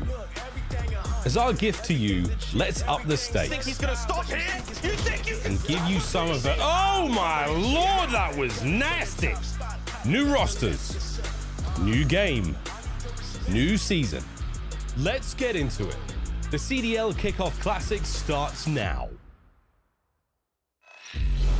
Welcome back, welcome back. Whether you beautiful people are here in Arlington, Texas, or if you're watching from at home, I want to say welcome back to the Call of Duty Kickoff Classic here in Arlington, Texas, presented by none other than Zenni. And here on the desk, Belly, Slacked, Alley Cat, and Nameless. Let's talk about what's been going on so far this event, right? And actually, we can take a look at the bracket as well. That's going to be a big help because this event has been single elimination, and so far, 2 teams went home. And Nameless, the first match of the day, man, it went by so fast. Yeah, I know. I mean, we were expecting a lot out of LAG, and they come in here and they end up losing that one. And the big player that we were looking at, it was Hoop, man. And he did not have a good series by any means. I was expecting him to go off, especially when I heard that Bow Cage was map number 1. Right? So, you know, there's going to be a lot of pressure on these guys when we finally kick off the season for them to step it up. Yeah, and Slack, looking at a team like LAG, I mean, dude, they're filled with vets. They're used to winning, like, historically, right? But a big loss like that, you know they're not happy. Next event, do you think they're going to have a little chip on their shoulder? Do you think they need a little bit more time to get things in the groove? Yeah, I think, I mean, you're just going to go back home, right? Your LAG, you lost 1 series. It is what it is. You're out of the Kickoff Classic. But I think for the main thing for them, they just need to focus on just the fundamental things, getting in the groove of each other and just figuring out how certain people like to play certain scenarios. I think with their coaching staff and things like that, they'll be fine. Like I said, it was a single elimination, 1 best of 5. I'm not too worried about them. Right, and Allie, talking about the Florida Mutineers, teams better be worried about him because those boys popped off, right? No, absolutely, especially against such a stacked squad like LAG. And for me, it was Big Wake. It was Awakening just popping off. He was clearly the big slayer on that team. Sky's just turning on people ridiculously. And then Vivid and Dave Patty, man. Vivid being the route man, and Dave Patty just really falling into that main AR role, man. That was just such a great series. Right, and also, let's talk about Seattle Surge versus the London Royal Ravens. Yeah. Seattle are looking nice, Nameless. Dude, they're looking nice. And there was a crazy stat from this map on Bow Cage. They outscored them, I think it was 81-18 on P1 on the first hill. That hill's in the center of the map. It's like so hard to control that. And they got 81 points on that hill. That is wild. So it just shows the amount of practice that Surge put in and how in the chaos that is Bow Cage, they're able to control it and manipulate the spawns to the point where they can get that much time on a chaotic hill. Yeah, the vibes are good and the whole team is smiling, man. And Seattle Surge, I'm going to be completely honest, they're looking like one of the best teams in the CDL this year. That's early. It's early. Yeah, you got to reserve that one. They do look nice, though. But in terms of, like, you know, coaches and other players, how they rated them, they put them like top 4. You know? Yeah. So they're in the 4th place spot on a lot of people's list. I will say. I'm not capping. I think if you're a Seattle fan here, you're happy, right? Yeah. I mean, there hasn't been some good years in MW and in Cold War, but now here, starting off Vanguard with a 3-0 dominant win, I think you're happy if you're a Seattle fan all day. Right, and also, I'm going to be completely honest, man. Pred was showing some big scrim energy. Yeah, he didn't go positive 1 million like he did in scrims, but also, he still went big. I mean, the rookies to the best on this team, Seattle Surge, as a whole look great, but the London Royal Ravens, looking forward into the future, Allie, what is more that you would like to see from this team? You know what? I think they pushed Seattle Surge a little bit to the wall sometimes. You know, there was moments of excellence from this team where I don't think this is the end of their run. Obviously, it's Kickoff Classic. Everybody's getting their land legs for the season. And for London Royal Ravens, I said they would probably push Seattle Surge in the S&D, and that's what they did. London Ravens, at the very end there, started popping off. We saw Afro getting some gross kills in situations that he had no business having any sort of momentum in his favor. So I don't think this is the last we'll see of them. Yeah, definitely. I mean, like you said, they have tons of talent top to bottom. They got Afro, one of the greatest submachine gun players still. I'm a big fan of him, and I expect a lot this year. I'm just excited to see kind of over time with more lands going on, more matches being produced. I think they'll be able to kind of find a more comfortable footing with the roster and just kind of playing together. Like I said, this is the first time you've seen Afro, Nasty, Gizmo, and Trey play together. Trey's been out of the league for a little bit now, and he's in that main AR role, so he's got to find his comfortability. Yeah, you know, trying to figure each other out, right? And we did see some great moments out of the Royal Ravens. Like Allie touched on the search and destroy. I love that we saw Zero pulling out that sniper. There were a couple rounds where he got big kills. You know, in the final round they ended up losing. He got 2 big snipes to start that round, but the push was just split. They had 2 players over by that B-bomb site. They weren't able to gather up quick enough to secure that victory. But those are things you'll learn from, right? So I believe in this Royal Ravens team, and this is a team that the management's going to have to commit to, right? Like these guys, they've had so many changes over the last couple of years. They're finally stacked with talent. You got Zero back, so the future is bright. Talking about things to learn from, and I'm happy you brought up Zero because he is the OG on the team, right? And with young players like Afro, I can see a little old man, young man duo forming up there, right, Slack? Yeah, absolutely. I mean, Trey's been a guy who's been around for a long, long time. He has tons of experience across multiple different titles and running different roles, so he definitely can be a big light on these new guys.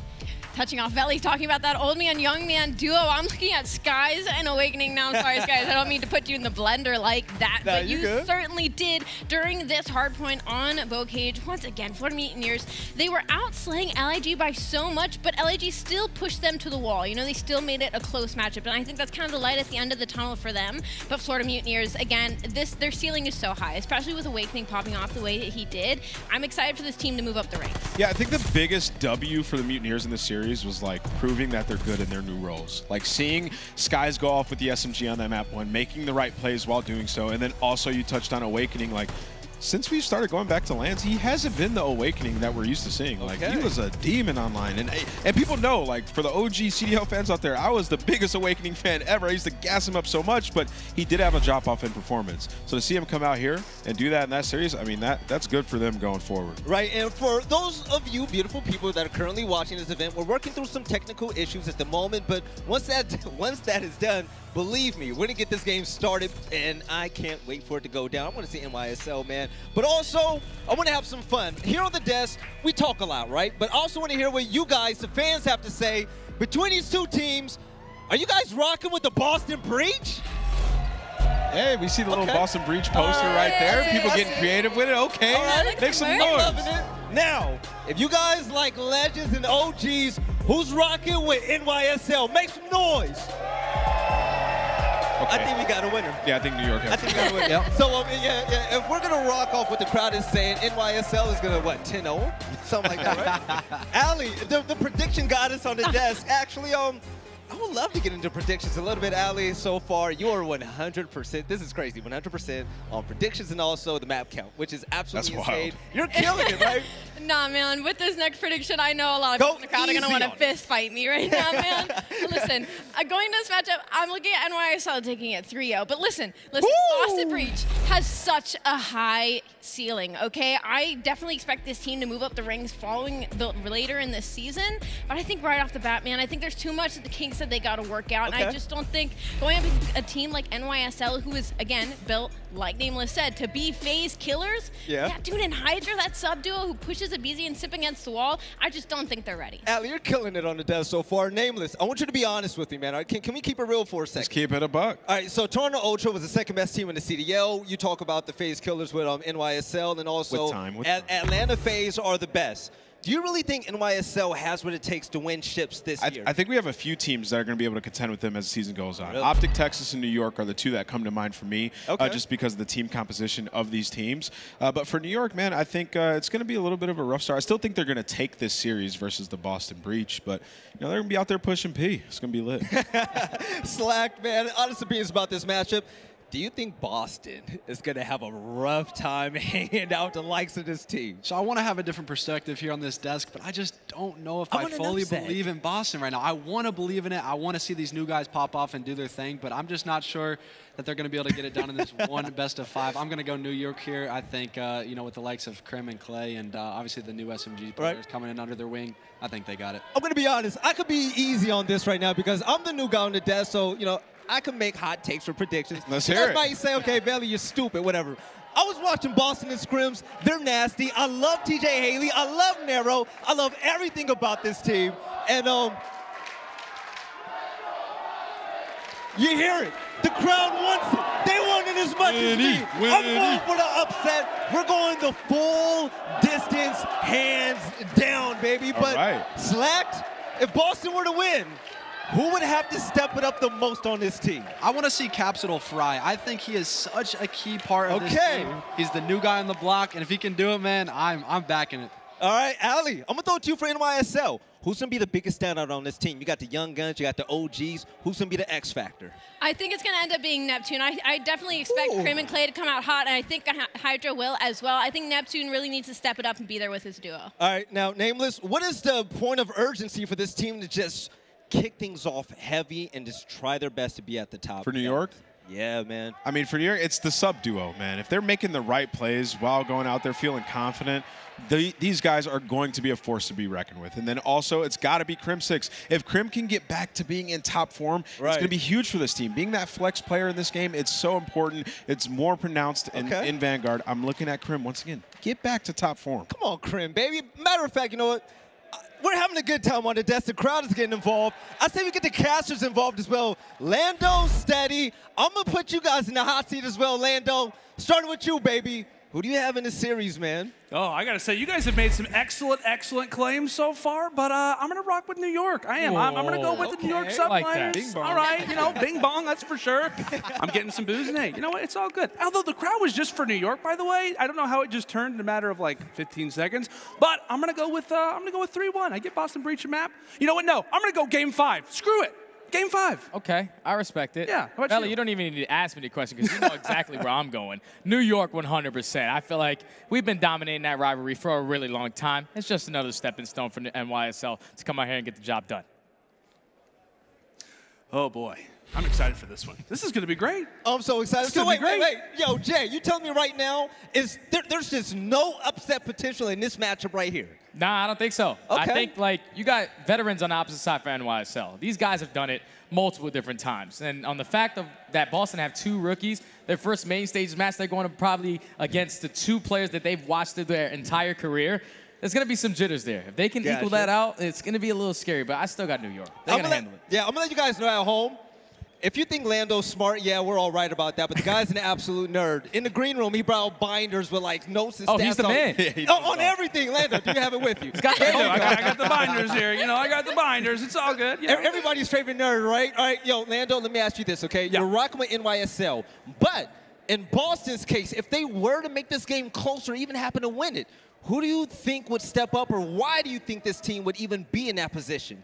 If we're talking about Boston specifically, I agree. I think it has to be on Cap. To me, I think if you're going to be talking about a player in specific, I'm looking at Capsidal. I think to be a little bit different, because I know that's obviously what aLLeY brought up, I am looking at TJ as well. I think we can all agree that TJ is a player that when he is frying, when he is at the top of his game, this is going to be a complete team. So if the rookies step up the way that we expect them to, or that we hope that they can, I feel like TJ is the guy that gets them over the edge. And hey, I love me some Fat Bob, that's for sure. For me, nah, I'm not going Cap. My main focus has to be on Nero. Like, I've been watching this guy ever since he was in Challengers. He's a phenomenal player from top to bottom. S&D, hardpoint, doesn't matter. And I've watched him throughout scrims for the last couple of weeks. He is their top slayer. Like, when he goes to a Gavutu control, when they get to that map 3, he's going to be that guy pulling out the third AR, just making it look easy. The guy has the potential to be an all-star, and I can't wait to see him play. Yeah, it's going to be a great time. Desk, thank you guys so much for setting us up and allowing for us to give some of our expert analysis, even though you guys absolutely hold it down. But here we go, folks. It is time, Arlington. New York versus Boston, and the rivalry begins in the cage. And here we go. That's going to be 3 early kills going in favor of Boston. So they're going to start off with the initial time on this hard point.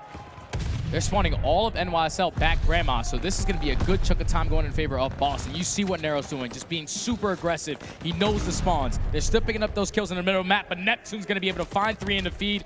Fortunately, he does get dropped, but the spawns do flip for New York. And you can just see the instant impact that a player like Neptune has in this series. I mean, you talked about it, Jay. The skill that he had on the Mutineers, which was incredible, a little inconsistent, but playing with guys who maybe didn't fit him the best, who couldn't promote him the way that we can expect to with Clay and Crim. His potential on this map and with this group, and now alongside an incredible SMG player like HyDra, it is terrifying, but a very low-scoring affair over at P1. Meanwhile, it's time for Field, and it's Boston who are there early. And you look at New York, they're still having the spawns coming in from back stables. They're still Gonna be 2 dead in the feed. Methodz hitting shots like that. Him and TJ all over the kill feed, holding this hill from the front side. They find all 4. They're able to flip the spawns, and this has been a great start for this young Boston roster. It absolutely has. Methodz finally gets taken down off of that 4 spree. And Methodz, man, like I said, this is a huge series for this guy as well, Jay. We talked about it. This is the opportunity to kind of revive his career after Toronto Ultra last season. He's the face of this team. He's the face of this franchise, this new brand. And like we said, his stream's been kicking off, but his skill in this team, rather for this team, is incredible. Also is going to be one of the vocal leaders for this roster as well. A great start for Zen, but the final few seconds going down over at field, a neck-and-neck game. But when it comes down to our next hard point, it's going to be New York with spawns to start. But TJ trying to get up and aggressive inside of kitchen, but he gets made quick work of. And the way you want to set up around this hill, obviously you want to have that back control, but the main focal point has to be this kitchen area. Neptune so far, he's holding it down to the T. One player in Methodz is trying to work his way towards the lower tanks area, and that's actually going to allow Boston to start spawning in the back. That's going to completely throw New York off. That's going to be a clean 4 dead, Boston to break in. Impressive stuff there, right?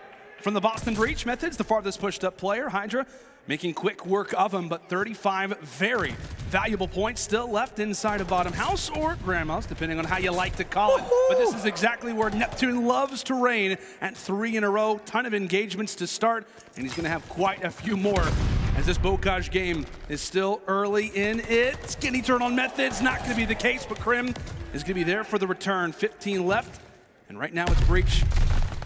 Mere seconds going back and forth. And right now, Capsidal, a little bit of a slower start at 4-9. Right now, they do have the lead. They did lose the spawns for that barn hill, so that's going to allow New York to set up nice and early for that one. Potentially take the lead here. As you still see 2 New York players pushed up in towards Grandma's. Crim and Clay going absolutely huge, picking up every single kill in the feed. Last player up is going to be Capsidal. But they have so much pressure out towards Plat. Cap able to find one. Clayster still holding down his tank area. So far, they have taken the lead. This has been a great hold from New York. We'll see how Barn looks at times. Teams will kind of rank this as one of the money hills of this map, even if you want to even label a map, or rather a rotation on Bocage as a money hill. But a good start for the moment for New York. A time to take a breather and right back into the action as Capsidal from the top of the stairs. He gets dropped. HyDra and Crim, some great team shots for the start. With 18 seconds left, we'll see how they can manage the middle side of the map. Zenni turning on Crim, and that'll be 4 down for Boston. The crowd getting loud for this team, but let's go ahead and step aside and go to a listening with NYSL. I got this one. Let's go trench. Nero. Okay. Let's trench. They might spawn here. One shot tower. One shot back tower. Laying down back tower. Laying down back tower. Like right there. Laying down. Nice. There's I'm 2. pushing out long. I'm pushing out long. On you. Nice. 0 dead. Get to. I got time. I'll get time. I'll play tower. What's in the back? What's in the back? I'll get time. On the back. Yeah. One's going long on me. I'm stunning over you, Porter. Back window. Yeah, watch the tower. I got naded. I killed I'm one shot. I naded another one, Porter. I naded another one. Okay. What dead? Fucking The last guy right. Dead. Nice. Pushing out the Attack. tower. Not yet. Wait, turn, Paco, turn. Yeah, we flip now. We flip down. I'm watching Z. I'm getting naded. Z on me. Come sit down. I'm watching mid and gate. In one shot trench. Deep trench. Bottom. I got one. Trench heading one shot. He's one shot there. He's going top. I got him. Oh, yeah, I got him. Last guy. Wait, Good time. Get ready to bomb. Watch left too. Yeah, get ready to bomb. Dead middle. I'm getting native from trench. One deep trench, I'm pretty sure. Bottom barn, one bullet. Go. Top barn, one shot. Nero. Top grandma. Gate. Gate. Fishing. Bench. Oh shit. Got him. Porter trying to stay alive. Come with me. Help me, clears. Yo, one's pushing me out. Tank. Dead. Gate spot, maybe mid hunt, Porter. Mid hunt. Yeah, T's weak. In my bench. One shot mid hunt. One shot. Bench. One shot. No, bench. Yeah. Let's go. Bottom gate. Watch out gate. I'm coming right with you, Porter. He's gonna be somewhere. Yeah. He's top roof. And there you have it. First set of rotations are done and dusted, and so far it has been all NYSL. Some good moments from Breach, but I gotta say, Jay, one player that I'm really impressed with has gotta be Crim. I mean, he's looking great on the SMG. Yeah, I know, that's completely throwing me off, man. But their comms right there and that listening was beautiful. Everyone was stepping up in that column. They knew exactly what they needed to do. Hey, I'm spawning out. There's still potentially one more player back there. And eventually they got the job done and had a phenomenal hold on P5 to grow the lead that they have now. Now off the rotation, only 10 seconds left on this P1. They find 3. They are able to secure the spawns. And once again, New York should be in a position to grow this lead even more. Yeah, they got preferred spawns, as you mentioned. They've also got quite a few players lingering to the middle side of the map. One of those being Clayster. trying to lock down a few of these pushes that are trying to, of course, flip those spawns. TJ, meanwhile, inside of dirt, he gets dealt with too. Great spot right now for the Subliners as Breach struggling really just to get past Grandma as that middle side of the map is totally cleared out. And now here comes an opportunity for the fight. NYSL, they hop off and maybe allow for Clay to try and grab a pick. Sits on 5 in a row. Streaks very well could be in his future. Takes down one. That's going to be the glide. And those will be double streaks. Great plays coming in from Clay as a look to try and extend it. 23 seconds left, but it has been all New York so far at field. Boston pretty much walking away with their tail between their legs because they have to rotate for the next one. Clay continuing to dominate on a map that's not necessarily fit for the weapon of choice, but he is using that auto to the best of its ability and maybe even contesting a few players off the side. Does get shut down from Nero in a sweat off the brow situation for Boston as now they set up in house. Stand clear of Clayster. He just went an absolute 8-kill spree, just made it look easy. Now he has those kill streaks to work with as you get towards the later hard points, but that's going to be a clean 4 dead. New York just breaking with ease. You see the positioning out of Crim. He's slowly working up because he knows this has to be the way that they rotate into this hard point. He's eventually going to drop. New York is still holding control, but on the opposite side you have Clayster set up, still putting them in that spawn trap, and New York have been uncontested so far in this P3 hard point. This lead is getting absurd. Yeah, this is getting quite scary on this one as HyDra walking through bullets there versus Methodz. But an interesting setup and kind of applies to the roster that you have as Clay and Crim continue to go on sprees. Like I said, they had 2 players on either side of the spawn with the SMGs inside of the house. A picture-perfect start for the Subliners, at least in these last few hills. Methodz even pulling out an SMG just to try to get some work, trying to change the script a little bit.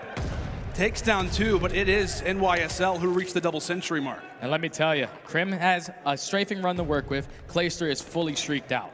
200 to 100. This is a beatdown right now. We usually don't see this on a map like Bocage. It doesn't happen, but New York, they have been in the driver's seat this entire time, but Boston, they were able to flip these spawns. They can get right back into this game with a great hold on this P4 hardpoint. Yeah, a massive hill already for the Boston Breach, in which could very well decide the game in terms of if NYSL can continue to roll or if Boston, this could be their chance to bring it on back. Neptune overall winning the trades, and look at those engagements already. 31 and 21 out of Neptune. His Methodz again trying to do all the dirty work he can to the middle side of the map.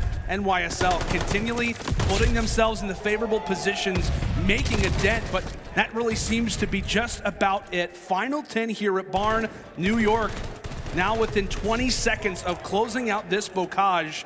Great starts pretty much from everybody, and here comes the streak. Clay calling out the glide bomb, giving at least information over to his teammates.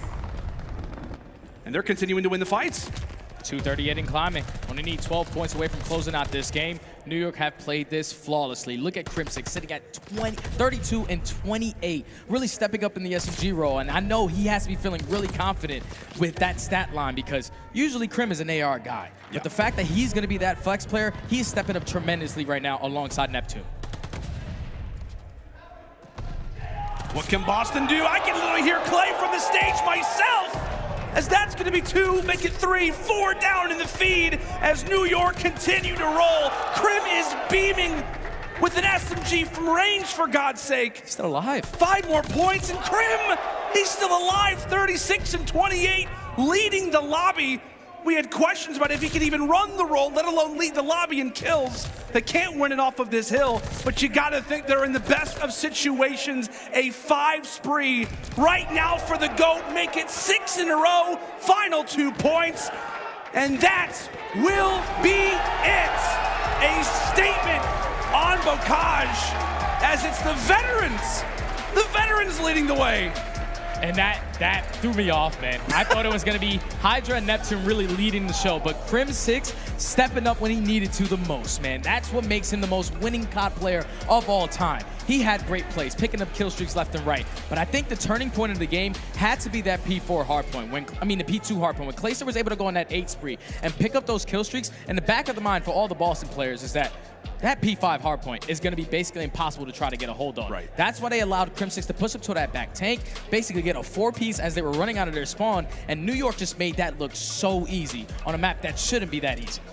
Yeah, not at all. Like so it throws you off. It totally throws me off too. Like, you know, we were expected to see Neptune and HyDra, which they had solid games as well, but it is the veterans. It is Crim showing off that SMG shot. He's been putting in some work with the MP40, and clearly it is paying off. New York, a statement hardpoint victory there on Bocage. We'll take a look through a majority of these highlights, but I mean, Jay, like you said, there was a number of different moments, some hills in particular, but those streaks were huge, and I felt like there were different moments where New York, they were able to slow the game down, much like how we saw Seattle Surge do in their prior match on this very hardpoint. Slow the game down, allow for the aggression of this team, and really allow for, rather, the Boston Breach to run into that aggression of the Subliners. Really just an excellent game plan all the way around. Yeah, what New York were able to do was pick up every single kill at the same exact time. Right. Like, they were getting a clean 4 dead, which basically leaves the hill uncontested for about 10 to 15 seconds. But they were just holding it down, picking up those streaks, holding down their lanes, and forcing them to spawn all the way out. Like, on their P2, it was absolutely stunning.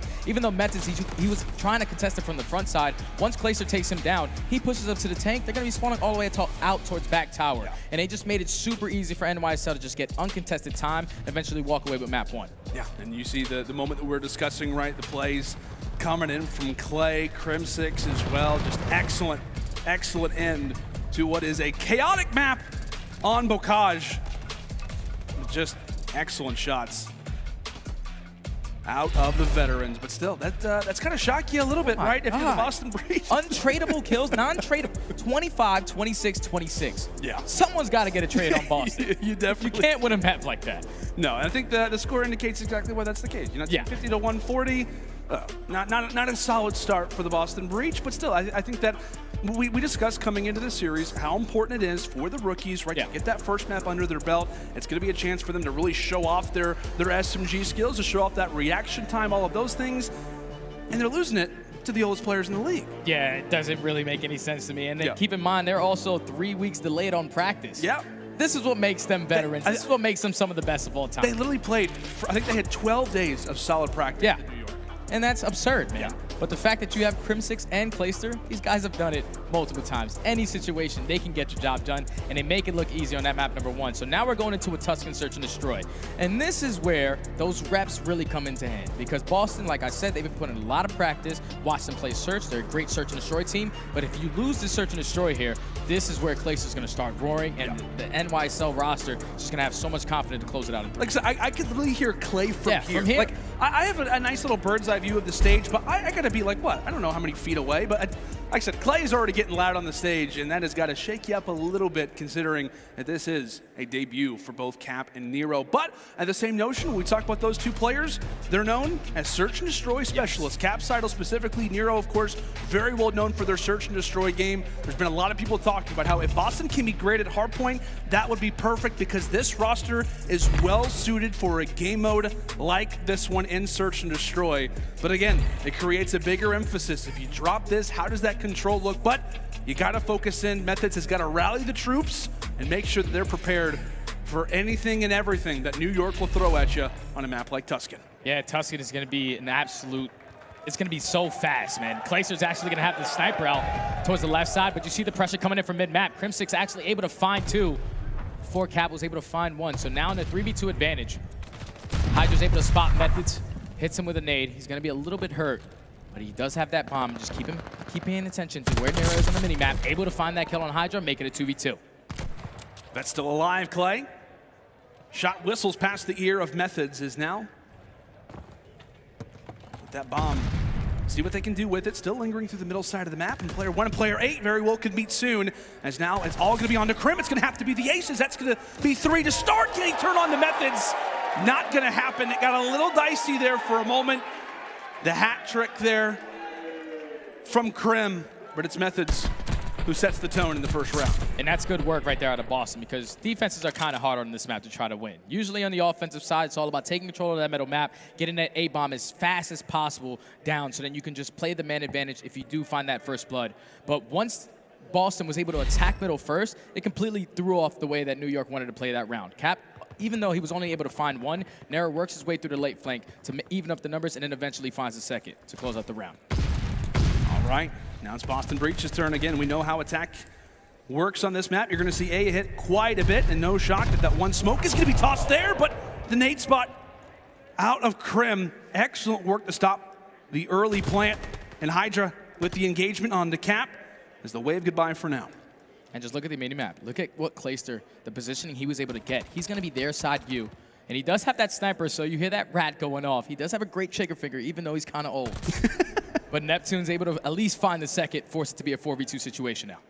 And now it's all on the TJ and Methodz. What can they look to do? Again, that early nade just totally sets the tone.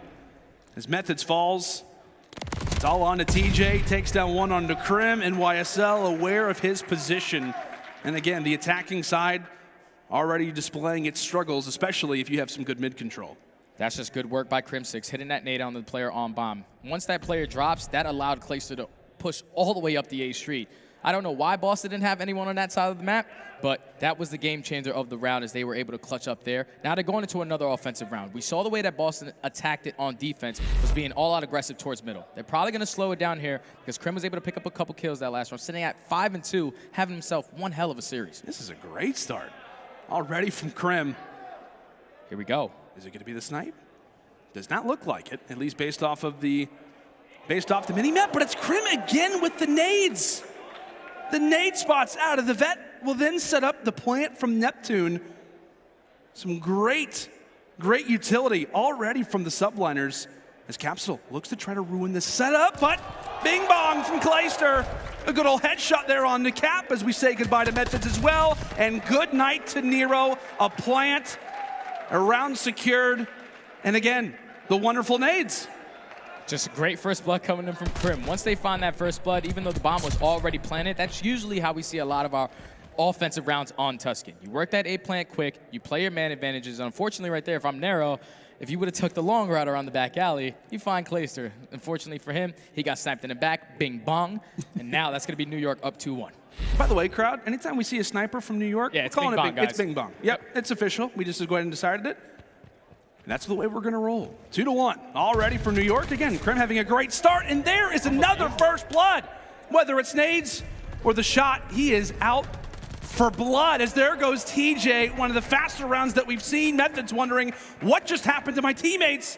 He drops in a convincing round again from New York. Clay can't believe it. Crim has continuously opened up with that first blood. It's throwing them off. The fact that he went top church the first defensive round, then the second round he goes bottom church and commits to the gunfight. You usually do not see people commit to the gunfight because if you go to the opposite alley and you're sitting on that little head glitch, it's usually a free kill. But Crim, the player that he is, the most winning player of all time, he's going to be confident in every single engagement. Makes it look easy. And I love the play call for them to just be super aggressive on that A-bomb while Crim was challenging mid. Just great coordination from New York.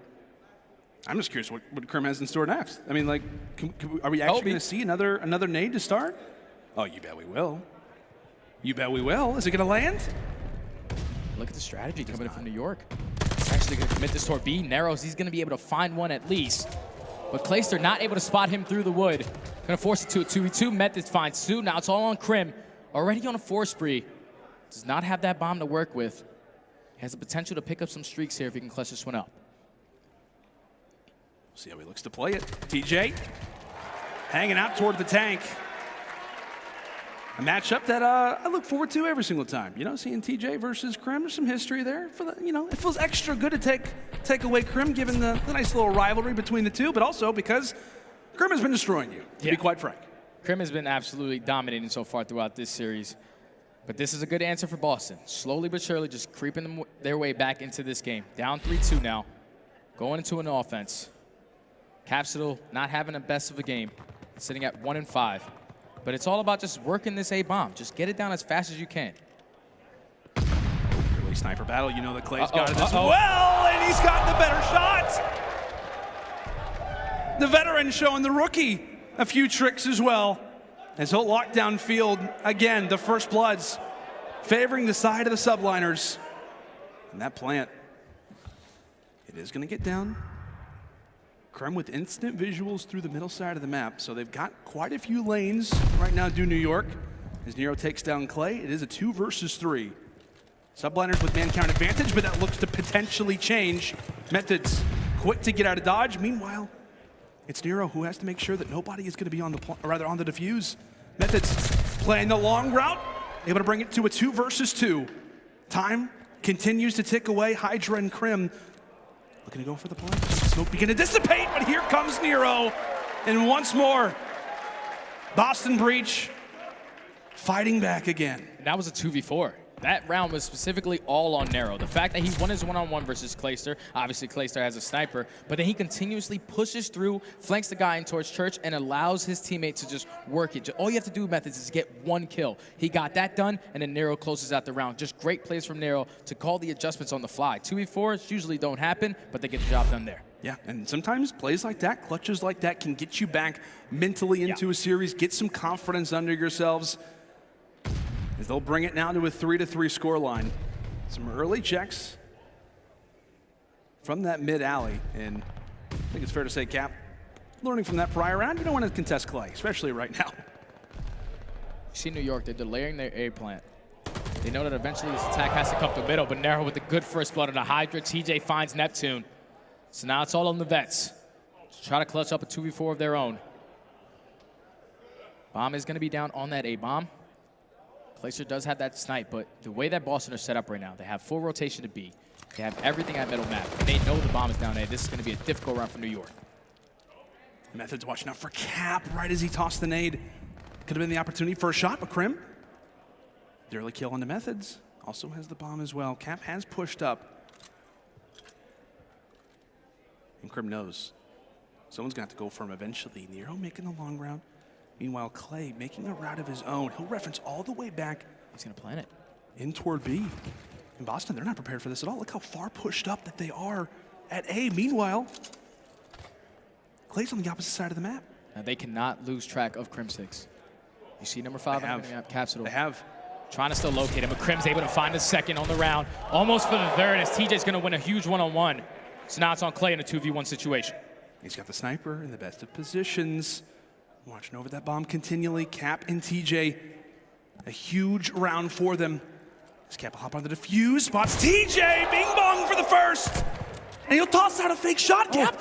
He hops off the defuse. Cap hops off the defuse, the shot scared him in fact, and again, Clay. Ooh. Let me tell you, I'm so happy the sniper's back. Because I live for those moments. And so does he. What a clutch coming out of Clayster. Like I said, stand clear of Clayster. Making it look easy. Another 2v4, back-to-back rounds. Both of the Redevans getting the job done. Just great plays from Clayster, playing the clock beautifully. That round, if TJ doesn't over-challenge right there, it's probably a little different. But Clayster knew, I know TJ, he's coming back. I should be able to win this one. Great round out of Clay. We love the sniper. We absolutely love it. Are we going to get a treat again? Maybe later. Maybe later. Nero trying to toss all those strategies out the window as he'll just run right into Church and take 2 of his own. Changing the tide as HyDra is able to trade him on out. It would be another 2 versus 4 clutch, but it's all on to Neptune, and that's a good start for him. Does get cut down inside a radio.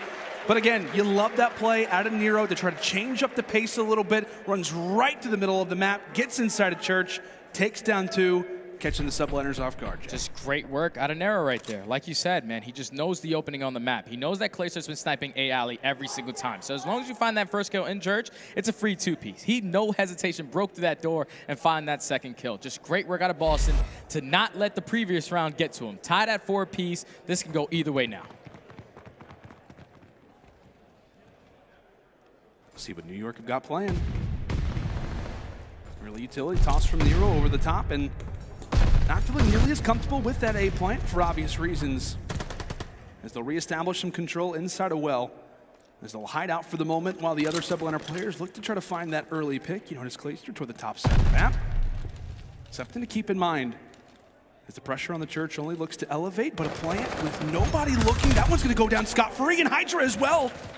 Takes TJ's head right off Crim with the instant reply. It's all down to Nero in just a matter of moments.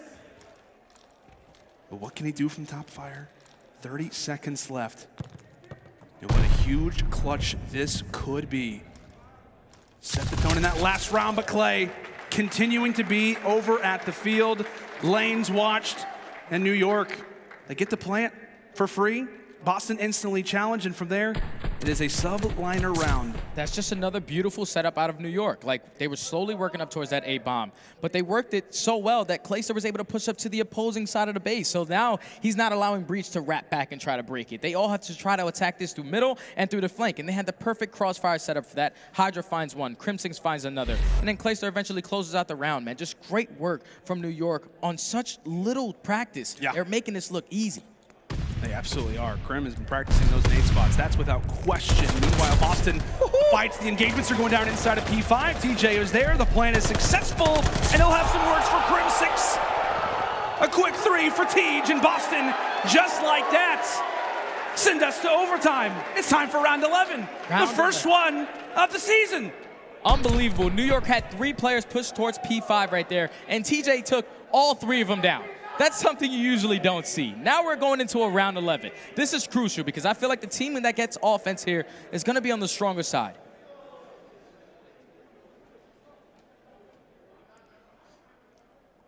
We'll see who it is. OT time. Boston going to be on the attack. A huge round for the Breach. Oof. Trying to level this one out, but it's Crim with the early first blood cap. There for the reach out.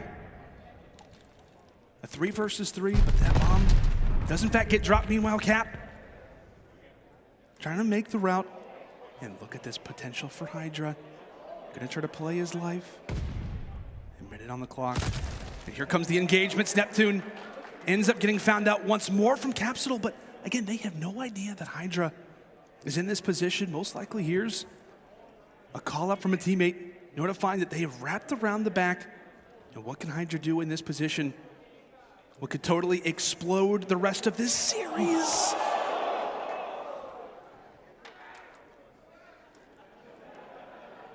Bomb still down. Clayster has eyes on it. He's able to at least spot TJ for the time being. HyDra still trying to hold their spawn, not allow anyone to push through. As you see number 5 on the minimap, Capsidal trying to work his way around that B site as HyDra might be able to spot a couple players rotating towards B. He might have got great timing here. This could work out in his favor. This could be great.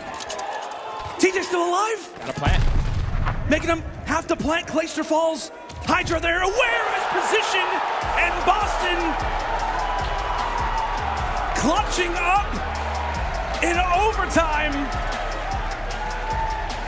It felt like at any moment HyDra could make the play, but Boston are able to hold on and secure their first map in the CDL, and a well-deserved win considering how great that New York started. The highlights that were with them, Crim, Clay, they were continuing their dominance, but Boston, you gotta love the grit, man.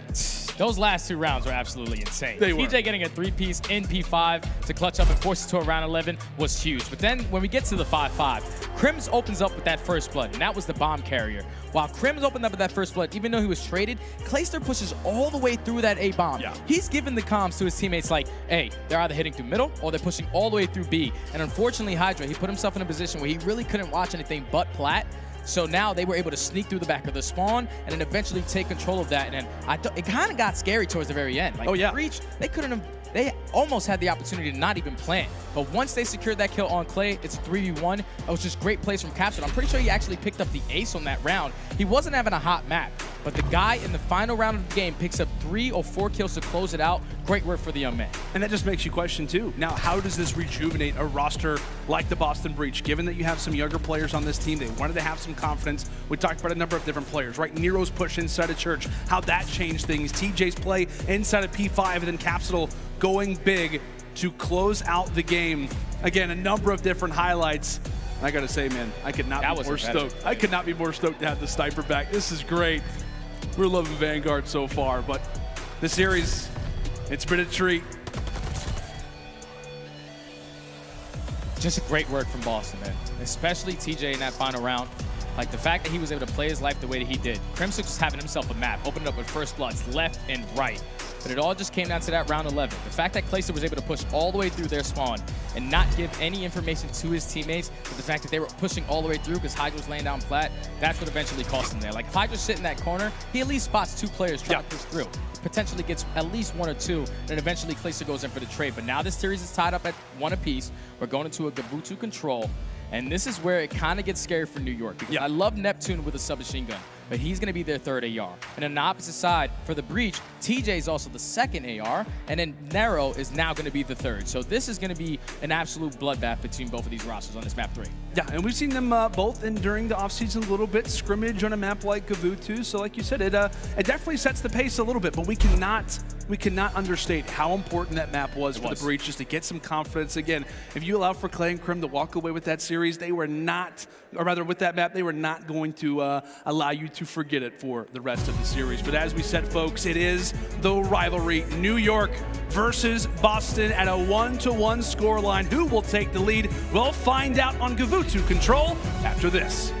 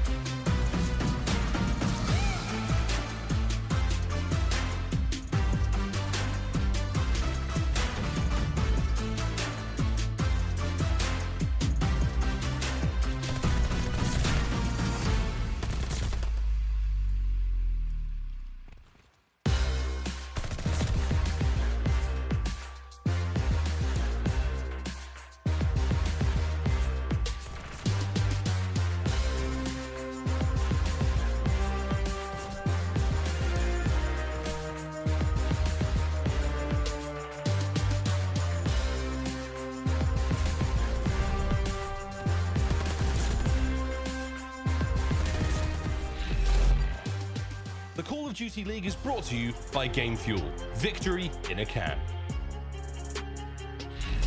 Welcome back, folks, to the Call of Duty League Kickoff Classic presented by Zenni Gaming. There you see all of our lovely fans joining us in Arlington, Texas. By the way, if you're not here, you're missing out. Like I said, we got a great series going on right now. I just watched a guy do like 300 push-ups in like 30 seconds. It was spectacular. But no, if you're in the area, make sure to join us here at the Esports Stadium. If not, hey, you still got the chance to join us for Major 1. But let's go and check out a little bit of social media. There you see, we love round 11s, and then there, the big clutch from Boston Breach. You love to see it. And that is a way, my friend, to kick off your CDL season. That's the way to kick off your new franchise, is to walk away with a round 11 for your first map. You'll take it. Yeah. Definitely, especially for a young player like Capsidal. The fact that he wasn't really having a hot map 2 from start to finish, that final round, he picks up 3 kills to close it out. You have to be feeling really good if you're him, because you feel really terrible if you sitting there dropping like a breadstick or something. Especially your very with first the clay match clutch on as well, right? Yeah, with your very first match on main stage, you cannot let that happen. I'm happy that he put that behind him. Now he has some more confidence going into this next map. Yeah, of course, we're rooting on the rookies. We want to see them have a great series. And like I said, a huge win for Boston Breach, not just in regards to their first win in franchising, but given how this series was looking coming into that control, you could say it was quite necessary, as a matter of fact. But it is time to see a new map. We've yet to see this bad boy so far on the main stage. It's time for some control on Gavutu. You can pronounce it however you like, but we like to call it Gavutu for good reasons. Again, a number of different power positions, and essentially, Jay, the way that I would describe this, opposite of Bocage, right? You're not going to have 3 subs. In fact, you're going to have 3, if not 4 ARs sometimes. It's going to be a fun one. We'll see, like we said, who can grab the advantage in this series. Yeah, so this map is going to be really difficult. The way you want to play this map is always attack that A point first, because B is going to be so difficult to try to push up on. Unless you hit them nice and early and can get to their base, usually a lot of teams are going to attack this A point to try to extend this time by a minute. And that's what you see NYSL is starting to do. You see Breach pushing through Ring, as Clayster's going to be holding down the middle of the map. Methodz going to be sitting top green. He finds 1. HyDra with the trade, able to find 2. The first tick of progression is going to come in for this A point. Pay attention to number 6, though, on TJ. He will get taken down, so no pinch is going to come in.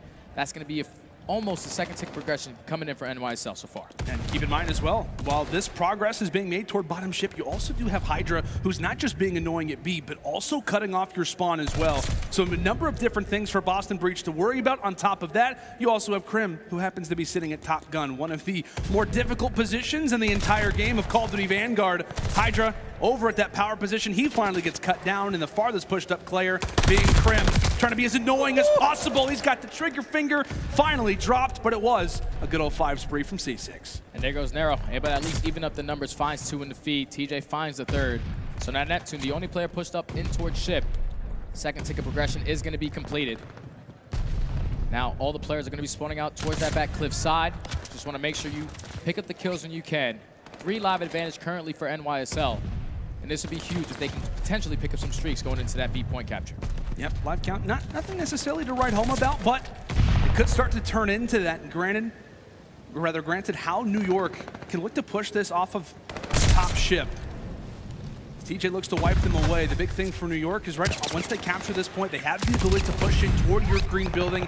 If they can get there, that's when things start to get problematic. That's when a spawn trap can really begin to be established. And that's the reason why Boston are focusing so much on this ship position. If you allow for them to push through this building in particular, it can make things difficult throughout the remainder of this round. And speaking of it, we've got 1 minute and 15 left. Yeah, and Nero the entire time, he's holding down Ring. He's making some players from NYSL play super slow, because that position is powerful. If they can take control of Ring, they can potentially attack this from the front. As you see number 2 in the mini-map, Neptune still picking up kills from this ship side. Now all these players are going to be spawning out towards Red Tower, and that's going to be a clean 4 dead. This should allow NYSL to start getting pushed up on the map, eventually get someone on this point to eventually stop that clock. HyDra, he's hanging out toward the weeds, does get found out there from Capsidal. A little bit of a slower start off of this first and early stages of the round, but again, Breach looking to recompose themselves right now in terms of lives, down 12-7 as TJ continues on the spree himself, nearly finds 4 in a row. Does get cut down, and so if you're Subliners, you've got 1 to 2 more good pushes at it. And they're going to bet quite heavily on HyDra. If he can make a play, that can set them up off spawn. The Boston Clay He's able to take down 2. Meanwhile, HyDra is in the back of the base. Play spawn kills. This could be the moment. Boston Breach pretty much playing search and destroy, considering that they've got no lives left. So there goes Cap. He's going to be away for the rest of the round. Methodz able to drop 1 for the moment, but 15 seconds left. It's going to come down to lives most likely. Players pressuring from behind. That's going to be HyDra. The flank. It's taken a while, but it's worked out quite nicely. Nero doing everything he can. It's a 1 versus 7. A hope and a prayer. Maybe he wouldn't even save him at this point. Clock stopping at 9 seconds, and there you have it. NYSL, a solid round to start. Great work from New York. They were able to capture that A point, have at least a 3 to 4 kill lead, only focus on that B point, but you can see you continuously saw those players push up towards green. Once they won that one gunfight on the ring player, which was Nero, they had that position. You have players pushing up green. It's all about getting the kills at the right time. They were set up for basically playing the kills. They weren't even worried about the point there, and eventually they had the numbers advantage at the very end to close it out. Yeah, I feel like we basically saw exactly how Gavutsu plays from the defensive perspective, right? If you allow for top boat to be given away that early, the power that you have to push through and toward top green can be very, very difficult. But off the rip, some trades either way. Methodz doing everything he can toward the top side of the tower, but he gets picked. Meanwhile, it's Cap hanging out toward the beach, having a few moments to sit inside of the point over at B. Right now, I want to step aside and see exactly how the comms sound for the moment. Let's go to a listen-in right now with Boston Breach. I'm going cliff, nice. I'm going cliff side, Wait. That was HyDra top boat. HyDra top boat. He's top right boat. He's showering out top right boat. He might go look cliff. Take it up. I'm one shot here. I'm staying down for a second. Wait. Yeah, he's cliff. Cliff HyDra. I'm just running past him. I'm trying to go little beach. On the fence spot deep. There's 2 on the fence. 2 deep left, bro. There's 3. There's 3 deep. Try to get this kill. Go right now, guys. We gotta go right. Covering, wait. Good tank. On tank. Yeah, cliff. Go B. I don't see him top ring. Or top cliff. Ring on me. Ring dead. Behind the rock. Lean down behind the rock. Dead. We got a hot point. He's their side. Their side boat. And mid. Absolute 3 steps. He's top right boat. Almost the ring steps weak. I said soon. HyDra Clay. Well, a few seconds left, and Breach just happened to hop on the point, but there goes Methodz. Nobody's going to be in range, it looks like, and Nero slide in. No, he's not going to be able to do that. But throughout that listening, Jay, I was looking at your face. You didn't seem too happy, my friend. Yeah, I didn't. I didn't like the way that Breach approached their start off to that map. I mean, that round right there. It's like attacking B, allowing HyDra to get pushed up all the way at cliff. There's only 2 spawns on that side for the offense. You're either spawning on the close left towards the cliff or all the way back on the beach. The fact that HyDra continuously was pushed up on that left side, they just kept shutting them down when they were trying to approach ring. And then at that point, when they tried to rotate back, it's only 20 seconds left. Not that much time to work with. NYSL made that look easy. Yeah, and we talked about it, like on Tuscan, as well, obviously, here on Gavutsu. Like, if you want to try to go for that B point, the more difficult one off the rip, you know, high risk, high reward, but it is very high risk with potentially little to no reward whatsoever. So, given all those things, Boston going for the interesting strats off the rip and not working out in that attacking side is New York once more in their own positions. And as we talked about the last attacking round for New York, HyDra being ever so annoying inside of green as Cap finally able to find himself on the flank. A few shaky shots and gets taken down. Second ticket progression doesn't get completed as well. So now New York, they have to work double the trouble as Nero's going to be decapping this for the time being. But you see still, the plan for New York is to make sure we capture this A point. Up by 1 kill currently. See Neptune going to be able to work his way towards top boat. Able to find one, able to find the second for the third, but TJ's going to be able to take him down. And that's going to be a clean 4 dead. Now Methodz last player in green. The second ticket progression should come in for NYSL so they can extend this time. Yeah, and you notice Crim instantly calling out, said, hey, you know what, guys, I got ring. Meanwhile, you guys go ahead and fight for the bottom boat position. A player pushed up inside of green. Again, power positions held right now from the Subliners. Crim running right through the wall. Gets taken down. Meanwhile, it's HyDra on the other side. Again, continuing to push this spawn out. They feel good about that A capture point. One more player inside a bottom boat. That was Cap. And so look to try and stay alive for as long as he can. He gets dealt with. Oof. And still, New York hanging on off the back of Nero's 3-piece, and TJ finding the 4th. What nearly was a successful capture at A Now is a back to the drawing board type of situation for the Subliners, and Jay, they've only got 30 seconds to do it. Yeah, with 30 seconds, they do find 2 kills in the feed. This is going to allow them to get pushed up, but Methodz able to even out the numbers, slow down the push at this 8 point. Finds 2, HyDra with the trade. 20 seconds left. New York have the live advantage, but they have to get on this point. They have to try to extend this clock. HyDra, unfortunately, not able to pick up that kill on Methodz. He's going big from this top ship. Spots another player and Clayster down low. Capsidal finds another kill, so Clay's going to be the farthest player pushed up on this position. And with 5 seconds left, this has been a great hold from the Breach. They should be able to win this one. Yeah, it looks good. It looks great, in fact, right now for Boston. Nobody in range, and the Breach will hold on after what was a interesting first attacking side. But again, it comes down to time, not able to grab really that final tick over toward bottom ship. Got close for Subliners, but some big plays coming through from Methodz and some clutch kills really from Nero specifically that allowed for them to see another round. But as we talked about for Boston last time, it was an all-out B hit, doesn't work out, and learning from their mistakes, Jay. Yeah, they're definitely going to attack A this go around. So it's all about winning these initial gunfights. HyDra and Crim are going to be the players trying to contest it. HyDra's going to work his way up the ladder with the pistol, find that first blood on the TJ. HyDra having himself a Mack, 22 and 11. Oh, come on. 23. 2 pistol kills, make it the third onto Nero. He's just shutting down this 8 point single-handedly. If he would have picked up that kill, oh my God, he's a monster. Oh, he is. You give him a pistol on the ladder, which you can kind of move up and down from time to time. Oh, goodness. HyDra wowing us already to start off this round. As again, Boston still holding regardless of that push that HyDra makes. Cap, lock it down. Really the time for the moment. Play and the boys from New York have to get ready to make the call. When is the time to try to engage? But it's really that mid presence, the automaton looking out for the SMGs inside of the point.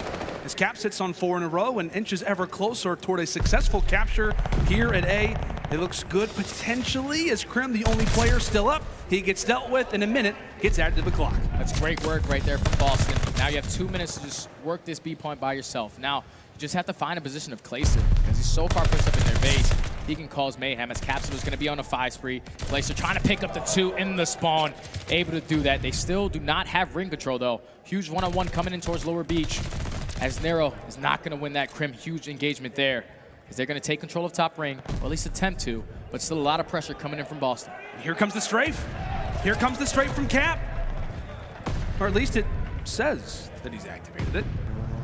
And there it is. A little off cue, but all good. Calls it in, really no damage for the most part done. At least it makes New York have to distance themselves off the point and allows for Boston to really try to go for the stack already. They've got 2 players in the point. Meanwhile, it's Cap trying to hold off some of the early spawns, the turn and burn, as that's 3 who fall from New York. Clay doing everything he can to try to stop this progression, getting some ring control, but the shots instantly met from Nero.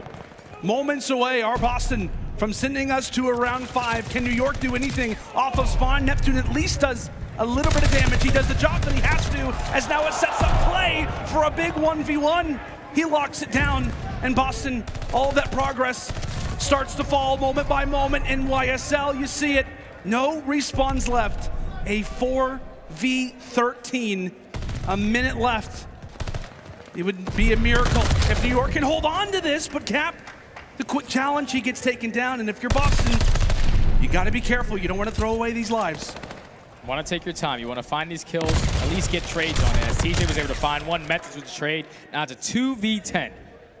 Just take your time, find these kills. This should not happen.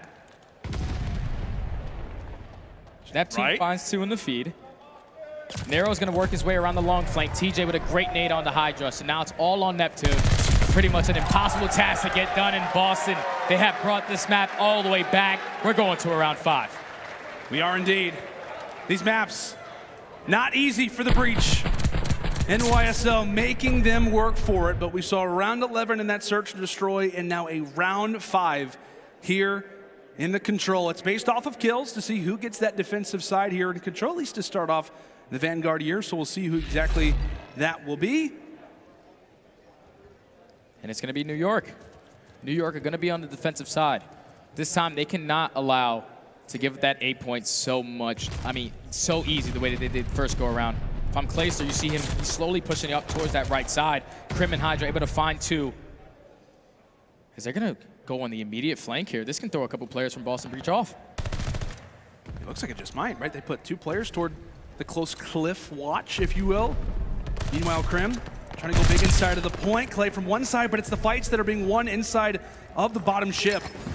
Some big wins there from TJ and Cap, so not a ton of support off of spawn. Why? Because Clay's pretty much gunning everybody in sight. Methodz finally there with the nade, as that will allow for that path to be much easier inside of the boat. And with 4 players pretty much surrounding it, you like Breach's chances to have it. And it looks like we do have a small technical difficulty, so apologies for that. Just makes it that much more intense. Like I said, don't believe the current score. It'd be great if Boston Breach was able to walk away with it, but I'm being told it is an audio issue, which is pretty important, Jay. It definitely is. You got to hear what's going on. You definitely need to. And if I'm Clayster, I'd hit the reset on that round 5. I would too. You have to put your main focus on winning those first gunfights at that A point. Yeah. I know they sent 2 players towards ring, but the fact that both of those players at A won their gunfights and then eventually were traded, it allowed Breach to still get on that point uncontested. Clayster was in the back of the spawn trying to set up the cross to allow his teammates to at least know, I have the cross, they're going to be weak as they're crossing, these should be easy kills for you guys. But what Breach were doing so well was just winning a majority of those gunfights, basically making Clayster useless on the opposite side of the map. Yeah, it's a situation where it's a high risk, high reward type of play. We've talked about that a lot so far throughout this series, so far throughout the day, and it's a position rather that does not work out favorably from NYSL. Again, still waiting to see what exactly will happen in this round number 5, as it will be a 2-2 scoreline. And maybe some players talking to each other across the stage, letting them know, hey, you know what, that was kind of a garbage setup a little bit, Clay. You could have done a little bit better in that final round. I don't know. You love to see the players talking to each other, but let's go ahead and check out exactly what how socials are reacting to this. We see this one from Brian. Subliners are looking really dangerous with both the Crimbot and Fall Off the Map God going nuts. Yeah, Clay, he's prone to falling off the map from time to time. Yeah, so far he hasn't done it throughout this game, but it's bound to happen. Is it possible on Gabu too? Yeah, I watched TJ do it in the very first round of Control. He jumped off top 3 and broke his ankles. That's right. Yeah. Well, he didn't jump off the map, though. Yeah, he jumped in the map. Just high ground. His legs. Yeah, it's okay. I'm sure that Clay will figure out a way at some point to do it.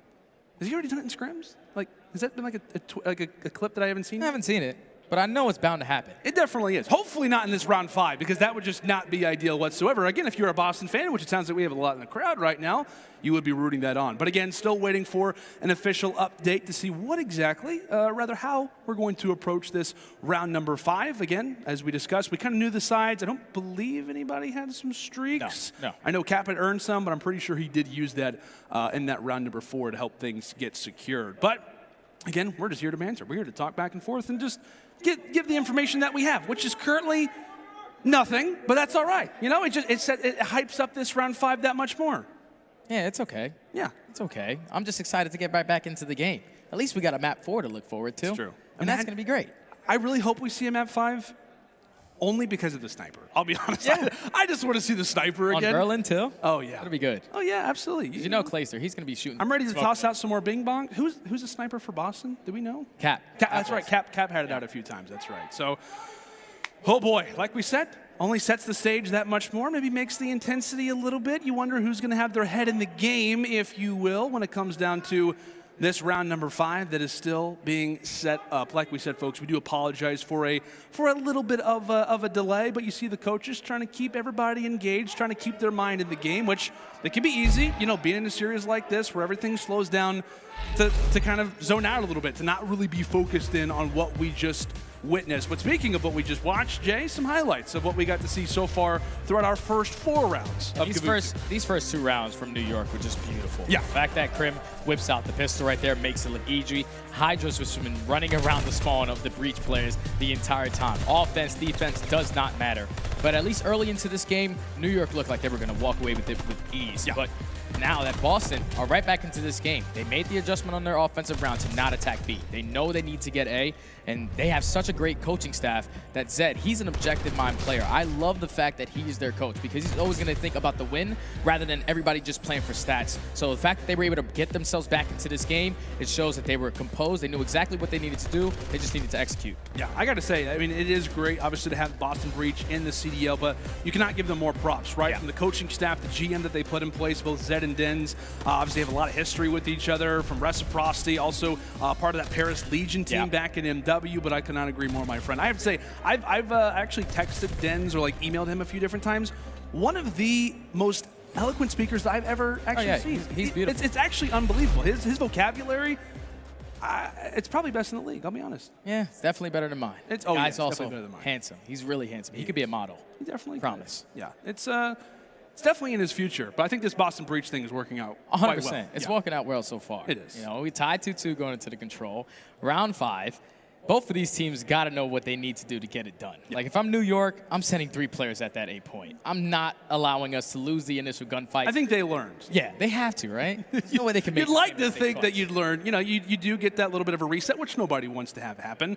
But you got to learn from your mistakes. And if you're New York, hey, you'll take every advantage that you can get, especially in a rivalry game like this, which I'm being told the game is just moments away. So let's get excited. Let's get hype. Round 5, overtime. Arlington, you can do better than that. Arlington, you can do better than that. Let's get excited. It is round 5. I'm nearly falling off the stage right now. We're in a high place. You gotta hold me, Jay. It's okay, pal, but here we go. All-out attack from Boston coming in at that A point. Once again, Neptune and Clayster are going to be working their way through the middle of the map. HyDra's able to find 1, finds 2, as Clayster finds the 3rd. And this can get scary because we saw the positioning from HyDra, how it worked out their very first defense. That's going to be 5 straight kills, make it 6. They have the positioning. They have them in a spawn trap. This is going to be difficult for Breach to try to break out. Well, Jad said this is a better start. Way better start. Yeah, it's just at least a little bit, as HyDra finally gets taken down.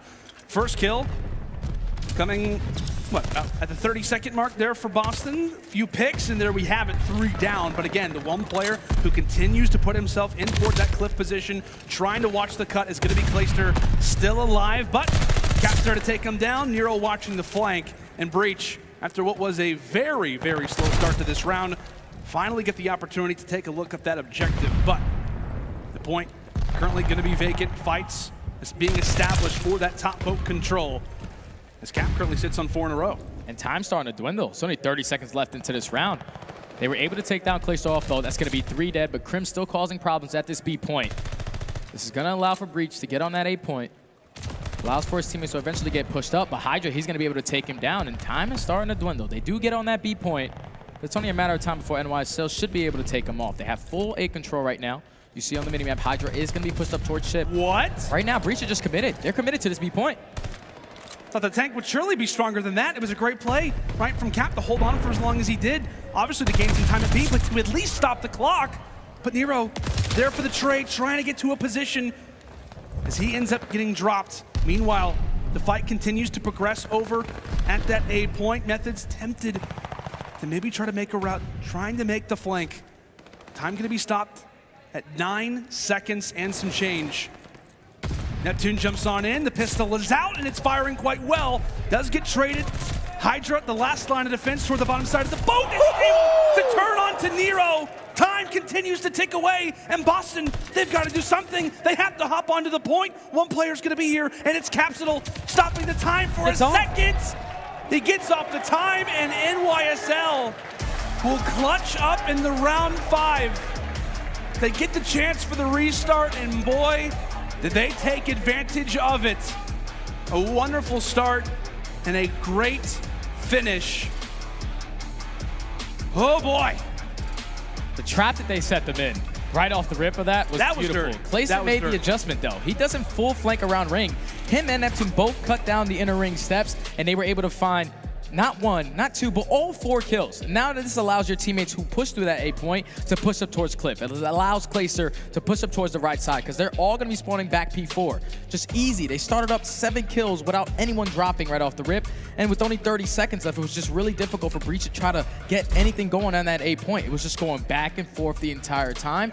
But eventually NYSL, they closed it out in a dominant fashion. And it felt like, too, like, you know, given the way that that round started, Boston Breach were, I guess, to kind of describe it specifically, they look like they're chickens with their head cut off. Yeah. Like, they didn't really seem to know exactly what they wanted to push. Cap was holding over at B, and it was like, do they want to try to establish control over at Beach, or do we want to try to retake control at A? It just seemed like there were too many fights going on without a really solid plan coming into that round 5. But again, a lot of that has to be described based off the way that NYSL began that round. As you said, Jay, I mean, what? They started off like 7-0 in terms of life count. It took about 30 seconds for Boston just to find a kill. Good round to close it out there for New York, as now they will take the lead in this series. 2 rounds to 1. We'll take a look back at Gavutsu, but set the stage for me, my friend. What do we see on Gavutsu here? And I don't know. What do we expect from this Boston team coming into another respawn? It was a lot of back and forth between both of these teams, at least early into the game. NYSL took the first 2 rounds. Boston, they responded to the very next 2. And then obviously after the reset, I just feel like New York knew that they messed up off the initial push before the reset happened. They cannot allow that to happen again. Once they won a majority of those gunfights, they put Breach in a situation where, do we decide to wrap back and fight these guys at ship, or we can just push through and try to go right up the middle, or at least the left side to go B? So they won a majority of those gunfights at ring, but then to try to complete that B point without having A, you're just allowing people to set up on the flank towards ring. You're allowing people to set up on crossfires, nades to come in. And eventually NYSL, they just did a great job of just slowing down the game, picking up the kills when they needed to, and eventually winning a majority of those trades. Yeah, absolutely. You called it out quite well, my friend. But another look here at this round number 5. Just again, Breach doing everything they can to try to keep that point up, to try to keep it alive. Nasty. I gotta say, man, HyDra had a phenomenal map, just in terms of what Breach had to deal with specifically. When it came down to boat, when it came into top green, he was always in their spawn, always causing issues. But here we go, taking a look at the Bocage hardpoint numbers there versus Breach, and it was Crim leading the way on Bocage. Who would have thought? Crimsix, the SMG that was in question, leading the way. What, he dropped like 36 kills? Yeah, he dropped like 36, something. Double digits in the search and destroy. They clutch up in the control right there. Now they're going into another hard point.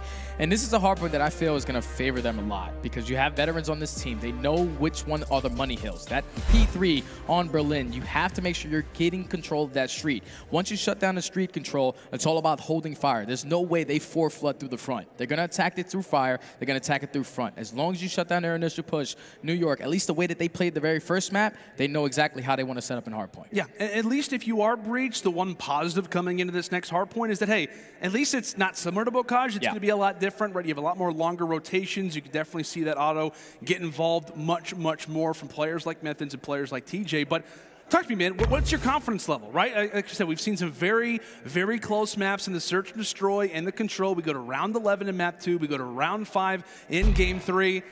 Well, you know, we could talk about the Bocage hardpoint, but we'll go and toss that one to the side. Like I said, a different map, but what's your confidence level right now with this Breach team? Do you think they have the ability to send it the distance? 100%. If I'm them, I'm 100% confident, because both of those last 2 maps, they went down to the very last round.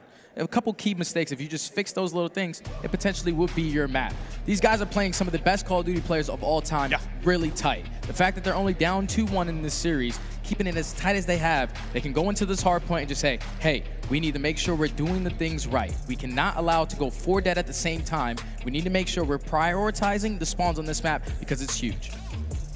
You set the stage quite well, my friend.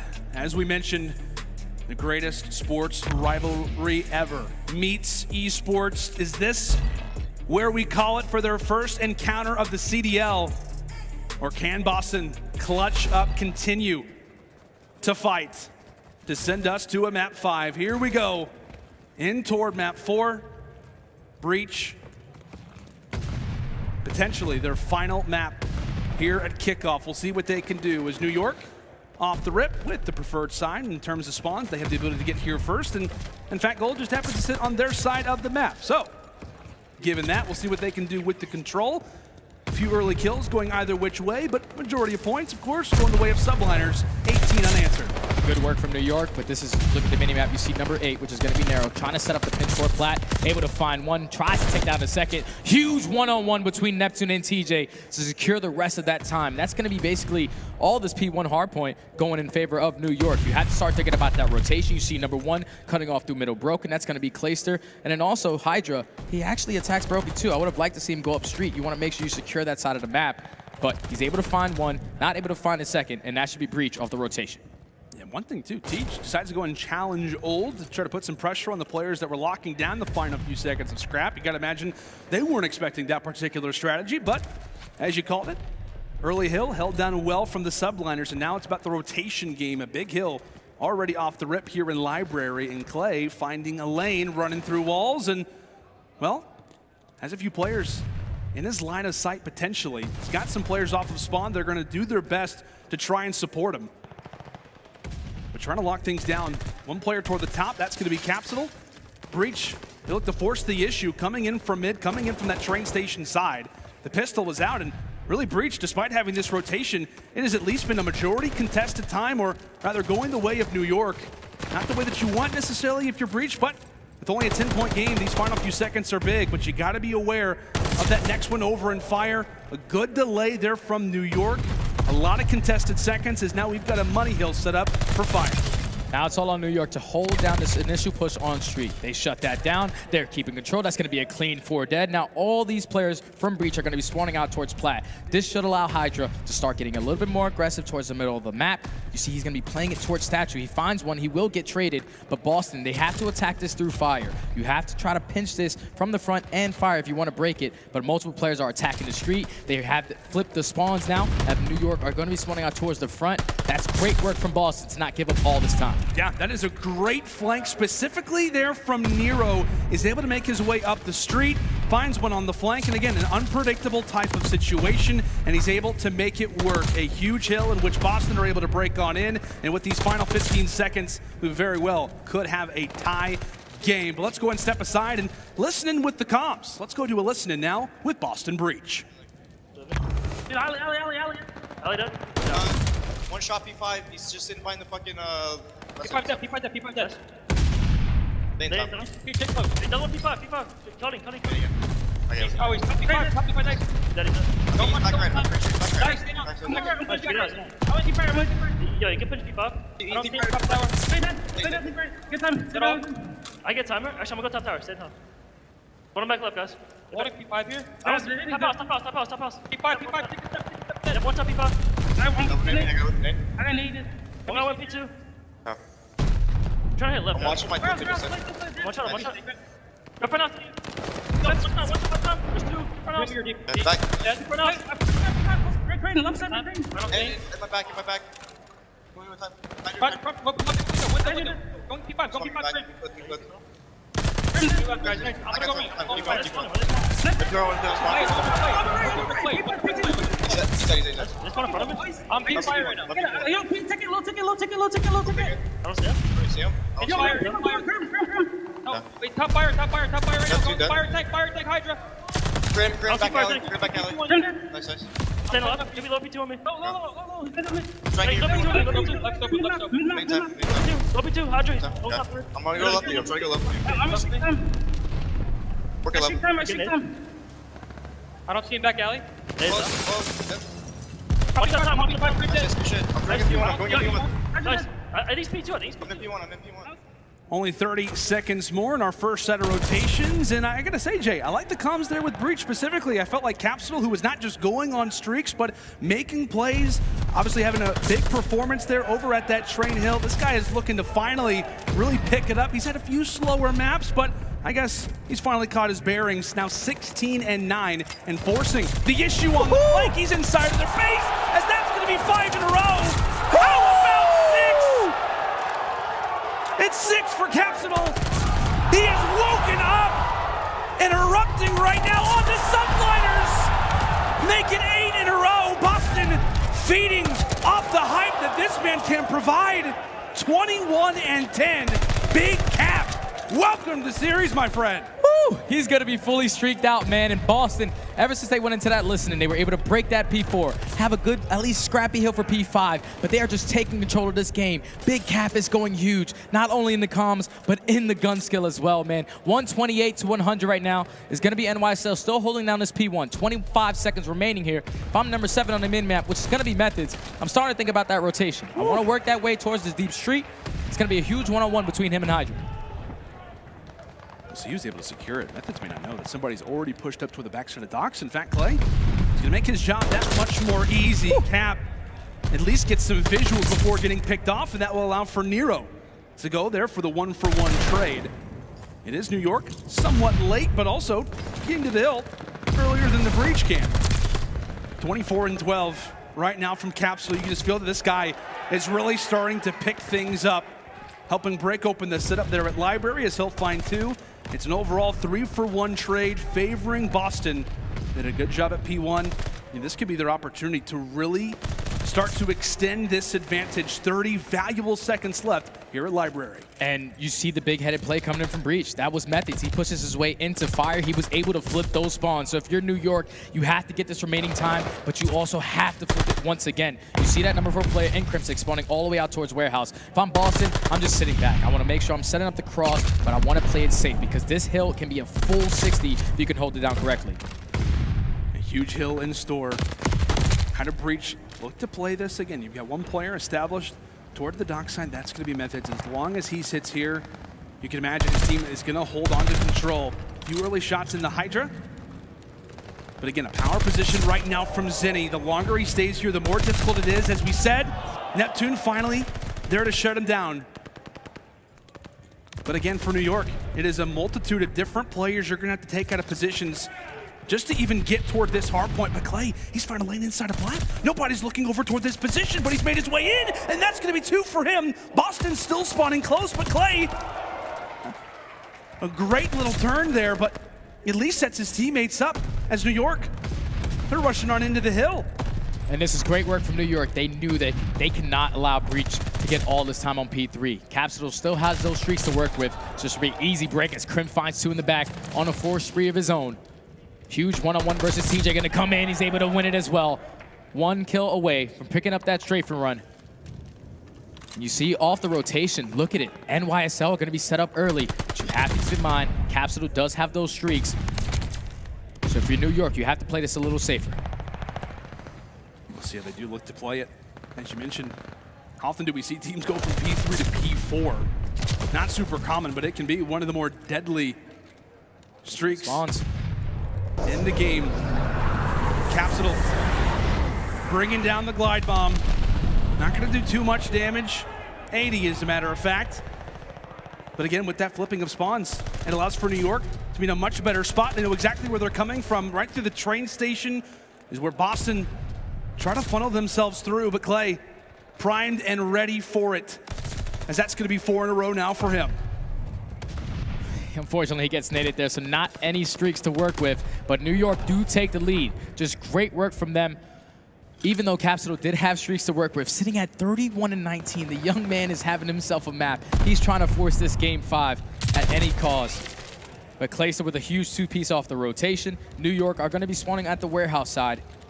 You see number 3, he's trying to focus on where Methodz can possibly be. Methodz is trying to cause problems, but HyDra still playing it slow and fire. This game is so close right now. It absolutely is. One thing, too, you have to consider is not just who's at P5, but who has rotations as well for the next P1. Both teams looking to try to secure that for their team. It was Boston for a moment. New York, based off some positioning and really a fury of kills, are able to flip the spawns in their favor. So again, great time at P1, but also thinking about the future is NYSL also. A few players trying to make their way up through the alley, but Crim aware of that common angle. Didn't look like he had a chance in the world of taking that fight versus Methodz. That's going to be 2 in a row for him. Again, aware of the push that Boston not just need to make, but have to make at this stage of the game. One player sneaks through. That's going to be Nero. That's 2 for him. Make it 3 in a row for the Young Guns. And that's going to be a rotation going in favor of Breach. Even though spawns are still coming in from New York, it's really difficult if you're fully set up when every single player is spawning out back plat. You see a pinch trying to come in from number 5, which is going to be Capsidal. TJ and Methodz finding every single kill they can in the feed. 219 to 205. Breach, unfortunately, Clayster, he's still going to be able to pick up the kill there. But Breach, they're right back into this game. 40 seconds left. They can potentially close it out here. It's getting dicey. It's getting dicey, folks. You can feel the intensity. You can feel the fights. It's 4 dead. That's going to be 4 down, New York, with some free time. As you said, Jay, they've got the ability to win this one here. Breach, they've got to contest for a few seconds. HyDra may have let one slip through for the time. It will be found out for the moment, but Nero's still hanging on. They can still win it. They have to contest for at least 1 second. They've got to contest. Nero being aware of it, trying to stay alive inside the train station as that'll be 3. Hill contested, but now it's about the rotation. And look who's here. It will be the Breach. Nero and Cap. They're able to find every single kill in the feed. Down 30 points. A streak comes in from Crimsix. Able to find one. They are going to be spawning out towards backfire. But Boston are not worried about the spawns right now because they can close it out here. There's a huge one-on-one between Clay and Methodz. To take control of the street side, Methodz is going to win it. Neptune and Crim able to find 2 in the feed. Cap trying to do everything he can to hold it down. Cap and Nero, the rookies, stepping up here. There's going to be 1 player left in the position. It's going to be Neptune. He's going to drop. Tie game. They can win it here. Only a few more seconds. New York, they've got to try to contest. Clay winning a big fight. That's going to be 1. Can't find a second. Methodz wins it. Do we have a game 5? And you bet we will. Boston will not go away.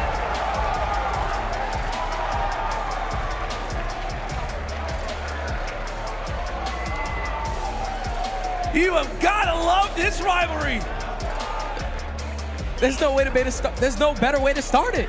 This is their very first series, and the season hasn't even started yet. This is a kickoff. We're going to a game 5. 2 of the best franchises in the world are going at it in our very first game 5 of the kickoff. Big shout out to Capsidal because the guy went off right there to make it happen for his team. Going on that 8 spree, picking up those early kill streaks was huge. But then in those very final seconds, him and Nero trading back and forth in library to close out the game. Methodz holding down that 1 street lane. As I told you, he was, as long as he won that 1 gunfight versus Clayster on street, that was what was going to tell it. But just great work by Breach to force it to a game 5. 37 and 27, 28 non-traded kills. As we said, goes on the 8 spree, and of course, gets some good hill time as well. I mean, what a map from Big Cap. You love to see it. As we said, he joins us in the series. He had a little bit of a slower start, but that is one heck of a way to send us to a map 5. Incredible performance. Like we said, man, what a series this one has already been. We talk about map 1, okay, somewhat of a snooze fest, but 2, 3, and 4 have been incredible. As we take a look at some of the highlights, Jay, talk me through some of the major points that you noticed here. Saw Capsidal. This is why I'm pretty sure he went on the 8 spree. He just made it look easy. Like, this is off the rotation as well. Like, keep in mind, Broken was just finished. He picks up that 8 spree, and then eventually New York are able to slowly get back into this game. This was a huge play of the game right here when New York contested this P3 hardpoint because they knew if they gave up that 30 seconds, Breach are going to break that 200-point mark. It's only a matter of time before they get close enough to close that game out. But New York, they started fighting back. 240 to 220 was the score, but just a perfect rotation coming in out of Nero and Methodz, winning their huge one-on-one engagements off the rotation to eventually allow his teammates to set up properly around that hill, play the trades, eventually close out the map. Just well done by such a young team. Yeah, man, absolutely. Especially to dig that deep. The way that this series has gone, it's been all about clutching. It has been all about these little plays toward the stretch. So far, it's favored Boston a majority of the time, but it is a 2-2 game. Our first game 5 of the CDL 2022 season. It is going to be a fun one. And thankfully for us, we get to stay in the exact same environment that we were just in. We're staying for Berlin, baby. I'm excited. This is going to be great. I can't wait. This is awesome. We got snipers. We got smokes on lacrosse. We got young players stepping up to a whole new level. Storylines. Like, oh, this is great, man. This is awesome. This is a pleasure to be a part of. We hope that you guys are obviously enjoying it as well. But as we continue to discuss it, it's time to take a little bit of a break. And we'll rejoin you in just a moment. As we said, Boston versus New York. It's nearly time for map 5. Make sure to stay with us. Who's advancing and who is headed home? It is Berlin Search and Destroy when we come back.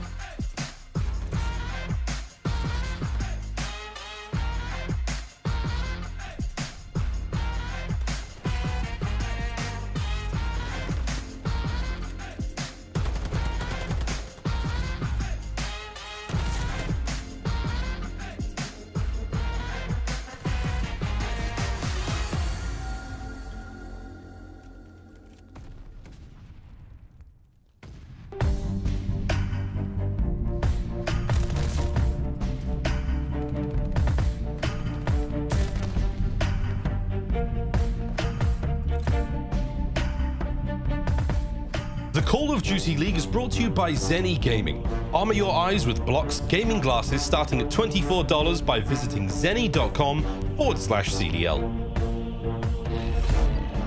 Welcome back, ladies and gentlemen, to the Call of Duty League kickoff.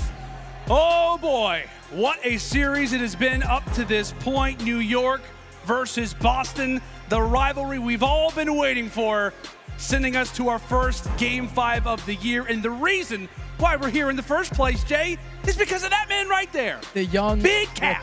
Big Cap stepping up to the plate to not allow his team to go home early. This is huge, man. Like, win or lose, this is such a confident booster for such a young team because they're going up against some of the best. Yeah. And the fact that this series is this close, man, it's unbelievable, man. I cannot wait to see how this Game 5 turns out. Yeah, this is going to be fun. As we said, this has been a very neck-and-neck series post the very first Game 1, which was basically a Crim and Clay show for the most part. But since then, like I said, we've seen a round 11, a round 5 in the control, and then what, like an 8-point game in that last hard point. Incredible stuff. But there you see it. Big Cap. The difference that this guy can make is incredible. You see the streak that he goes on, especially at that point in the game where everything was pretty much being decided, right? Yeah. That was a big stage where Boston was starting to kind of claim the advantage in that last one. It's incredible. And we talked about that guy as well. Known for search and destroy. It was around 11 last time we saw these two teams take battle on Tuscan. Now we're back on Berlin. Whew.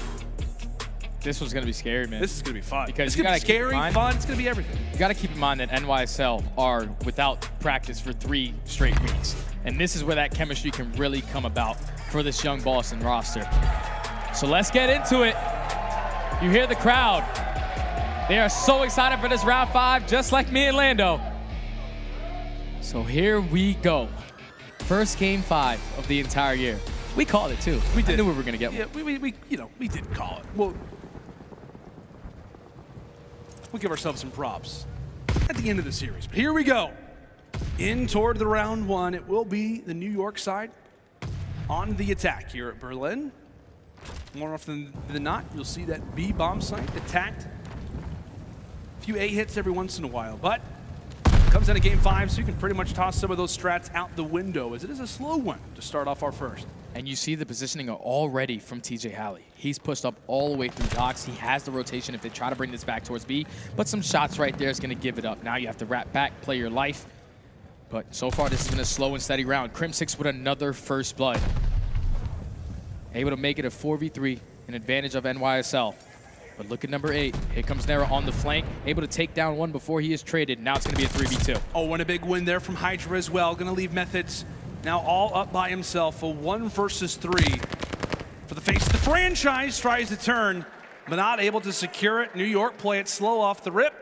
As you call it, Jay, Crimsix finds the first blood. He had 6 on that Tuscan, by the way. Unbelievable. 6 first bloods. I think a majority of them were with the nade, but hey, he continues to be a menace, a problem at the start of rounds. And I think there was actually a stat last year that talked about Crim whenever he would take first bloods in Cold War. It didn't happen all that often, but whenever he did, he was winning them like 80% of the time. It was something like crazy, some stat about that. But yeah, the guy's pretty good at calls. Yeah, you know, he's pretty good. It's a fair call. Yeah. But here we Only go. the go. Now into the offense for the breach. Methodz is going to be that player that's calling out cross. He spots at least one player, but Cap's going to go for the snipe through mid broken. Not able to connect on anything. TJ opens up with that first blood.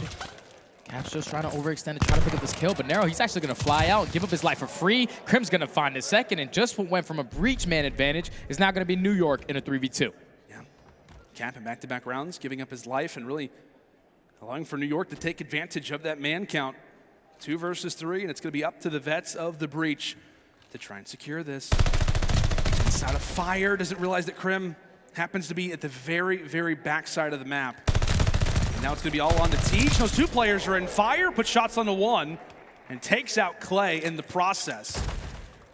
35 seconds, and still a lot of work to be done. Still achievable, and with Crim being in that position, it makes you think, is it going to be a wrap to A? And it looks like it will be. And this is what TJ does best. He's able to pick up this bomb. He should be uncontested at this A plant. You see Neptune, he's going to be sent towards backfire. They're not worried about giving up this bomb site. But now in the 2v1, this allows it to be a winnable round for TJ. He spots Neptune, puts down some shots. Neptune able to get away with his life. So now it's all about linking up with your teammate and playing this trade. And how big that kill would have been for TJ as well. Somebody top fire. They can actually see that angle from where they happen to be. He checked that far right window, and Neptune is going to be able to sniff him out. A big round from New York, what looked like some potential for a 1 versus 3, and really it goes back to that initial engagement where TJ plants the bomb. If he takes down Neptune, a totally different round. Solid plays there from Travis McLeod to stay alive and allow for them to utilize those numbers. I think early into that round, it was all on Nero dropping the bomb basically in the center of the map. Like, he tried to go play for that trade, but once he got taken down, it immediately turned into a 2-piece, and that cannot happen, especially as the bomb carrier. You make it a little bit more difficult to try to win your offenses when you're dropping the bomb dead center of the map. Well, New York 2-0 to start. Is it time for a bing bong? Oh, just off the mark. Love to see those smoke crosses back in Call of Duty again.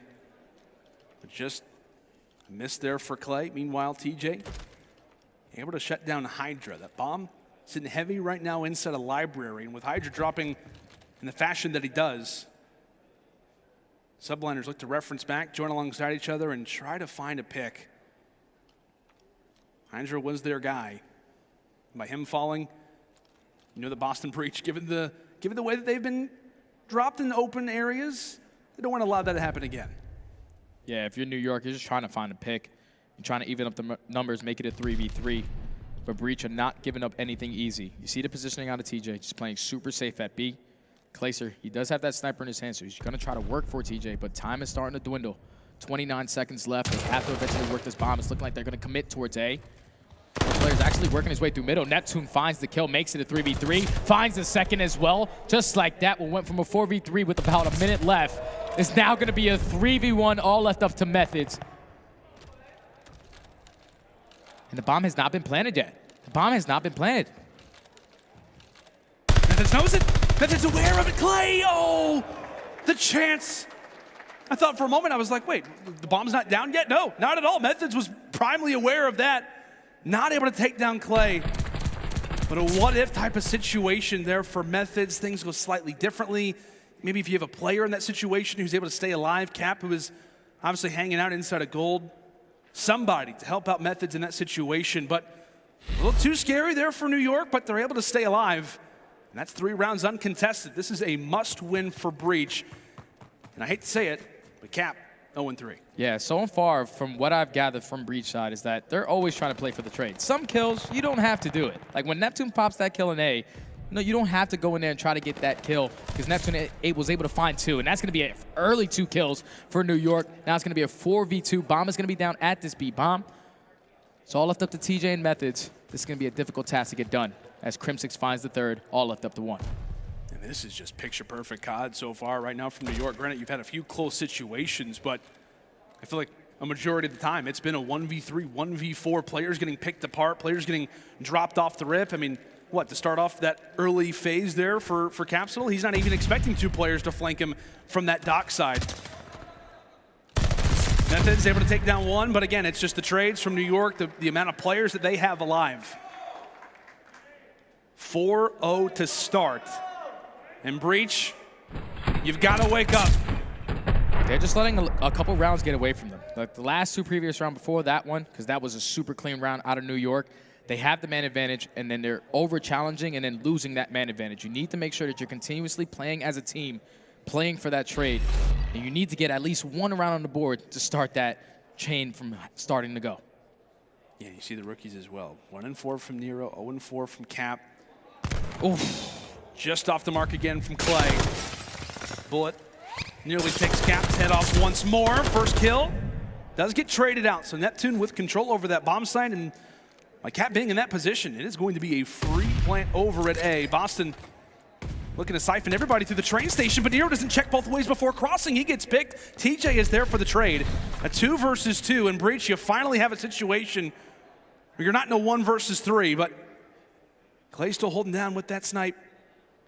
Crimsix watching. They're playing for over Clayster. his shoulder. They think Clayster's back there. He's not at all. No. No. They're wasting a lot of time here. They are. Only 20 seconds left. Clayster's going to get back into the play. Finds that first kill onto TJ. Now it's all left up to Methodz in a 1v2. That's going to be impossible. And New York, they are just blind countering every single round. Right there, Breach have one player at A, but New York send 3. They get the trade, immediate bomb plant, and then the focus from Breach to think that Clayster was still in the back. Just great work from him to hit that rotation towards Plat. Yeah, great plays from New York, and Boston just not able to keep up so far in this game 5. Again, the way that first one played, we saw around 11 and just not at all the same. Boston yet to answer, and won't say anything in specific, but hey, not looking great right now for Breach. You know, let's call it out the way that it is. But here we go. Potentially the final round as HyDra. TJ is able to take down 2. Methodz instantly inside of gold, gets ripped apart by Crim. 2 versus 1. Crim for the clutch. He jumps over the top and does get taken down. Boston full send it with the tournament on the line. And they're able to secure their first. Sometimes when your strategies aren't working, a 4 push one way can definitely go in your favor as long as you're winning those trades. Great plays from them to take back alley control. Capsidal finding 2 on the round right there, alongside TJ, who found another 2 to finally get their first round on the board. Now this can start to build some confidence for them because they had a couple winnable rounds here. They just have to play their lives. Right there, it was beautiful teamwork. They need to keep that up if they want to fight their way back into this one. Yeah, we'll see what they have up their sleeves. Again, knowing they've got an uphill battle, sometimes it allows for you to play desperate and maybe even a little confident from time to time, but right into B, Boston totally caught off guard because they were assuming it was going to be an all-out aggressive A hit, when in reality, all the opposite. First player here is going to be Methodz. Meanwhile, HyDra spots one running on into Library, shuts him down for the first blood. Meanwhile, TJ's doing some work, traded out. There goes Methodz, and now it's all on to Big Cap. Can he go huge? 1 versus 3, bomb is down, and there he goes. New York will walk away with the series. A back and forth rivalry game, the one that we hoped it would be, but Breach taken down 6-1. Great series, but just not the way that you hoped it would end there for Breach. Oh, there it is, okay. But such a great series from both of these teams, man. Especially such a young Breach roster. The fact that they pushed this New York roster all the way to a Game 5 with 2 rookies on their team. You have to feel for these guys, man. They have such a high ceiling, at least for me right now. This team is only going to get better and better. And then on the side of New York, they get the job done. You know, they win their very first 2 maps. I mean, the first map convincingly. Yeah. They tie it up in the search and destroy, but then the clutch up in the control the way that they did after the reset was beautiful. That hard point, this entire series between both of these teams was stellar. Yeah. Unbelievable performance. And I'm happy to see that New York were able to walk away with the win the way that they did.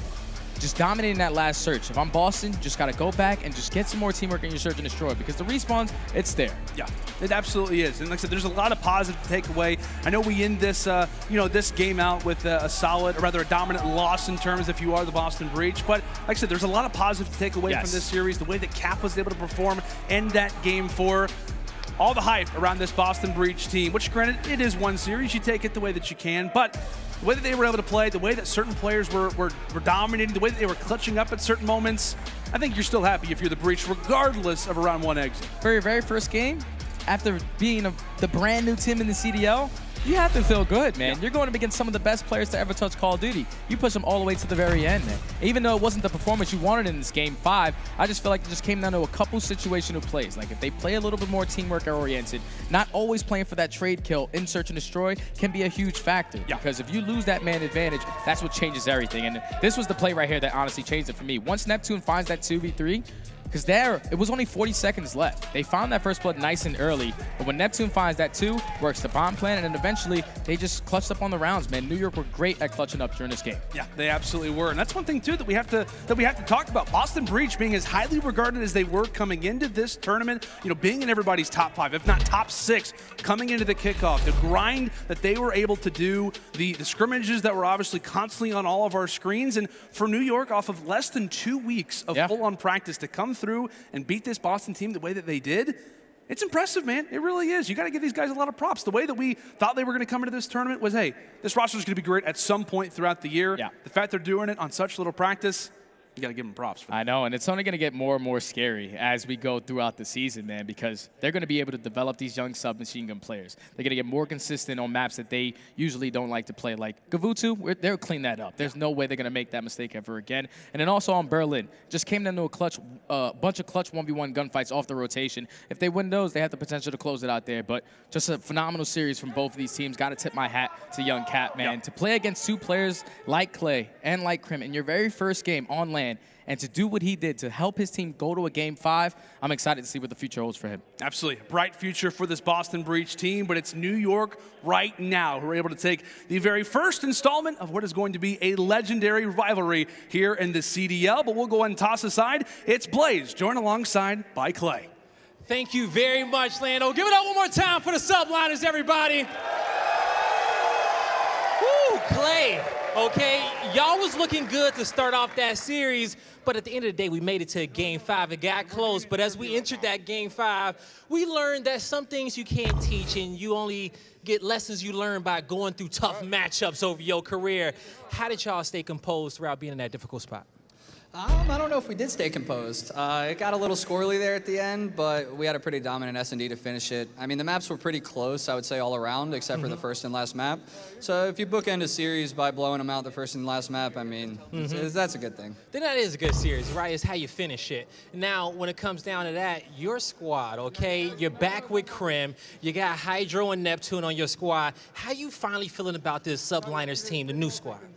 We're gelling. Well, we're getting there. We took a couple weeks off so Paco could go back to France, be with his family and stuff over the holidays. And we got our offices that we're playing out of here in Dallas as a team. We got them going now. So we're just really building that chemistry, building that bond. I mean, me and Crim are a decade older than both of those guys.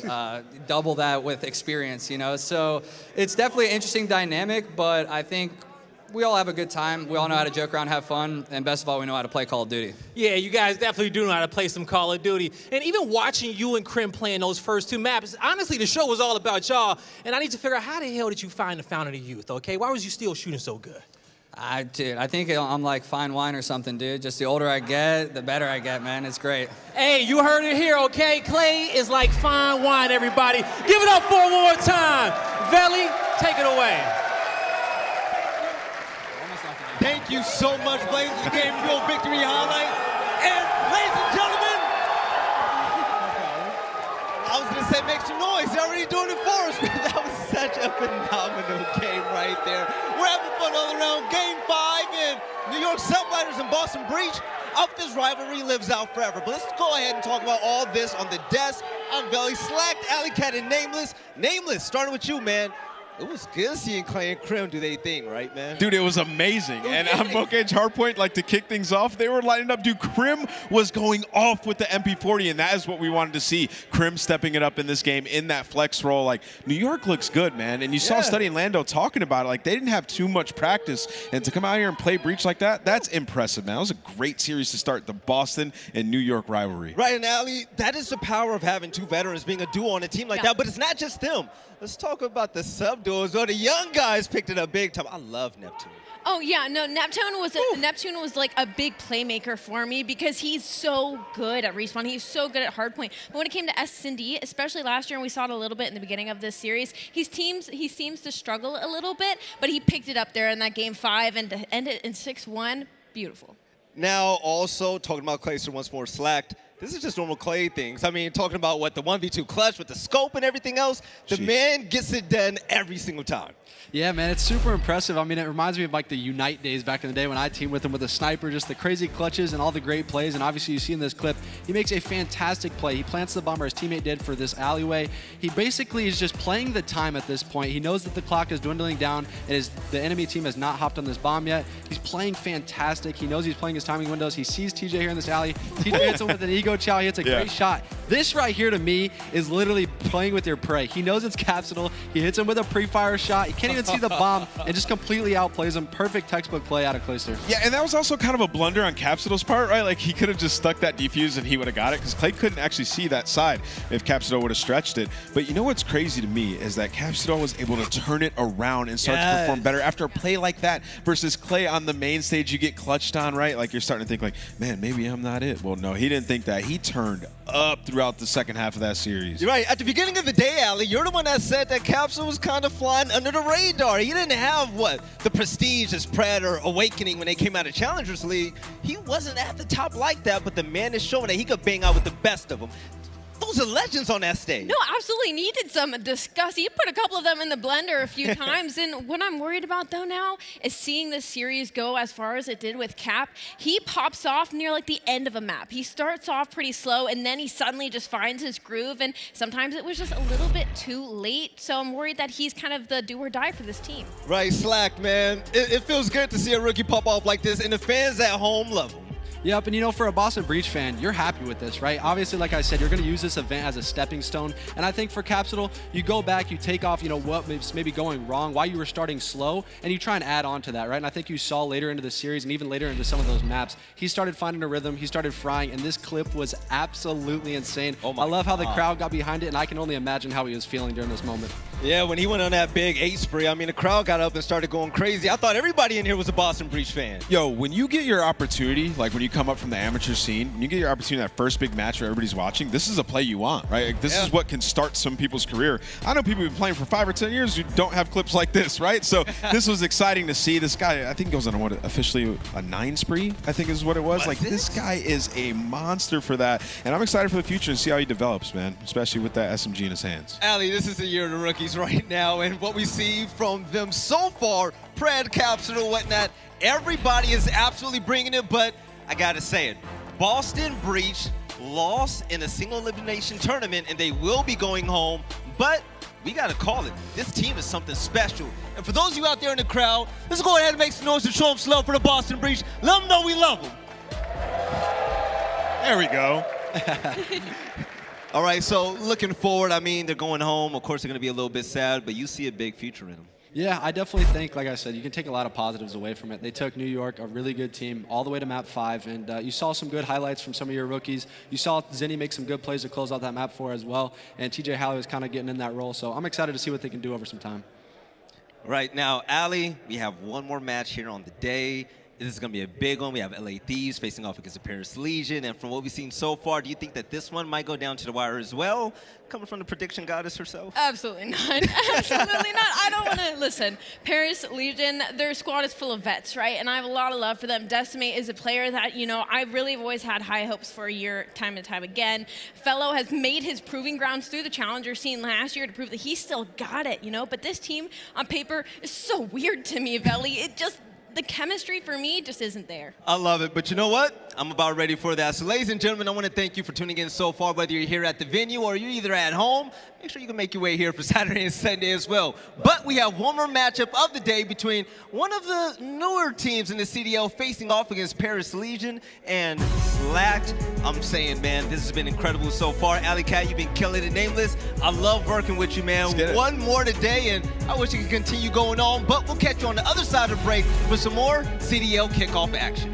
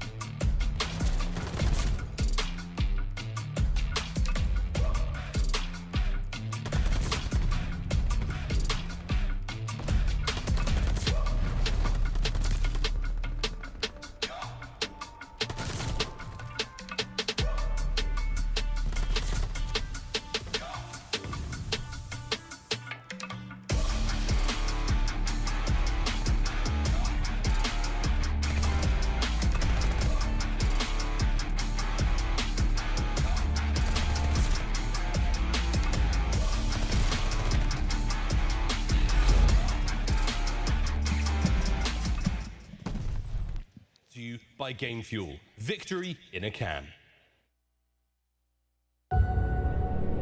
When you compete as long as I have, you learn a thing or two. FaZe Clan for the first time. Each year the game changes, but the grind, it stays the same. Done it. Congratulations, Subliners. Practice, scrim, compete, eat, sleep, repeat. Visit Zenni.com/CDL to get a pair of Røkkr Zennies or any of your other favorite CDL teams today.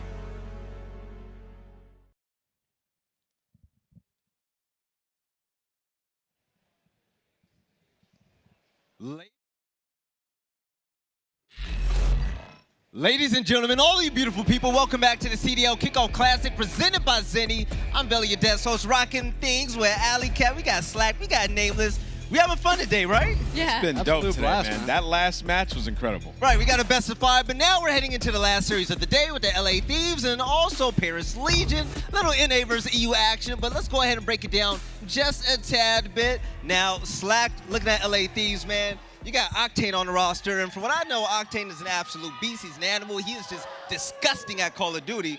This year, do you think that he's going to be making a statement for LA Thieves to just be that squad? He has to. He's tweeted it all over. He's literally said, I've been held back. I feel like I've been watching Call of Duty for the past several years, and he finally has a roster and an organization that he wants to represent and wants to fry with. He's got the likes of Envoy and Kenny and Draza. If he can't do it with this team, I don't know what team he could do it with. No, and we've been watching Draza, man. Draza is a beast. We've been seeing him work his thing. But also, who is your biggest X factor when it comes to this roster? Biggest X factor of this team, I think it is Octane, man. Like, you think about his last couple years, it's been terrible. Like, Octane's teams have not been good, and now he's back on a good team in the main AR position. So I'm expecting him to ball out. Like, he's been talking about LAN, going off there. He played well in LAN last time they had an opportunity to play on it. So now that he's got a good surrounding roster around him, I'm expecting him to fry.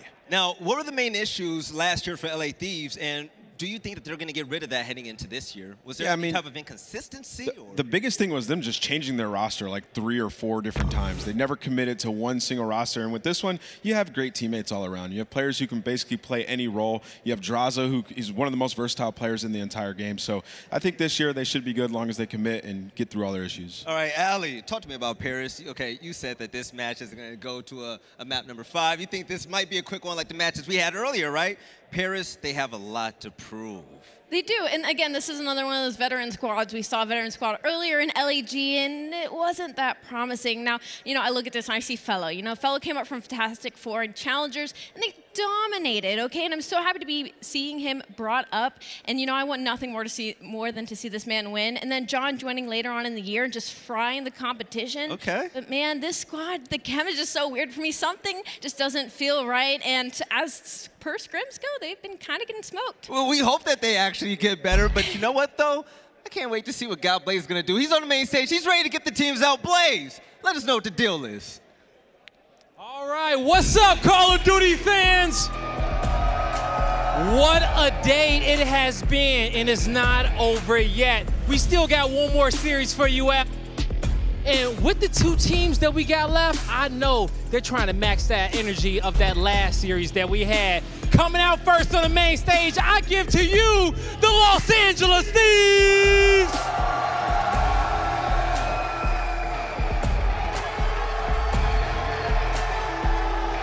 I give you Envoy, Kenny, Draza, and Octane. Give it up for the Thieves.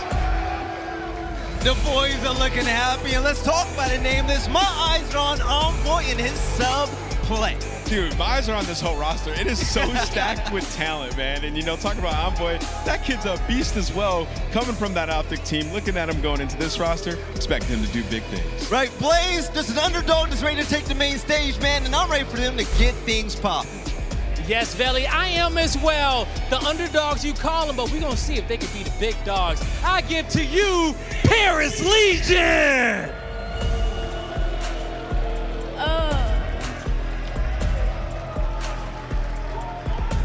We got Philo, Tim, John, and Dashy. Give it up for the Legion!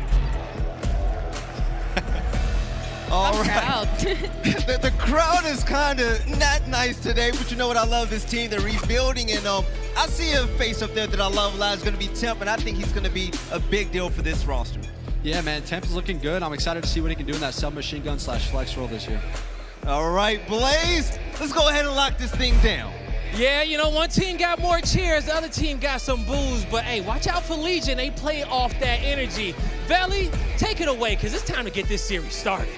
Woo! Now let's talk about it. The game fuel keys to victory. Nameless. Let's go ahead and break things down. This is going to be for the LA Thieves. What do you think they have to do to take this matchup? Yeah, I mean, looking at this roster, we talked about Octane. We got to talk about him again. Like, he's going to have to play a big role on this team. And then, obviously, they have a lot of AR players. Drazah, Kenny, Octane, all three of them ran AR at some point. So they're going to have to get really good at one of the SMG maps. So I'm looking at them to figure out Tuscan just so they have that deep map pool, because we saw that's what Atlanta FaZe is able to do and find a lot of success. So you got to do that, man. And I think they're going to get rid of Bocage in nearly every series. Yeah, when Octane, you're right. When Octane's on fire, the man's a laser out there in the field, right? And aLLeY, when it comes to the Paris Legion, what is your game fuel key to victory? Honestly, for me, it's just the fact when I look at this roster, once again, Decimate, Fellow, John, Temp, these are all players that they can pop off. They're players that have taken over a map before. And so if they all somehow do that at the same time at the beginning of this map, possibly could come out with a win. It's not looking super hopeful, but I want to play devil's advocate. Like I said,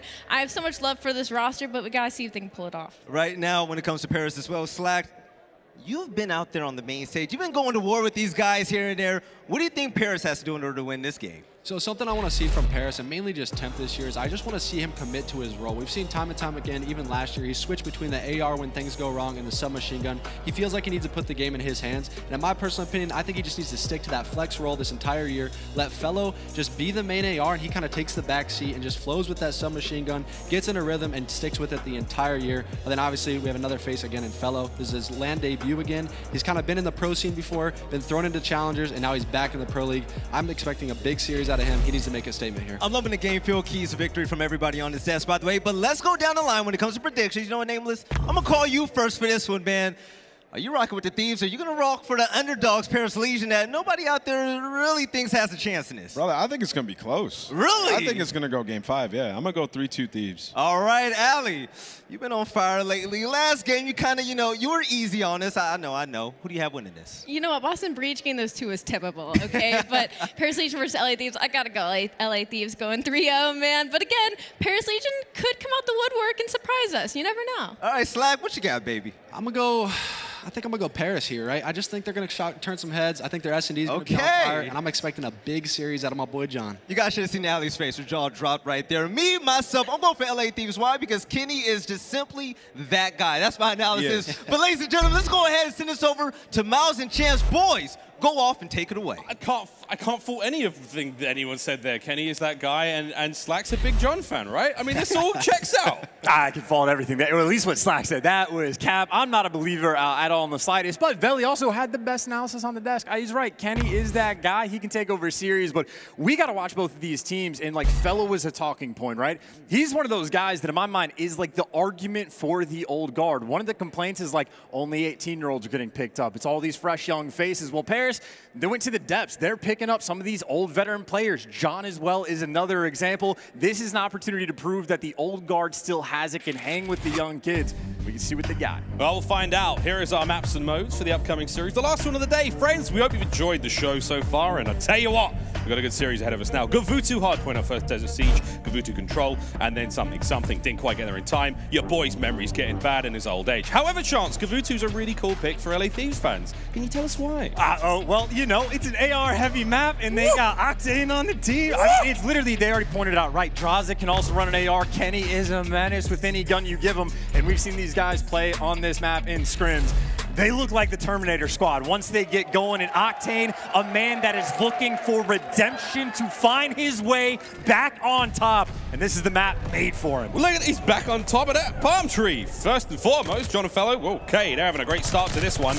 Again, we've seen some good scrims out of the Los Angeles Thieves here in Gavutu, but we'll see what they can bring now in the actual matches. Already a decent start from the boys of Paris Legion. Looking to turn heads and right the wrongs of what have been a couple of tough seasons for the team here. And again, I think a new look squad could be the best thing for them. John on a bit of a flank. We'll see if he can find anything here as the rest of the team holding onto that hard point as best they possibly can. The Chance, time still ticking. Finally have a bit of a contest. And John, The flank slowly but surely paying off. Well, he does get caught as well, so maybe a little bit of time going over towards the Thieves. But right now for Paris, as long as they don't overcommit in the next few seconds, they're going to be good to go potentially for the next two hills. So very strong opening start for the Legion. Towards that rotation, though, over on the boat, couple 1v1 gunfights. Temp looking to be the cleanup guy. And, well, Envoy taking his time as Paris Legion get that initial time. Initial time, indeed. Second hard point now over the top of the ship.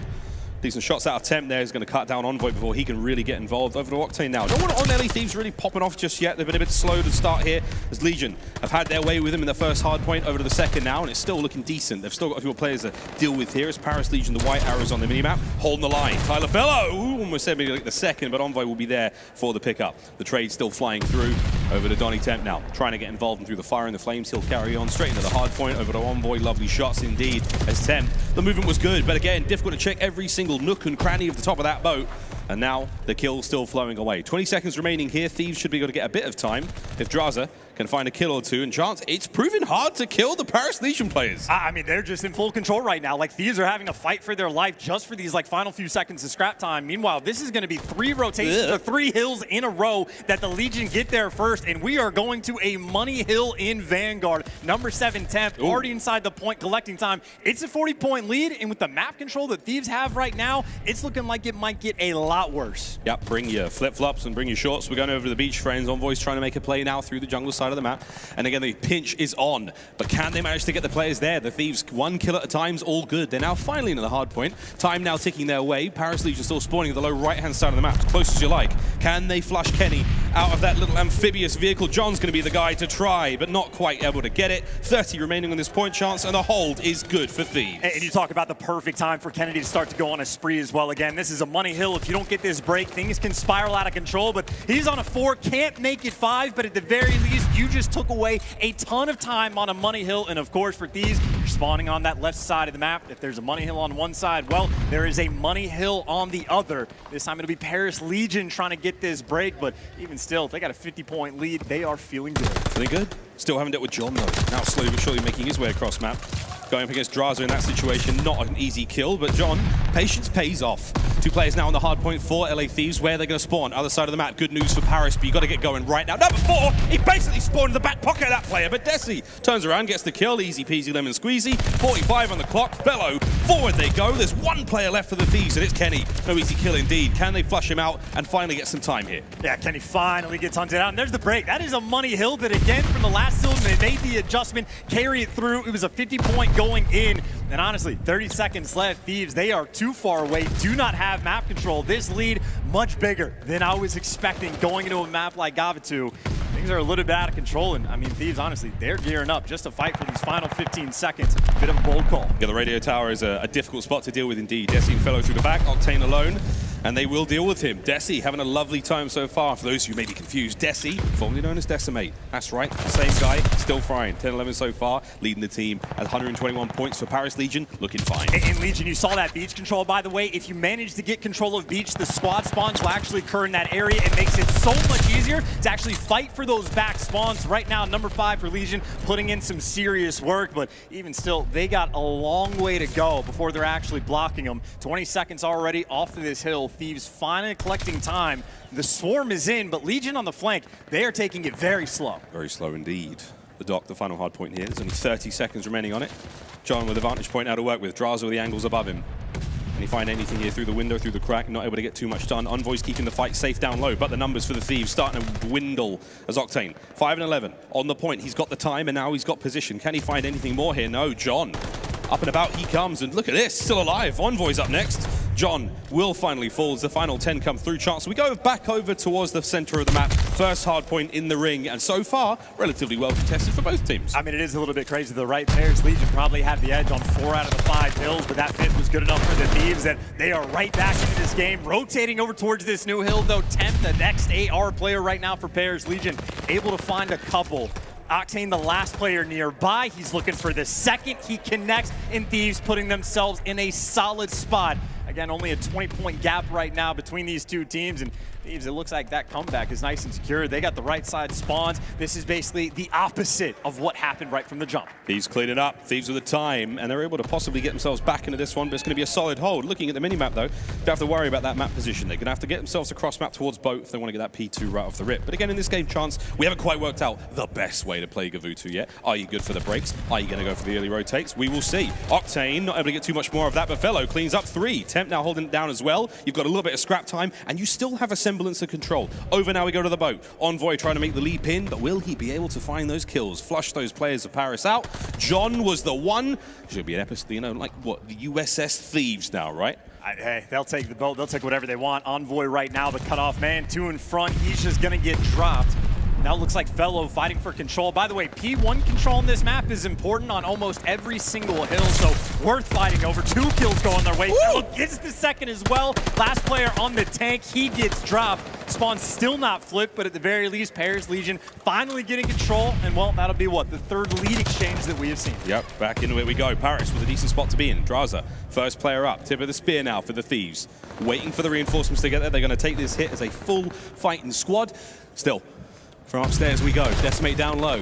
Octane with the opening kills, and here come the Thieves. Perfect push. What a great break that was. They're going to have the hard point now. 15 seconds should all be there. Still going to watch out for a couple of Paris Legion players still nearby. Fellow, though, he's just trying to slow it down, right? Spot information or get dropped instantly. Kenny winning that gunfight solidifies that rotation towards this next hill. Caught it a money hill the last go around. That turned out not to be the case. Temp might win a gunfight at all, but you already see Thieves, right? They've got control over towards the beach side of the map. They got the spawns in the back, and as long as they don't let anybody through, which Dashy has made it behind enemy lines, they should be good to go. But Dashy, I mean, he's found the opening. He's the guy that needs to make the play. He gets the kill. Thieves now outside of the hill, and again, a money hill. That is what it takes to break it down. Dashy, he found the play. Finds the play. Open field for now. Octane trying to make his way forward. Fellows with the engagement now. Stunned up, waiting for the squad to show up and help out, covering those angles. And here comes the push. Paris still trying to make the break here. We've got Thieves locking this one down. Well, we've had a great start from Paris Legion. I'd love to hear how the squad's doing. Let's go for a quick listen in. Can I hold boat? Can I hold boat? Yeah, hold boat. Yeah. You get initiative, but not play initiative. Okay, okay. I'm on top ring. I need help. Deep got hit. All good. Deep got hit. We're good. I only got 60, so we're good, yo. They're hitting ring. No, you can get bad timing boat. I'm back. Yeah, I know. I could. You can get bad timing. Draza is P5 and I'm one going is... top, John. I'm literally okay, alright, I'm playing my ring push. Right, I hear low beach. I'm playing ring. Yeah, I have your low beach. Mid. I have your low beach. Nice. You can be cliff. He's gonna be cliff. I have your low beach. I start cliff for you. Honestly, flank me ring. Stairs are probably low beach. I got one ring. Nice. Could be cliff, guys. Cliff, watch out. We don't know last guys. I get up front. One shot. Go 2 cliffs. Someone just get back down. One deep alley, yeah. Could be front. Let's go! Let's fucking go, baby. Yeah, push it out. Never mind. I'll get time. Hold it, he's just holding clip. Take your time. Yeah, well, I'm push, watch out. Nice. One more, I think. Got 2. Nice, good job, down. One more, Kenny. Nice. Front hill. I got him. 3, 4. I need deep. There's still clip, right? I'll help you at all. Yo, they're ring stairs. I don't think anyone's hitting. I'm voice cliff. Absolute cliff. Weak cliff. I hit him with the nade. That's gonna be range. Go ahead, John. Okay. Yeah, I'm just wondering. He's clipped. How much on? Chance, Paris Legion comms, honestly, very clean. They seem very organized. They seem to know what they're doing. I mean, maybe just like slightly disjointed, but if you're getting the kills, it doesn't matter. Honestly, Thieves basically just walked face first into the shredder, but this is the hill the first go around that brought the Thieves back into the game. They get the lead right here, and look at how far away Paris Legion actually are. Again, you want to be approaching this hill from the beach, but already 15 seconds have gone by. You don't have a ton of time, but look what you have to cross. Octane, the turret is ready, can only find the first. The opening is there. He goes Envoy next in to pick up the pieces. Can't quite get it done. Temp's there. The kills are now clean. You've still got 2 members of the Thieves on point, still spawning very close. Paris, you gotta go, friends. There's 30 seconds on the clock, and they're only 10 away from the win. You've got to make the move now. Draza sitting pretty, just chilling, waiting for the time to tick in. 5 seconds now. The kills keep coming through. Octane's got you covered. And map 1 goes to the LA Thieves. I'm thinking Thieves, and keep in mind, from the jump, that was like best case scenario for the Paris Legion, right? Literally the first 4 hills, they handled both the money hills as well as you possibly could, built up a nice lead, but P5 the first go around, and obviously at the end of the game, Players Legion had no response. They basically were just continuously trying to flood through the front, which I tell you, we are not going to see any teams really have a ton of success with that strat. So I think maybe Players Legion just specifically on that hill a little bit behind, and well, again, Thieves take full advantage, completely bully him out on that final hill. Take good care of him. I mean, admittedly, I thought maybe it's just me. I'm being a little funny about this as we look at the stats, but I thought that was a generally not an unimpressive game, but a very unflashy game. Very much the fundamentals played very well there by the LA Thieves. They didn't have to do anything crazy. No one had to pop off. In fact, no one went positive. Oh no, Kenny went positive, what, 3? But apart from that, everyone just putting forward like a very good fundamental performance. I mean, again, it really was just a genuinely slow start. I think Octane and Draza both double negatives, like right from the jump. And again, I'll say it again, it was literally just comes down to that one hill. Players Legion, even the first go around, when they actually had the pressure on the beach, it just seemed like they were a little bit too slow, a little bit too timid, and end up getting punished. But whatever the case may be, map 1 in the books, and just a second look at some of the highlights. As you pointed out, maybe no ridiculous plays on the map, just solid gameplay from both squads. They knew exactly what to do, and they certainly got the job done. Still from Paris, a nice opening there. They seem to just sort of run out of steam, and again, that one bad hard point certainly cost them in the end. But a look across the board, and again, Gavutu, a map that we favored Thieves on coming into this one. Didn't necessarily blow them out of the water, but we'll see. Again, this series should be a fun one indeed. I'm interested to see if any of those big predictions from the desk come through, because so far, Paris is certainly an underdog in this tournament, at least on paper. But I'm liking what I'm seeing already, Chance. I've got nothing bad to say, really, so far. I mean, I will say maybe it's just like a habitual reaction from me when Slack picked Paris. I'm like, really? Are you sure about that? So again, maybe a couple bold calls on the desk, but you never know what's going to happen in the S&D. I mean, Desert Siege is where we're going to for map number 2. We have yet to see it played on land because, you know, it's day number 1 of the kickoff. We got to take our time to go through them, but as few snipers have we really seen today. We've seen a little bit. Desert Siege, both teams, almost every single round. I have to imagine they're going to have the boom. It's a big old map. Desert Siege, map number 2 coming up in just a moment. And yeah, it's a huge map. It's got a long lines of sight all over the place, whether it's the train or the trench side of the map. Both bomb sites, we're expecting to see a lot of smoke action here. That middle building, very, very important to control. Going to be a fun one to play. Control coming up after that, of course, on Gavutu, Tuscan Hardpoint, and Røkkr, Search and Destroy. Map number 5, should we need to go the distance. And I want to go the distance, friends. I'm having a lot of fun with you lot. You guys have all been amazing, by the way. You guys have seriously, as far as the kickoffs go, this is definitely top 2, and it ain't 2. Decent reaction to that. It took him a second. I was getting a little bit worried, but the crowd has been I had to do the maths. Again, the maths. Capsidal play where he goes the H3, the crowd's popping off. It has been a fantastic time, but we're going into Desert Siege. We're going into a Search and Destroy. So I'm looking at players like Fellow. He is like setting kill records in challengers back in the day when he was in the Pro League. S&D has always been his bread and butter. When you're going against players like Kenny, who at times are the best S&D player in the world, he's got his work cut out for him. Yeah, this is going to be interesting mix-up. I think for this match, Paris is a good team in general when it comes to Search and Destroy. That whole team is really impressive, whether it's their history, whether it's their current form.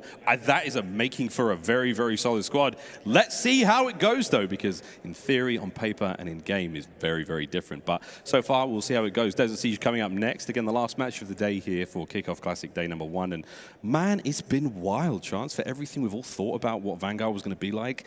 It's been litty.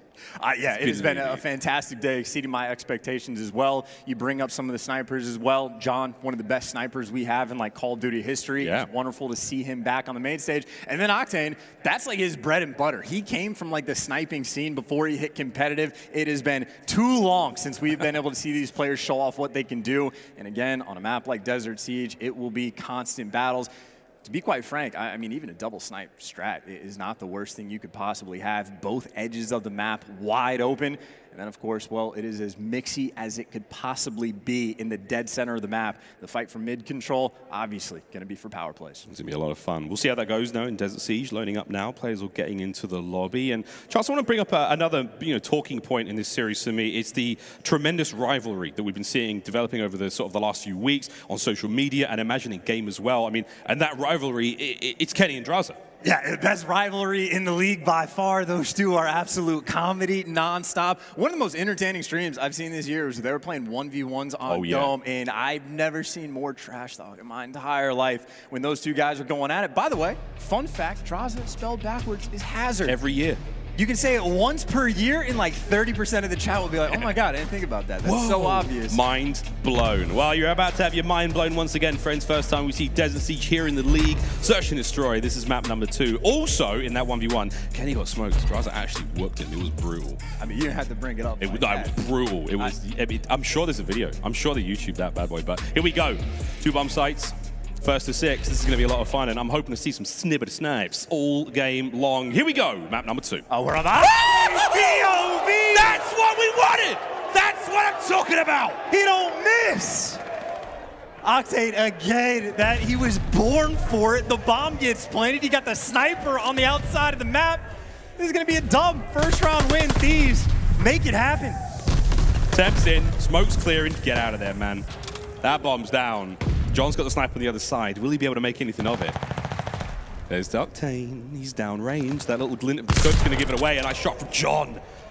And here we go. Octane versus John. And there you have it. Desi, last player up. And it's done. So casual, just having fun. I don't know if he's used to that snipe flying through the guy up in the air like that, but again, Octane, you bring it up for a reason. Again, you talked about John, it's the exact same thing on the flip side. 2 of the best snipers we have in Call of Duty history. Maybe, I don't know, top 8? You know Jeremy Stud is like literally foaming at the mouth. We'll go top 8. I'm not saying top 5. Jay's foaming.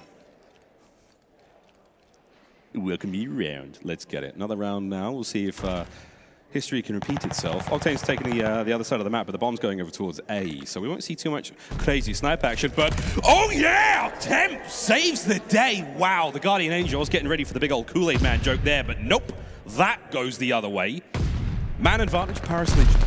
I feel like that's the Envoy special. I'm watching it set up like there's no way this is gonna work. And like, I don't know, 80% of the time he makes it happen, and occasionally he just looks like a maniac. Sniper towards the outskirts of the map, and Kenny, he's just dodging it away because now it is a 3 versus 2. Thieves with the man advantage. Tempo, the late flank, able to find one, and I was gonna say he might have time to get the bomb down, but he's going for the wrap.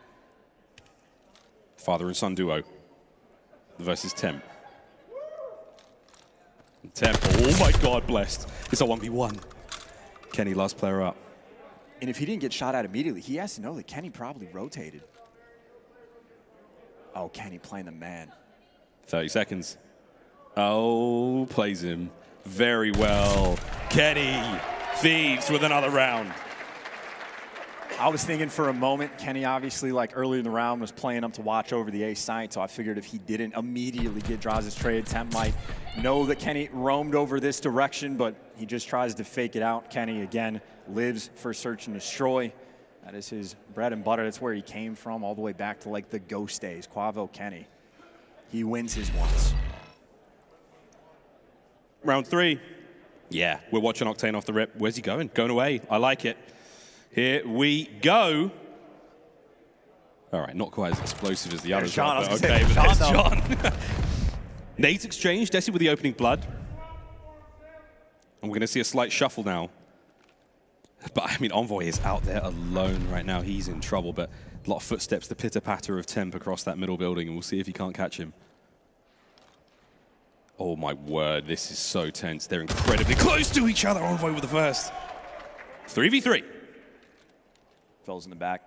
Fellow spotted this, but it doesn't look like he has the angle to actually get the kill. The nade's coming through, and it's enough to get it done. Fellow finds the pick. They got the bomb down. 45 seconds on the clock. Kenny and Octane, they got to make something happen. And Octane with the snipe.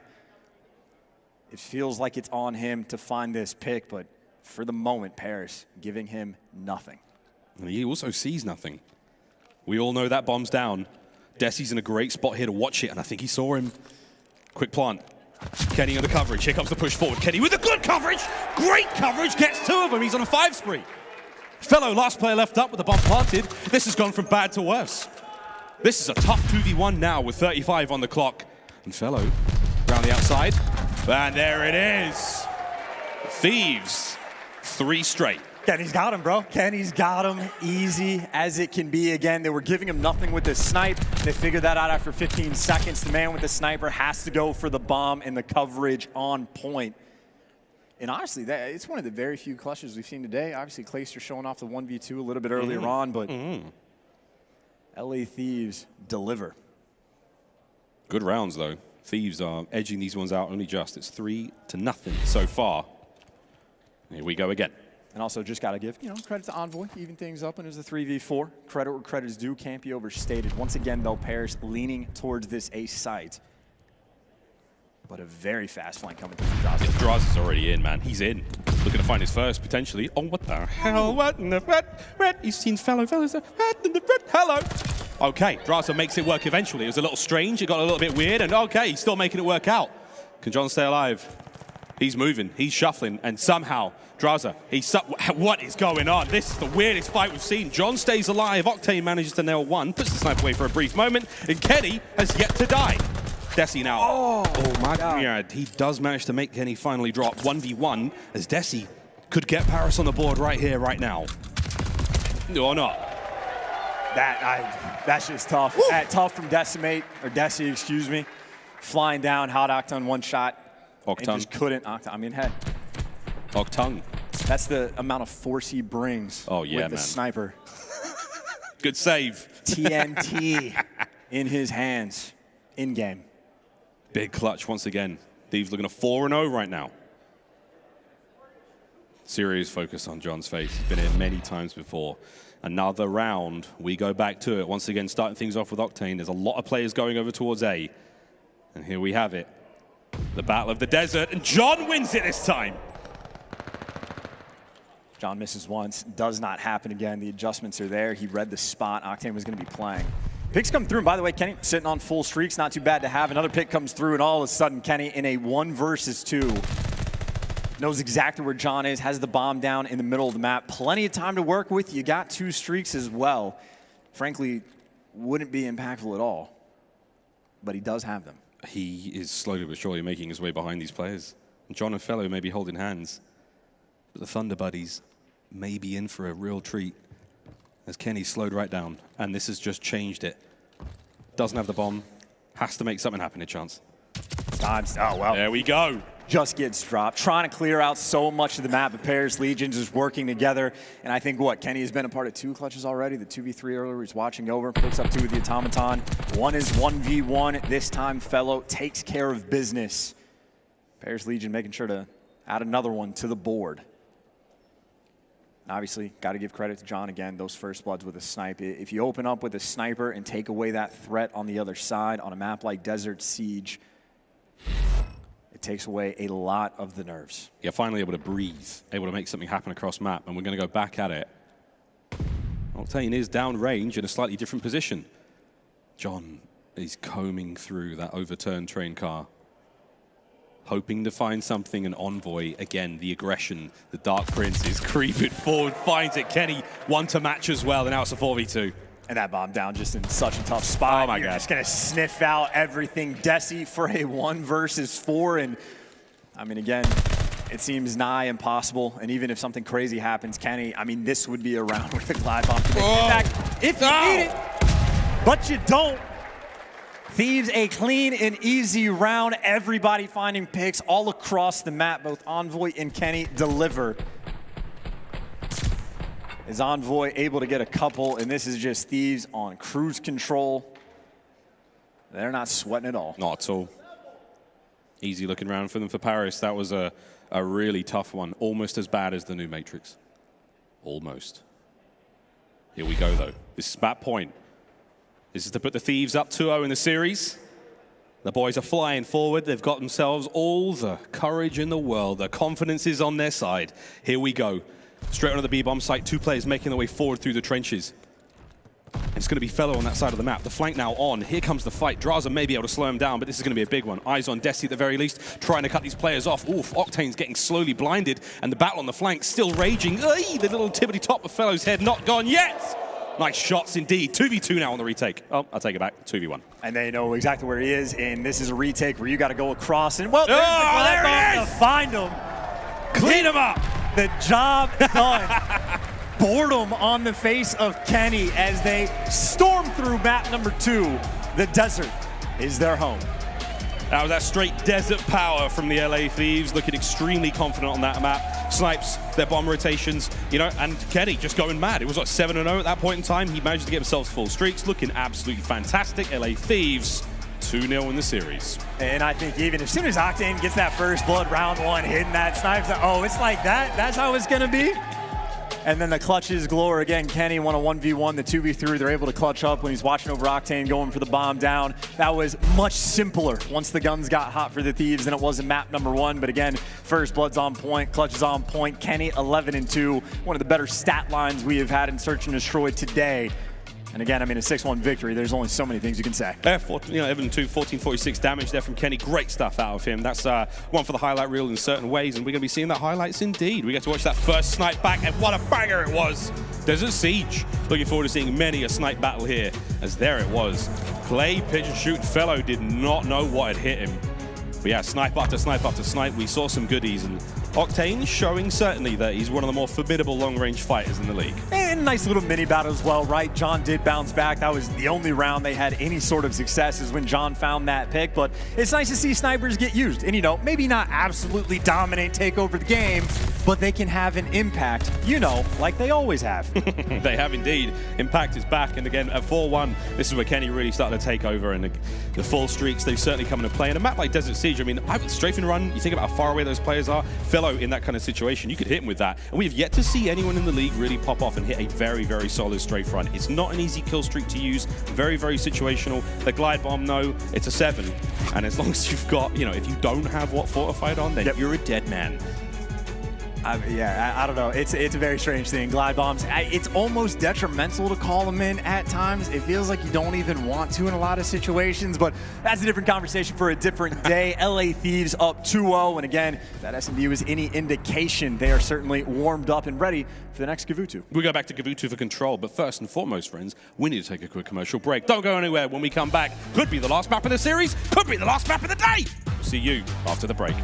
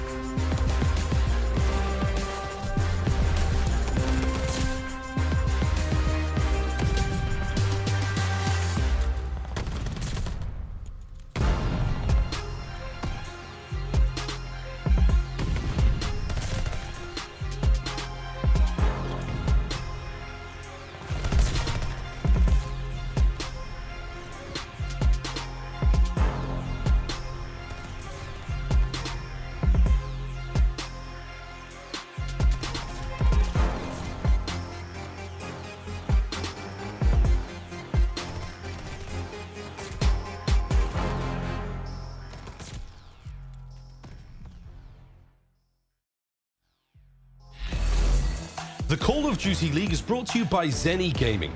Armor your eyes with Block's gaming glasses starting at $24 by visiting zenni.com/CDL. The Call of Duty League is brought to you by TeamSpeak, the official broadcast communication partner of the Call of Duty League.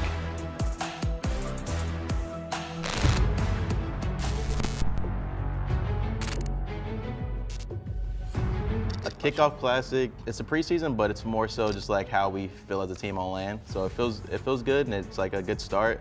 It's the dawn of a new era, if you will. There's a lot of storylines building up, new rosters, new game. So it's the beginning. We're back on LAN and with a new team, very good team. So you get to show what you're starting this time. What you can do. I'm actually starting this time, not on the bench. We really just tried focusing on hardpoint and search and destroy, but the team's looking good so far. You know, being in LA on 50 ping isn't ideal, but we're still putting up good fights against the teams, so we're happy to be here on local. Being able to play for a city and a larger fan base is truly what it's all about. I'll say our biggest rival is LAG, just because some of the players came from our team last year, and it's also the other LA team. So the Battle of LA is kind of a big thing. We didn't beat LAG once last year. So looking to change that this year. We'll turn that around. You know, turn it around and actually make it. I'm the LAG Reaper, bro. We're good. My biggest challenge last year probably was getting out of winners. We didn't win a winners match, and we were in like 4 out of the 5 events. But I'm attributing that to just, you know, overall consistency. Shout out to my family. You know, they got me here in the first place. Shout out to my wonderful girlfriend, my dog. Shout out to my girlfriend and my brother Tyler, who are coming out to see this Texas event. And shout out to Alaska. My whole entire family out there. So shout out to the 25 people out there.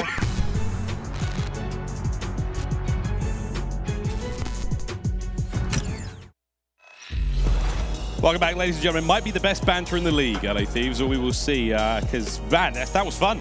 We were laughing, genuinely, having a good old chuckle at that, having a great time. Who's not having a great time? Prestinni. No, not at all. I've never seen someone shout out a dog before. I was not prepared for that, but yeah, the sense of humor is on point. It's comedy as well. If they can't beat LAG, Octane, that's the only team he can beat, at least historically. So maybe they have that perfect mix for the squad, and certainly against Paris, it has looked good so far. Still, got to close out the series. We do go back to Gavutu, and we talked about how good like the ARs normally are for Thieves, how good Octane can be.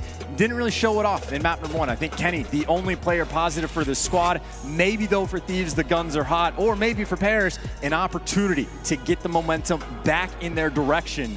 See if they can turn things around and Control. Control's been the turnaround moment for many a series, many a team so far. We'll see if it will happen again. Back to Gavutu we go, friends. We hope you brought an umbrella. Actually, no, said this early in the day, no umbrella. There's high winds. Water repellent gear. Control. 2 zones. Capture them or kill your opponents. The choice is yours. We will find out though if the Thieves will go 3-0 here today, or if Paris Legion can finally mount the comeback. And I would say actually Gavutu Control is probably the most balanced in terms of like points you're willing to attack in the game. Admittedly, only 2 maps, so a little bit more balanced than Tuscan. That's all I'm saying, but an A hit off the rip for the offensive squad. Paris right now looking to see if they could potentially get a stack on this point.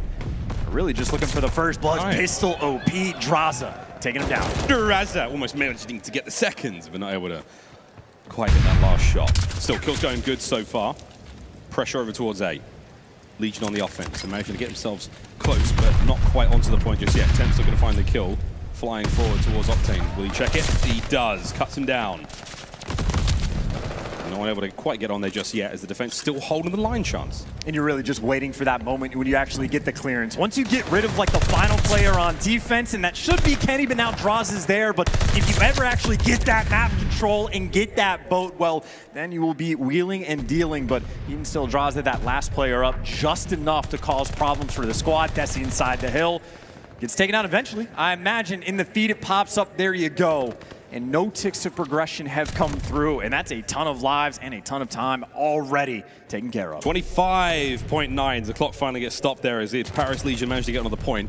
Fast progress as well. First segment gone. They've got 2 players there getting the job done, and there's less than 20 lives remaining now for the LA Thieves. Draza looking to get the angle from above. This should be great. Can he stop the capture progress now? Slides on in, rat in hand.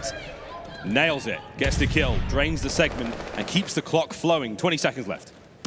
Next kill up top, can't get it. Temp able to find 2. Even still, 15 seconds. You have to milk this time. And for Thieves, you might have the opportunity just to fight tooth and nail to get them off the A. No reason you can't at least go for the push. Kenny able to find 3, and the last man standing. He's going to be forced to go over towards B. Draws though, he's ready for the gunfight. He gets taken down, and that is a clean wipe. Thieves take care of business. Defense round number 1. Done and dusted. A slight life lead, 15 at the end of that one to the 12 of Paris Legion, but a very good defensive hold chances. No getting around that one. They managed to keep them off it until, what, 29 seconds into the round, or left in the round. So great stuff there from the LA Thieves. Swap sides. Let's see how Paris hold the line. And again, when I talk about this map being more balanced, it's obviously B is very far away. I still think this is obviously going to be a defensive-sided map, but you do have opportunities once you get control of B, once you get on that tank, it can be very difficult to weed a player out. Looks like Thieves, though, just going for more of a map spread. Again, just automatons across the board. Kenny leading the lobby in slang, waiting for the plays to develop. His draws, by the way, just in the meantime, busy killing everyone in sight. Another kill going their way. That's 3 down. You got bodies on the point. The progression starting to come through. It was almost a 2-stack, so good job then again from Paris Legion on that defense, keeping the players off. Draws are still with top boat control. Envoy touches B for a moment, pulls the defenders away, trying to draw some aggression. And right now, on the flank, looking to hope to soften them up and get his boys in that boat finally. Yeah, and he's on a 4 spree, so apparently started 0-5, and well, on point sends then a couple kills away for some score streaks, and he's starting to force those spawns out. This is just as easy as it gets. Once you start forcing those spawns out over towards B, A almost assuredly should follow. Only 1 player on the point, though, so it's going to take a great deal of time, but that means Envoy just gets to run around, have a little bit of fun, try to get that next score streak, as he is drawing like 3 players' attention his way. Yeah, my guy's playing jungle run right now. He's just flying around, collecting coins, collecting kills, doing what he can to leap over obstacles, and he's still going, still rolling. He's got a few more players in sight. There's the kill! Does land it. 10 brings him down eventually, but the damage is already done. A's gone, and now over to B. The final point over by the beach for Paris Legion. And they got, what, a 6 life advantage right now. I mean, even the comms just to try to figure out where Octane is, just constantly, oh, he's behind us, oh, he's behind us. And we talk about maybe the streaks not being hyper impactful, but if you got 2 of them, Envoy, maybe eventually, if he gets some map control, a situation where they can make something happen. But as it stands, Kenny, the furthest aggressive player for Thieves, he finds 1, he gets dealt with, and Decimate in prime position to try to cut these Thieves players down, and he's got the help over top. Paris have just completely locked this map down. Des is going huge. Another kill here from Octane would be good. Holding this side of the map down pretty much alone. What a shot. 5 in a row now for him. Back over towards the boat side of the maps where the rest of the battles are taking place. And again, Paris Legion starting to build that confidence, driving these players of the Thieves back. Big kill from Fellow there as Desi now looking to wrap these players all the way around. But the battle towards the boat, that's really where it's all going down as Desi eyes on these players. His teammates are doing a great job of staying alive as well, keeping the streak alive. Chance the clock is still ticking. That B zone safe as you like right now. And again, we saw earlier on how difficult it is to like front into P5 right from the boat. Well, that's basically the same situation right now. Decimate forcing these players to try to go through the middle of the map. And they're basically in the blender in this situation. He gets the streaks before he get dropped. This was a 7-life lead that the Thieves had. Well, now they're down by 1 in Octane, the only player anywhere near the point. He's going to stop the clock, but he's also going to get double stunned, double naded, killed by Fellow, or he'll beam him, stay alive. Can't get the second, but only 12 seconds left. Thieves, they're going to have to fly. Kenny trying to be the one to do just that, not able to fly too far as his wings have been clipped. But speaking of flying, Desi bringing the glide bomb now in. Gets the player right off the point. Kenny will make his way forward, but Desi's there once again. And Desi, he does help out. He gets the kill. Temp's there to stop it. And another beautiful defensive round there on Gavutu and Paris. They do manage to invest the streak chance, so no glide bomb now, but we still have the strafing run to play with. It very much is a situation. If you ever start to get spawn trapped on offense on this map, I mean, it takes, what, maybe 20, 25 seconds if you're not getting shot at to run to the point. And of course, if you got to pass all the power positions, it takes that much longer. So as soon as Paris Legion able to clear out the guys like Envoy who are in their spawn for seemingly too long, once they get that clearance, they are good to go. Defense holds strong, and Envoy, even if things start to get spicy, does have full streaks. Over to where we go.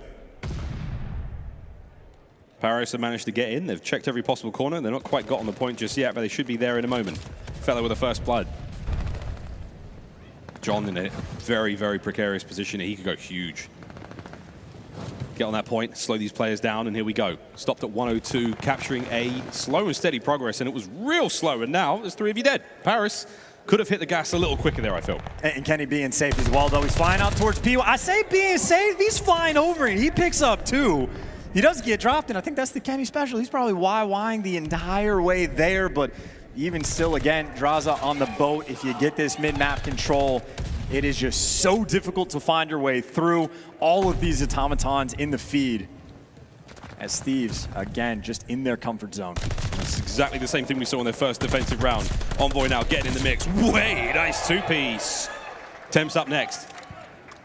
Draza does get drops. We lose that top boat control there for the LA Thieves. Paris now starting to get the capture, 25.5. And again, Lightning is going to strike twice, and here we go. Envoy not able to get another kill, but the streaks are still there. Draza cleans out the point. The clock once again ticks. 20 seconds now remaining in the round, and it's almost identical chance to the first defensive round. I mean, it's what? Draza, you get the boat, some other AR, watch like the P1 push through, and you're just feeling good to go. Envoy, he just gets freedom.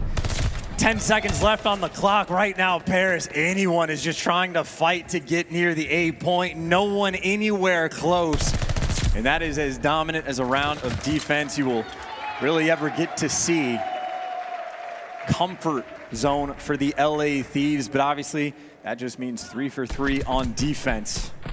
We go back for Paris Legion, who, if I had to take a guess, they are down maybe 7 or 8 kills in total. That's a good guess. I think you're in the ballpark for sure. Do the math? Nah, go on. I dare you. We have the data feed 11. No, -3. 8. They're down by 8 kills. There you go. Not bad, son. We have full access to all the stats at the moment, friends, so we can actually tell you the exact number. Here we go. Potentially the final round. Paris Legion, got to hit the defense here. This is match point for the LA Thieves. John flying forwards, and what do you know? We're going to B for the LA Thieves. And again, it is a little bit easier on Tuscan to go for these sort of like off-brand pushes. And well, they invest the streak. Unfortunately, Draza falls and fellow. He finds 2. Use the streak. That's actually going to kill him. He doesn't have fortified. You know. You learn something new every day. It's like the 3rd Glyvon kill we've seen all day. Until we patch it. Come on, friends. Here we go. Over towards B still. 2 players now in mid trying to find those kills, and it's Kenny on your screen who's looking to find something here. Envoy's having a bit of trouble there in spawn. John's being a real nuisance. The kills are good for Paris right now. They have a slight life advantage, 45 seconds on the clock, and Thieves are committing to B. They're still making it happen. Kenny can't quite stay alive on the rock. Desi gets the better of him. Octane still from that top position, and John is still behind you. John will be traded out, but the kills are there. Strafing run lands on nothing. Sends a couple of bodies flying, but that's going to be that. Paris have had a great hold so far, Chance, and the clock's still dwindling away. 25 now remaining. They've got solid hold on A, and if Temp dies, then B is open, but we'll see how the fight goes. And the only thing Thieves have to do, whether or not they win this round, they just need to not get outslayed by more than 8. Right now, they are in a very comfortable position. Whether or not they actually get the dub, but they're still fighting, trying to end it in this round. They want to take him down on offense. They get plenty of clearance off the point. It still looks like only 1 person in the hill. I think they're keeping a guy top boat control. Actually, no, 2 players inside the hill. This will go in the next maybe 12, 13 seconds. Draza goes big, force spree right now, helping the boys capture the point. Second segment A gone. Another strafing run comes by, keeps the players of Paris Legion suppressed. And there we go. A is gone. Another minute to play with. 4 down, though, for the LA Thieves. Hey, I don't say this often, but keep in mind the objective isn't entirely the most important thing, because Paris, they need to get the win by more than 8 kills. Or I don't even know what happens when you tie, what the secondary fault is, but they got the spawn trap, and right now they're up by 6, though Thieves, they're playing with fire. They're stuck in their spawn, down by 7, and if it's a fight for defense potentially for the round 5, that's what Paris is looking for. They might do enough to get the run back and keep defense for round 5. The war of attrition right now. The Paris Legion are winning. Envoy manages to escape the trap finally. He slips the net, makes his way through boat, and now he's looking to cause as much damage as he can. Paris pushing the advantage. Top mid control for now. Temp with the comms, Envoy on the flank. He's got a little bit of time before he's really able to get going, and time is not on the side of the Thieves. Less than 30 now to play with. Envoy, the dream's still alive in the back line. He may be able to get onto B. Still has to worry about the spawn as his teammates are battling tooth and nail in mid-map. And it's still John holding down the central circle. He's still alive up there. Fellow drops to Envoy. Back and forth we go. John's still good in the middle of the map, and a big win from Temp. Chance is 10 seconds, and we may be going to round 5. And that's 8 kills. I don't even know. This is going to come literally down to the wire for the final moments. The trades are in, 5 seconds left, and if it's a tie, I honestly don't know. It feels like a dice roll, maybe the backup is to go for objective. If that's the case, Thieves got it. They captured A. They had more actual tick progression. It could come down to segments. We don't know. Control has only been played for a few weeks now. I've only seen X number of scrims. We are about to find out who gets the answers. We're going to find out who gets defense, and this could make or break it. Thieves are. Oh yeah, Paris got it. Paris got it. Okay, well, I mean, we can talk about it all day of fighting for those points, of dealing with the spawn trap, of not setting up and going for the kills. Or maybe this new patch could have changed something. Who knows, mate? Happens, I've got no idea. Your guess is as good as mine. Envoy somehow dies. It's an aggressive start from both teams. That Botan is now swarming with Thieves members. It's John alone here. Big tags, not enough to get it done though as Octane brings him down. On to the point we go. A starting to be captured. That is quite a few kills as well. Envoy, again, he is finding the opportunity to be annoying. He's the SMG, by the way, and he's got 26 kills. He's +6. He finally gets caught, but that was 3 arrows for Paris Legion that were worried about him. That's 2-6 progression through on A, and they should be set up to go. It looks like Paris maybe actually trying to fight it. The last-ditch effort. It does go through, and, well, at least John just falls. Fellow now a little bit aggressive as well, but hey, if you get that map control, Paris have been on point once they set up the spawn trap. Desi's looking to do his very best Envoy impersonation in the center of the map, now trying to apply that pressure, and here he is. Sees a aBeZy, gets a aBeZy. Sees a Kenny kills him. There we go.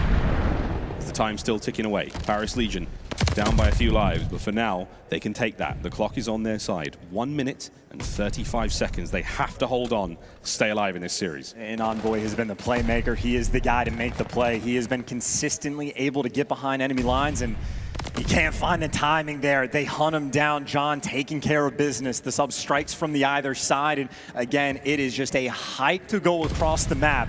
They're trying to fight themselves through mid, and even look at the minimap. Temp, he's behind enemy lines. Free kill number 1, free kill number 2. Set up for the spawn trap. Defense OP, unless someone maybe draws his turn to find some opening. Temp. But Temp just frying. Absolutely frying. Not able to get Octane again, though. I mean, he found plenty of kills in that moment of time. 17 lives through Los Angeles Thieves, 19 for Paris Legion, and less than a minute to play with now. The map has been cut in half. You've got boat control right now for the LA Thieves, maybe able to get a pick or two, but you still have to worry about Desi. He has been top left-hand side of the minimap for a long time now as the time continues to fall. This might be it, actually. Keep in mind, Desi right now, I'd say someone out of the play. The player's going to spawn right next to him, so maybe Desi have something to shoot at, but there's a couple player for Thieves. You got P1 control. Players trying to cut through the top side of the map. If they can just get to this point and stop the clock, Thieves, they have potential, but they are running out of time. Octane can drag down 1. And now Envoy again, he's in a spot. He just has no help left on the map. He gets chopped down, and Paris on defense on point. Sitting in this spawn, Desi finding kill after kill after kill. It's the 5-speed right now. 27 overall. I'm not able to get any more, but the time is done. There's 10 seconds left. Thieves have got to go. They have to get to the point to force this one. Otherwise, we're going to go to the next map. We're going to see another one, and Paris have done enough. What a Herculean effort to pull it back in the end. And we came down to the tie. We're trying to find out exactly what's going on with the tiebreak and how that one works. But ladies and gentlemen, we're going to a map 4. I mean, so there's a decent chance I could be wrong, but at least from the testing I did just a week or so ago, it's kills this year, not the actual progression on the 6 that decides defense. And again, with the life lead that Thieves had earlier, again, it was the round on offense where they forced things a little too hard, where they ended up just getting picked apart. But shout out Paris Legion on defense. When they needed the dominance, they were able to deliver. Gavutu, they're able to pull it off, and we've yet to see a reverse sweep this year, but that is the requirement for Paris to win this series. Yep, stats on your screen there, and Decimate had a fantastic turn of events, 29 and 20 overall. Both he and Temp, 22 non-traded kills. That's them getting a kill, regenning their health, and having a great time. On the other side of the board, there was Envoy, the man playing that island role, and truly that island boy was also a colossal pain in the backside. Envoy, not necessarily a player I want to see completely tatted up like that. If he wants to get 1 or 2, I mean, hey, he can do whatever he wants, but it's the hair as well. He looked insane. Yeah, maybe not to the island. Yeah, okay, we got to move on from that. We're going to Tuscan for map 4 is where we'll be, shifting over towards Italy. And I believe this should be Paris Legion's map pick as well for the map 4. So we have a series on our hands as we go back through. Again, it's just going to be AR kills on AR kills across the board. Really just, I think, the big play is anytime from either team you're able to get in the opponent's spawn, that's where things get crazy. That's where you start to rack up the streaks. Envoy delivers a few times, but Desi and Temp on the flip side do the exact same thing. And Again, that is just a map where 5 for 5 on defense. Yeah, Congratulations. Yeah, big stuff out of everyone there. No one really able to go big in the offensive rounds. But looking across the highlights, I mean, again, it was really the Decimate and Envoy show. They both went huge. John, again, a staple of the defense towards that ring side of the map as well. Everyone looking very solid here. And for Thieves, it was a decent start. It was a very commanding start. They looked confident, but Paris Legion, drip by drip, they just managed to work their way through and play the game mode to its fullest. So kudos to them. We will be going to another hard point now, and again, we have no idea where the series is going to go. We've got no expectations truly outside of, like, you know, thin power rankings that the coaches have put together, our own experience from scrims right now. It's anyone's guess who's going to walk away with a win today. And especially so, I think from like a scrims point of view, there's like 4 teams that I basically haven't seen or have almost next to no information on. Atlanta FaZe is one of them. I'm assuming things are going well, but I haven't actually seen it. Florida is a team I haven't seen a ton of. They came out and just slapped a team around in the first match we saw, but Paris, another team. I simply do not know what to expect. And again, it was a very tight Gavutu in map number 1, and sort of the same thing can be said for the map number 3 as well. So Paris obviously have some fight in them. Maybe just not a Desert Siege team. Not a Desert Siege team, clearly. But that first hard point of Gavutu, of course, was a real close one. They managed to come out on top there in the control. Now to Tuscan we go once again. Tuscan hard point up next, and of course, Bocage. Search and Destroy, final map, game 5. Cannot wait. Excited? I'm going to pronounce it correctly, I swear. Well, you've done it every possible... Every 4th time I'll get it right. I just have to go through the rotation. I saw a lot of tweets about that. You've done every single iteration of Bocage. But we'll find out exactly how that one goes down. Up next, Tuscan Hardpoint. Going to be a lot of fun. And both teams looking cool, man. I mean, these were 2 squads. A lot of questions about Paris. Every single season, there's a lot of questions about Paris. This could be the one. That's the game right there. And I would say, surprisingly, again, like you're talking about the AR matchups, Fellow, in my mind, traditionally has been more of like a hyper-aggressive SMG player. Obviously, he has completely developed his game over time, but if you're just thinking to him compared to Octane for who's the better main AR, the instinct obviously goes towards Octane, right? One of the best ARs potentially of all time. I gotta stop saying that. Top 8, we'll just say top 8, whatever. Fellow, not so much, but he has had his number in the series, especially on Gavutu, just taking it to him. Fellow putting in some serious work, and again, it's an entire cast for Legion that were able to perform in that game number 3. To Toucan we go. Toucan? Oh my God. People say that. Did you hear that?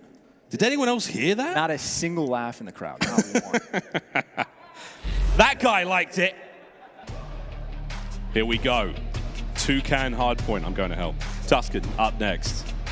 Let's get it. This could be a really good one, man. I'm excited for this map. Both teams looking relatively evenly matched in the hard points. Paris laying out on Gavutu, not able to quite walk away with the win. We will see if that hardpoint fundamentals are going to be able to give us a victory here for the LA Thieves. And will we go to a game 5 or will it be a 3-1? Ladies and gentlemen, find out on the next episode of Dragon Ball Z. Now let's get it. They're still making episodes for that. I had no idea. No, they're not. They're not. I will say, surely. so Akira Toriyama's done his work, mate. He's earned his rest.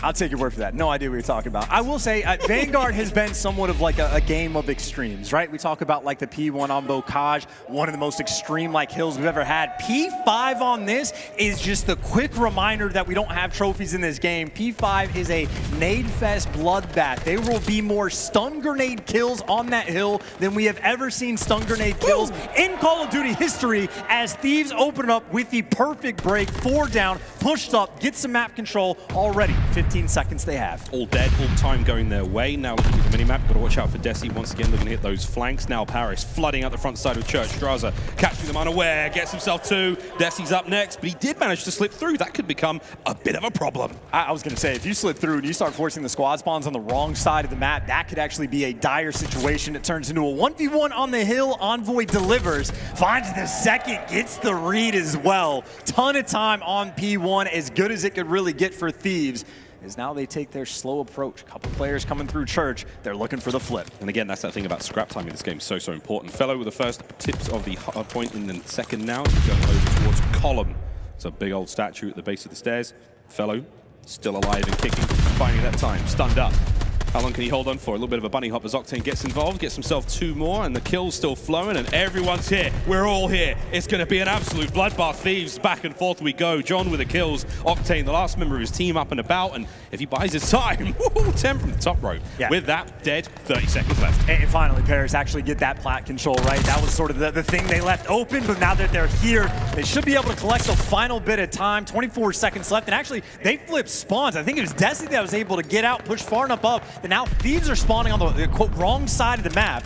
Maybe they're able to get the final few seconds, but even number 7, Temp, was there to fight for it. So that is 10 seconds in exchange for the rotation. Paris Legion, that is exactly what they needed to make happen. And look at the map spread. Got a player on roof, 2 players in the hill, top broken control, P1 control. This is as good as it gets to start off this hill. Perfect hold right now from Paris Legion. John may be capable of getting a lot of kills here, doing a lot of damage. All he bought for his team was time through the mid-map. 2 more members of the Thieves come.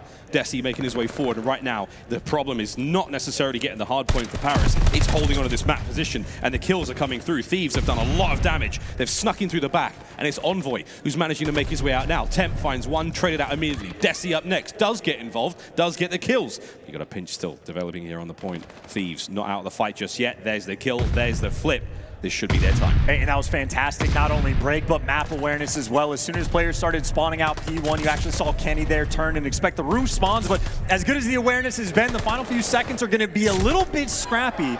Fellow gets taken care of. Draza is going to be able to collect the final 10 seconds, and the rotation is now in. Dashy, though, he's got P5 covered. This is not a lane Thieves can easily go through. And you already see, again, a situation where Paris Legion, they have the setup for the rotation that they want. They need to turn this one into some time as they're down by 40 points. Temp Snake doesn't land, doesn't hit a whole lot. Octane wins another fight. This Thieves win their ones right now. Shots are all in, kills all go their way, and the church is theirs. Somebody getting the point. Jiminy crickets, come on. Time's all theirs still. Kenny trying to watch the back, can't get much done. Draz is up next, pick a corner, any corner. Temp's nade lands and cleans them on out. Envoy's here now, and he's getting flooded, pushed on out, and it is an absolute mess on the inside of church. And Envoy, oh my word, he's just done a lap. Oh my word. Not able to get the second, but man, it was a worthy attempt still. Hard point somehow back in the hands of the Thieves, and they're still holding it. I gotta say, though, that is 2 hills back-to-back for Paris Legion. Get somewhat of a solid setup. I mean, a perfect one 2 hills ago, and they just get broken down immediately. The Thieves just in full control. That fight for P5, by the way, this is the first time Thieves have really had an advantage on the rotation. Maybe with the number 4 Envoy falling, it's not as easy it can be. Looks like Draza might get taken out by the nades with the MP40, so as it turns out, Paris are here first. Yep, Paris are in here first, and this is going to get messy. I would love to go for an LA Thieves listen in and leave them try to break this. Hey, here's your towel. Low stun. Low, that's I'll pick up low late. Low dead. Watch out. I got one mid. Nice, I res. Their side, fellow flooding. I can't get him. I got a stun on him. I can get your mid. I'm weak. I have I have all your. Their side, Dashy. I'm looking up top. Their side.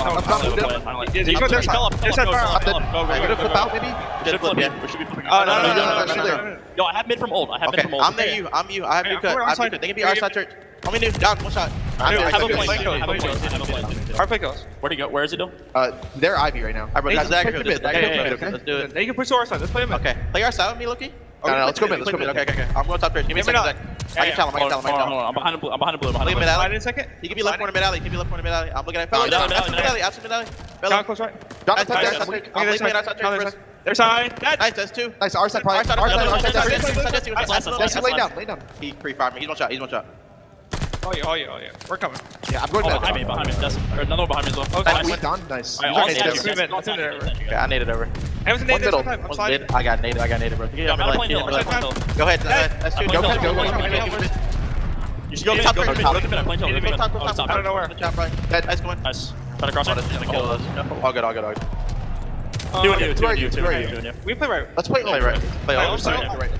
The most kills by score streak we have seen this entire tournament so far. Unfortunately, it's on the teammates. Gotta say for Thieves, phenomenal small talk. I think that's honestly a crystal clear example of how they have been so successful on breaking these hills. I mean, down to the detail, the communication, the conversation. That's as good as it gets. If not for Dashy popping 3 pieces on the hill, this game, that score would look worse than it already does. But as it stands, Paris Legion, again, a situation where it's been 6 or 7 hills in a row where they win the rotation. The question is, can they actually hold on and get any sort of time? Johnny Boy on a 5. We are not out of the woods yet. Okay, Dashy finds himself 2 more. He's on a 4 spree right now. As again, back into the hard point we go in Paris. They are not out of this just yet. The contest, as the pressure now mounting from the Thieves, and all 4 points of the compass are covered in red arrows. They're going in, they get the kills, and it is a perfect break and flip. There's 25 left on this hard point. Can't win the game here. Obviously, we go to 250, friends, but it's looking fantastic for the Thieves. I mean, it's genuinely been absurd. Again, they've lost nearly every single rotation in this game. It just hasn't mattered. Now it's a situation, actually, Temp has been able to sneak through, potentially to start flipping these spawns. He hasn't quite run to the very back of the map. I think he's honestly expecting that they're looking for him, but Thieves aren't. Finally, they make that adjustment, but Temp has actually fired his gun. So now Thieves know they need to wrap back, so maybe a small window of opportunity not taken advantage of. As now Thieves finally get the setup towards 2. Ooh! They just need someone inside the hill, and I mean, again, a 70-point lead. Temp making moves. Yep, Temp making moves. That able to slow it down. Kenny just fearless, flying into the kill, landing that one. Stops the spree from Temp dead there. And here we go. 40 seconds on this point. We're about to break over 200. LA Thieves looking to close the series here. Paris, got to get a good break here, lads, if you can. But Kenny, once again, finding the kills. Octane with 3 in the feed, makes it 5 in a row. That is a sensational bit of work. The kills now from the back. Can he get any more here? Octane still doing what he can, but the automatons run out of bullets. A fresh magazine, lad. Get in the fight. As Paris with a bit of hard point time, but I don't think it's going to be too much. And Octane couldn't buy a kill right now, dude. He's dry as a bone. And number 2 on the map, Draza, he's got through. Maybe a similar situation where I think he's expecting to get hunted down or waiting for someone in the back tank. Nobody's there. His teammate's able to push through P2, so they actually have that bottom side of the map covered. And it's a situation, again, where they've basically just walked at every single hill that Paris has a setup, and they break it down instantly. The kill's going their direction again. The exact same situation. They just walk in Thieves. They are making Tuscan look easy. Not an easy map to really dominate on right now, but it's not quite finished. Still, Paris make an opening set of kills. Octane looking to get the high ground. Great timing on Dashy. Temp, not so much. The battle now inside Church. As the kills coming through, Kenny's managing to get the players off the point. Temp looking to find something from behind, but again, looking a little lost at this point in time. The 2 hits not landing. Oh my God, Octane gets it. There's Kenny now on the outside. Thieves with the point, looking to try to steal the dagger here. Oh, and they're just going to flood through the middle of the map. It's all 4. Envoy, there's 1. Teammates get a couple more. Temp, last man standing, as this game is going to end here on Church. Nobody home from Paris. They can't get past them. Envoy looking for the 30 bomb before the game ends.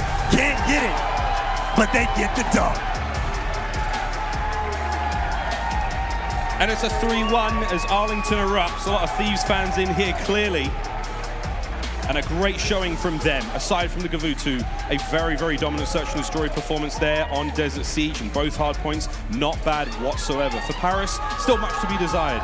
But I have to say, man, they're still looking pretty good. I mean, the Gavutus certainly were a battle between these 2 teams, but outside of that, I think Thieves, again, just a clinical performance. And you know what that means? Tomorrow, OpTic versus LA Thieves. Oh, yeah. Guaranteed. We are eating tomorrow.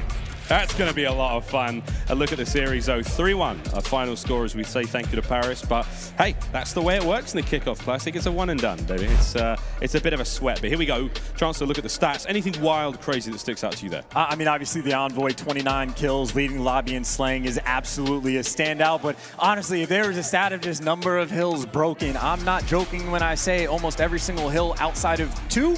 I'm pretty sure Paris got the rotation early on, and Thieves basically just practicing their breaks, and they were consistent every single time. Yep, a very strong finish there, 251-38 as we look across our highlights here on Tuscan. This final hardpoint, a strong showing from the LA Thieves. They've got to be feeling great about that one, and again, it's hard not to talk about it. Just tomorrow, they're going to be playing OpTic Texas. It is going to be a delight for Call of Duty fans. I mean, that's going to be a loud one. The crowd are still cheering. I mean, Kenny's just standing on stage. He's just up there standing. The crowd are already loving it. And again, he had a great performance so far.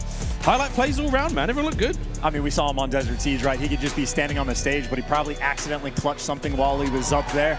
That's just simply what he does. But highlights nearly over again. It is basically just the Thieves show. I mean, hey, maybe shout out Octane and Draza, just soaking up the hill time as well, you know? Yeah, every team needs a couple of sponges, and those boys, I think it's Objective Kitties. I forget. Reddit has a new term for someone who plays hills very well.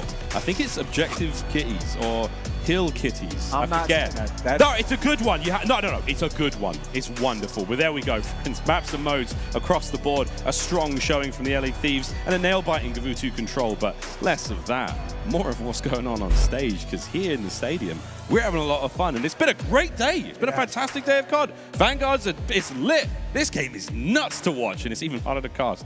I'm going to now take a very long nap. Chance has been an absolute treat, and a treat we have for you, friends. Guy Blaze is on stage with Kenny. What's up, Miles? Miles, definitely take a long nap. Give it up for the Thieves. Kenny, I've been on this stage all day, and this is the loudest the crowd has been for you guys. Oh, yeah.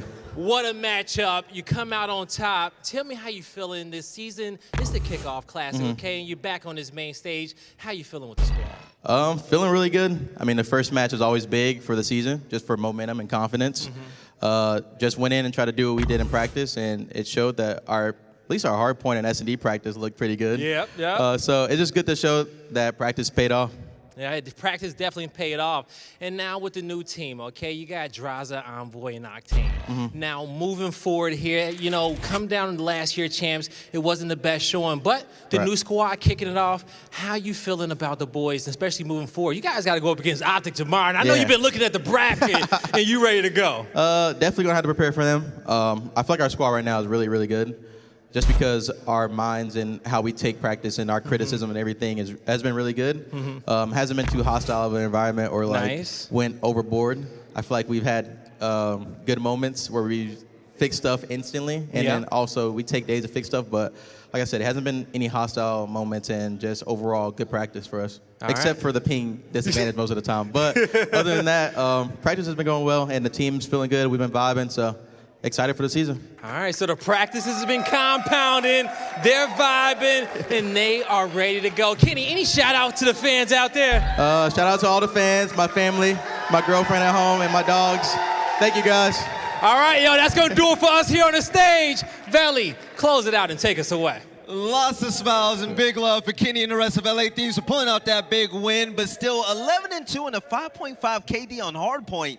He popped off, Allie. No, he did. I mean, all across the board, I feel like they all had some standout maps in that S&D. Seeing the sniper in Octane's hands, man, it just felt like home, you know? It just felt so nutty. And then Kenny just popping off, dude. That was such a huge map for him. And then that map 5, of course, we had Envoy just doing what he does, just flying out of top church, getting 3 pieces like it's nothing. It was entertaining, for sure. And it's only January, man, but it feels like Christmas tomorrow with OpTic facing off against LA Thieves. Are you as hyped as I am right now? Bro, that match is going to be crazy. And you know why? Envoy gets to go and play OpTic, right? That's going to be insane. And what we saw of Envoy today was dope, man. He was out there doing his thing. For me, he was the MVP of that series. Like, he was making plays throughout that entire series. So excited to see him go up against the likes of Shotzzy and Scump. Okay, now today we have 4 teams go home because of the single elimination bracket. Let's go ahead and recap it as we close out the day, starting with the first matchup of the day, Florida Mutineers versus the Los Angeles Guerrillas, a new look team coming straight from LA, and they took a hard L to begin this whole thing, Slack. Yeah, man. I mean, Florida came out on literally guns blazing. I was super proud of all those guys. They all stepped into their new roles and adjusted accordingly. And I was super proud of Awakening, man. Like you said, Nameless, earlier, he was been getting a lot of flack throughout the year and through last year. People were saying that he wasn't playing so well on LAN. He switched to this new SMG role, and he's been doing his thing.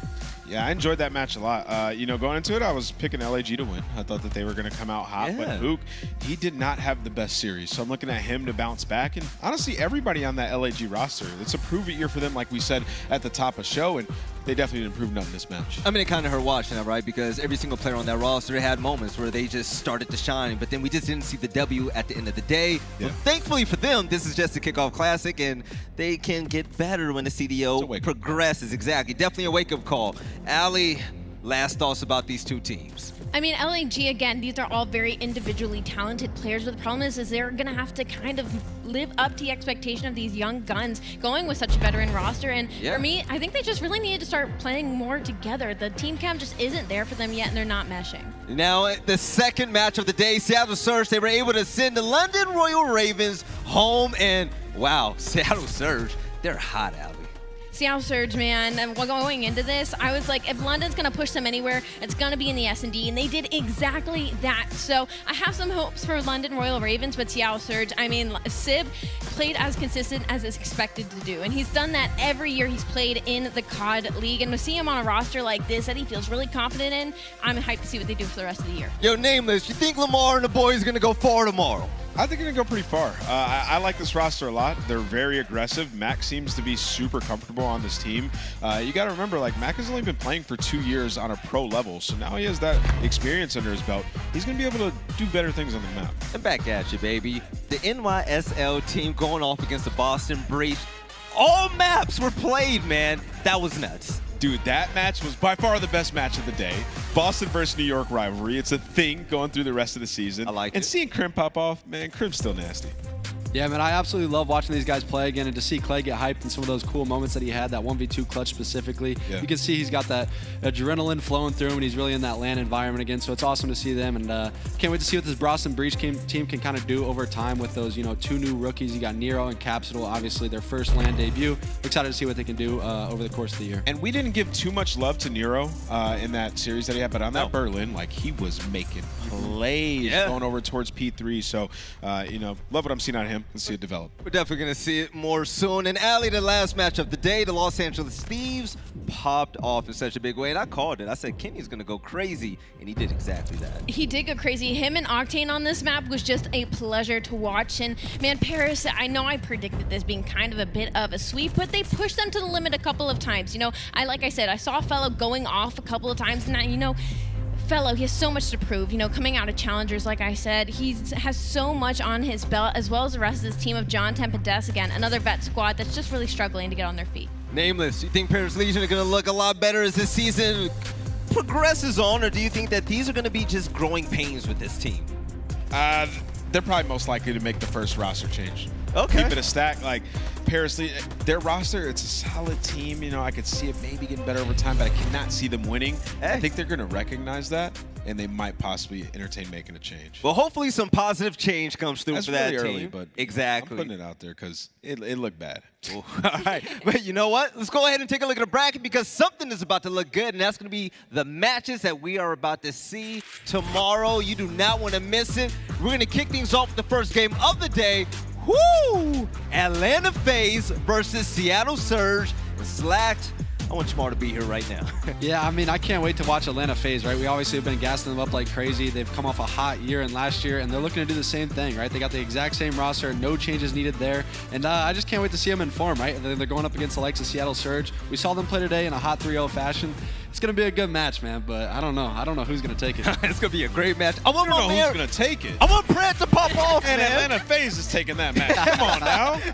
Listen, I'm rooting for the underdogs, but this is also the schedule for tomorrow. And aLLeY, which match is looking the hottest to you right now? No way you're asking me that question right now, bro. Every day, the days get more exciting. This is the top 8 teams right now, and they could be tossed anywhere throughout this whole day. But if I really had to pick one, it has to be OpTic Texas and LA Thieves. Oh, yeah. You know what? I'm going to say it. This has been a blast so far. This is my first time ever doing a CDL event. And, you know, Nameless, Slacked, and aLLeY being on the desk with the likes of you guys, you know, those big brains and good vibes all around. And Nameless, heading into day 2, we have some nice matchups.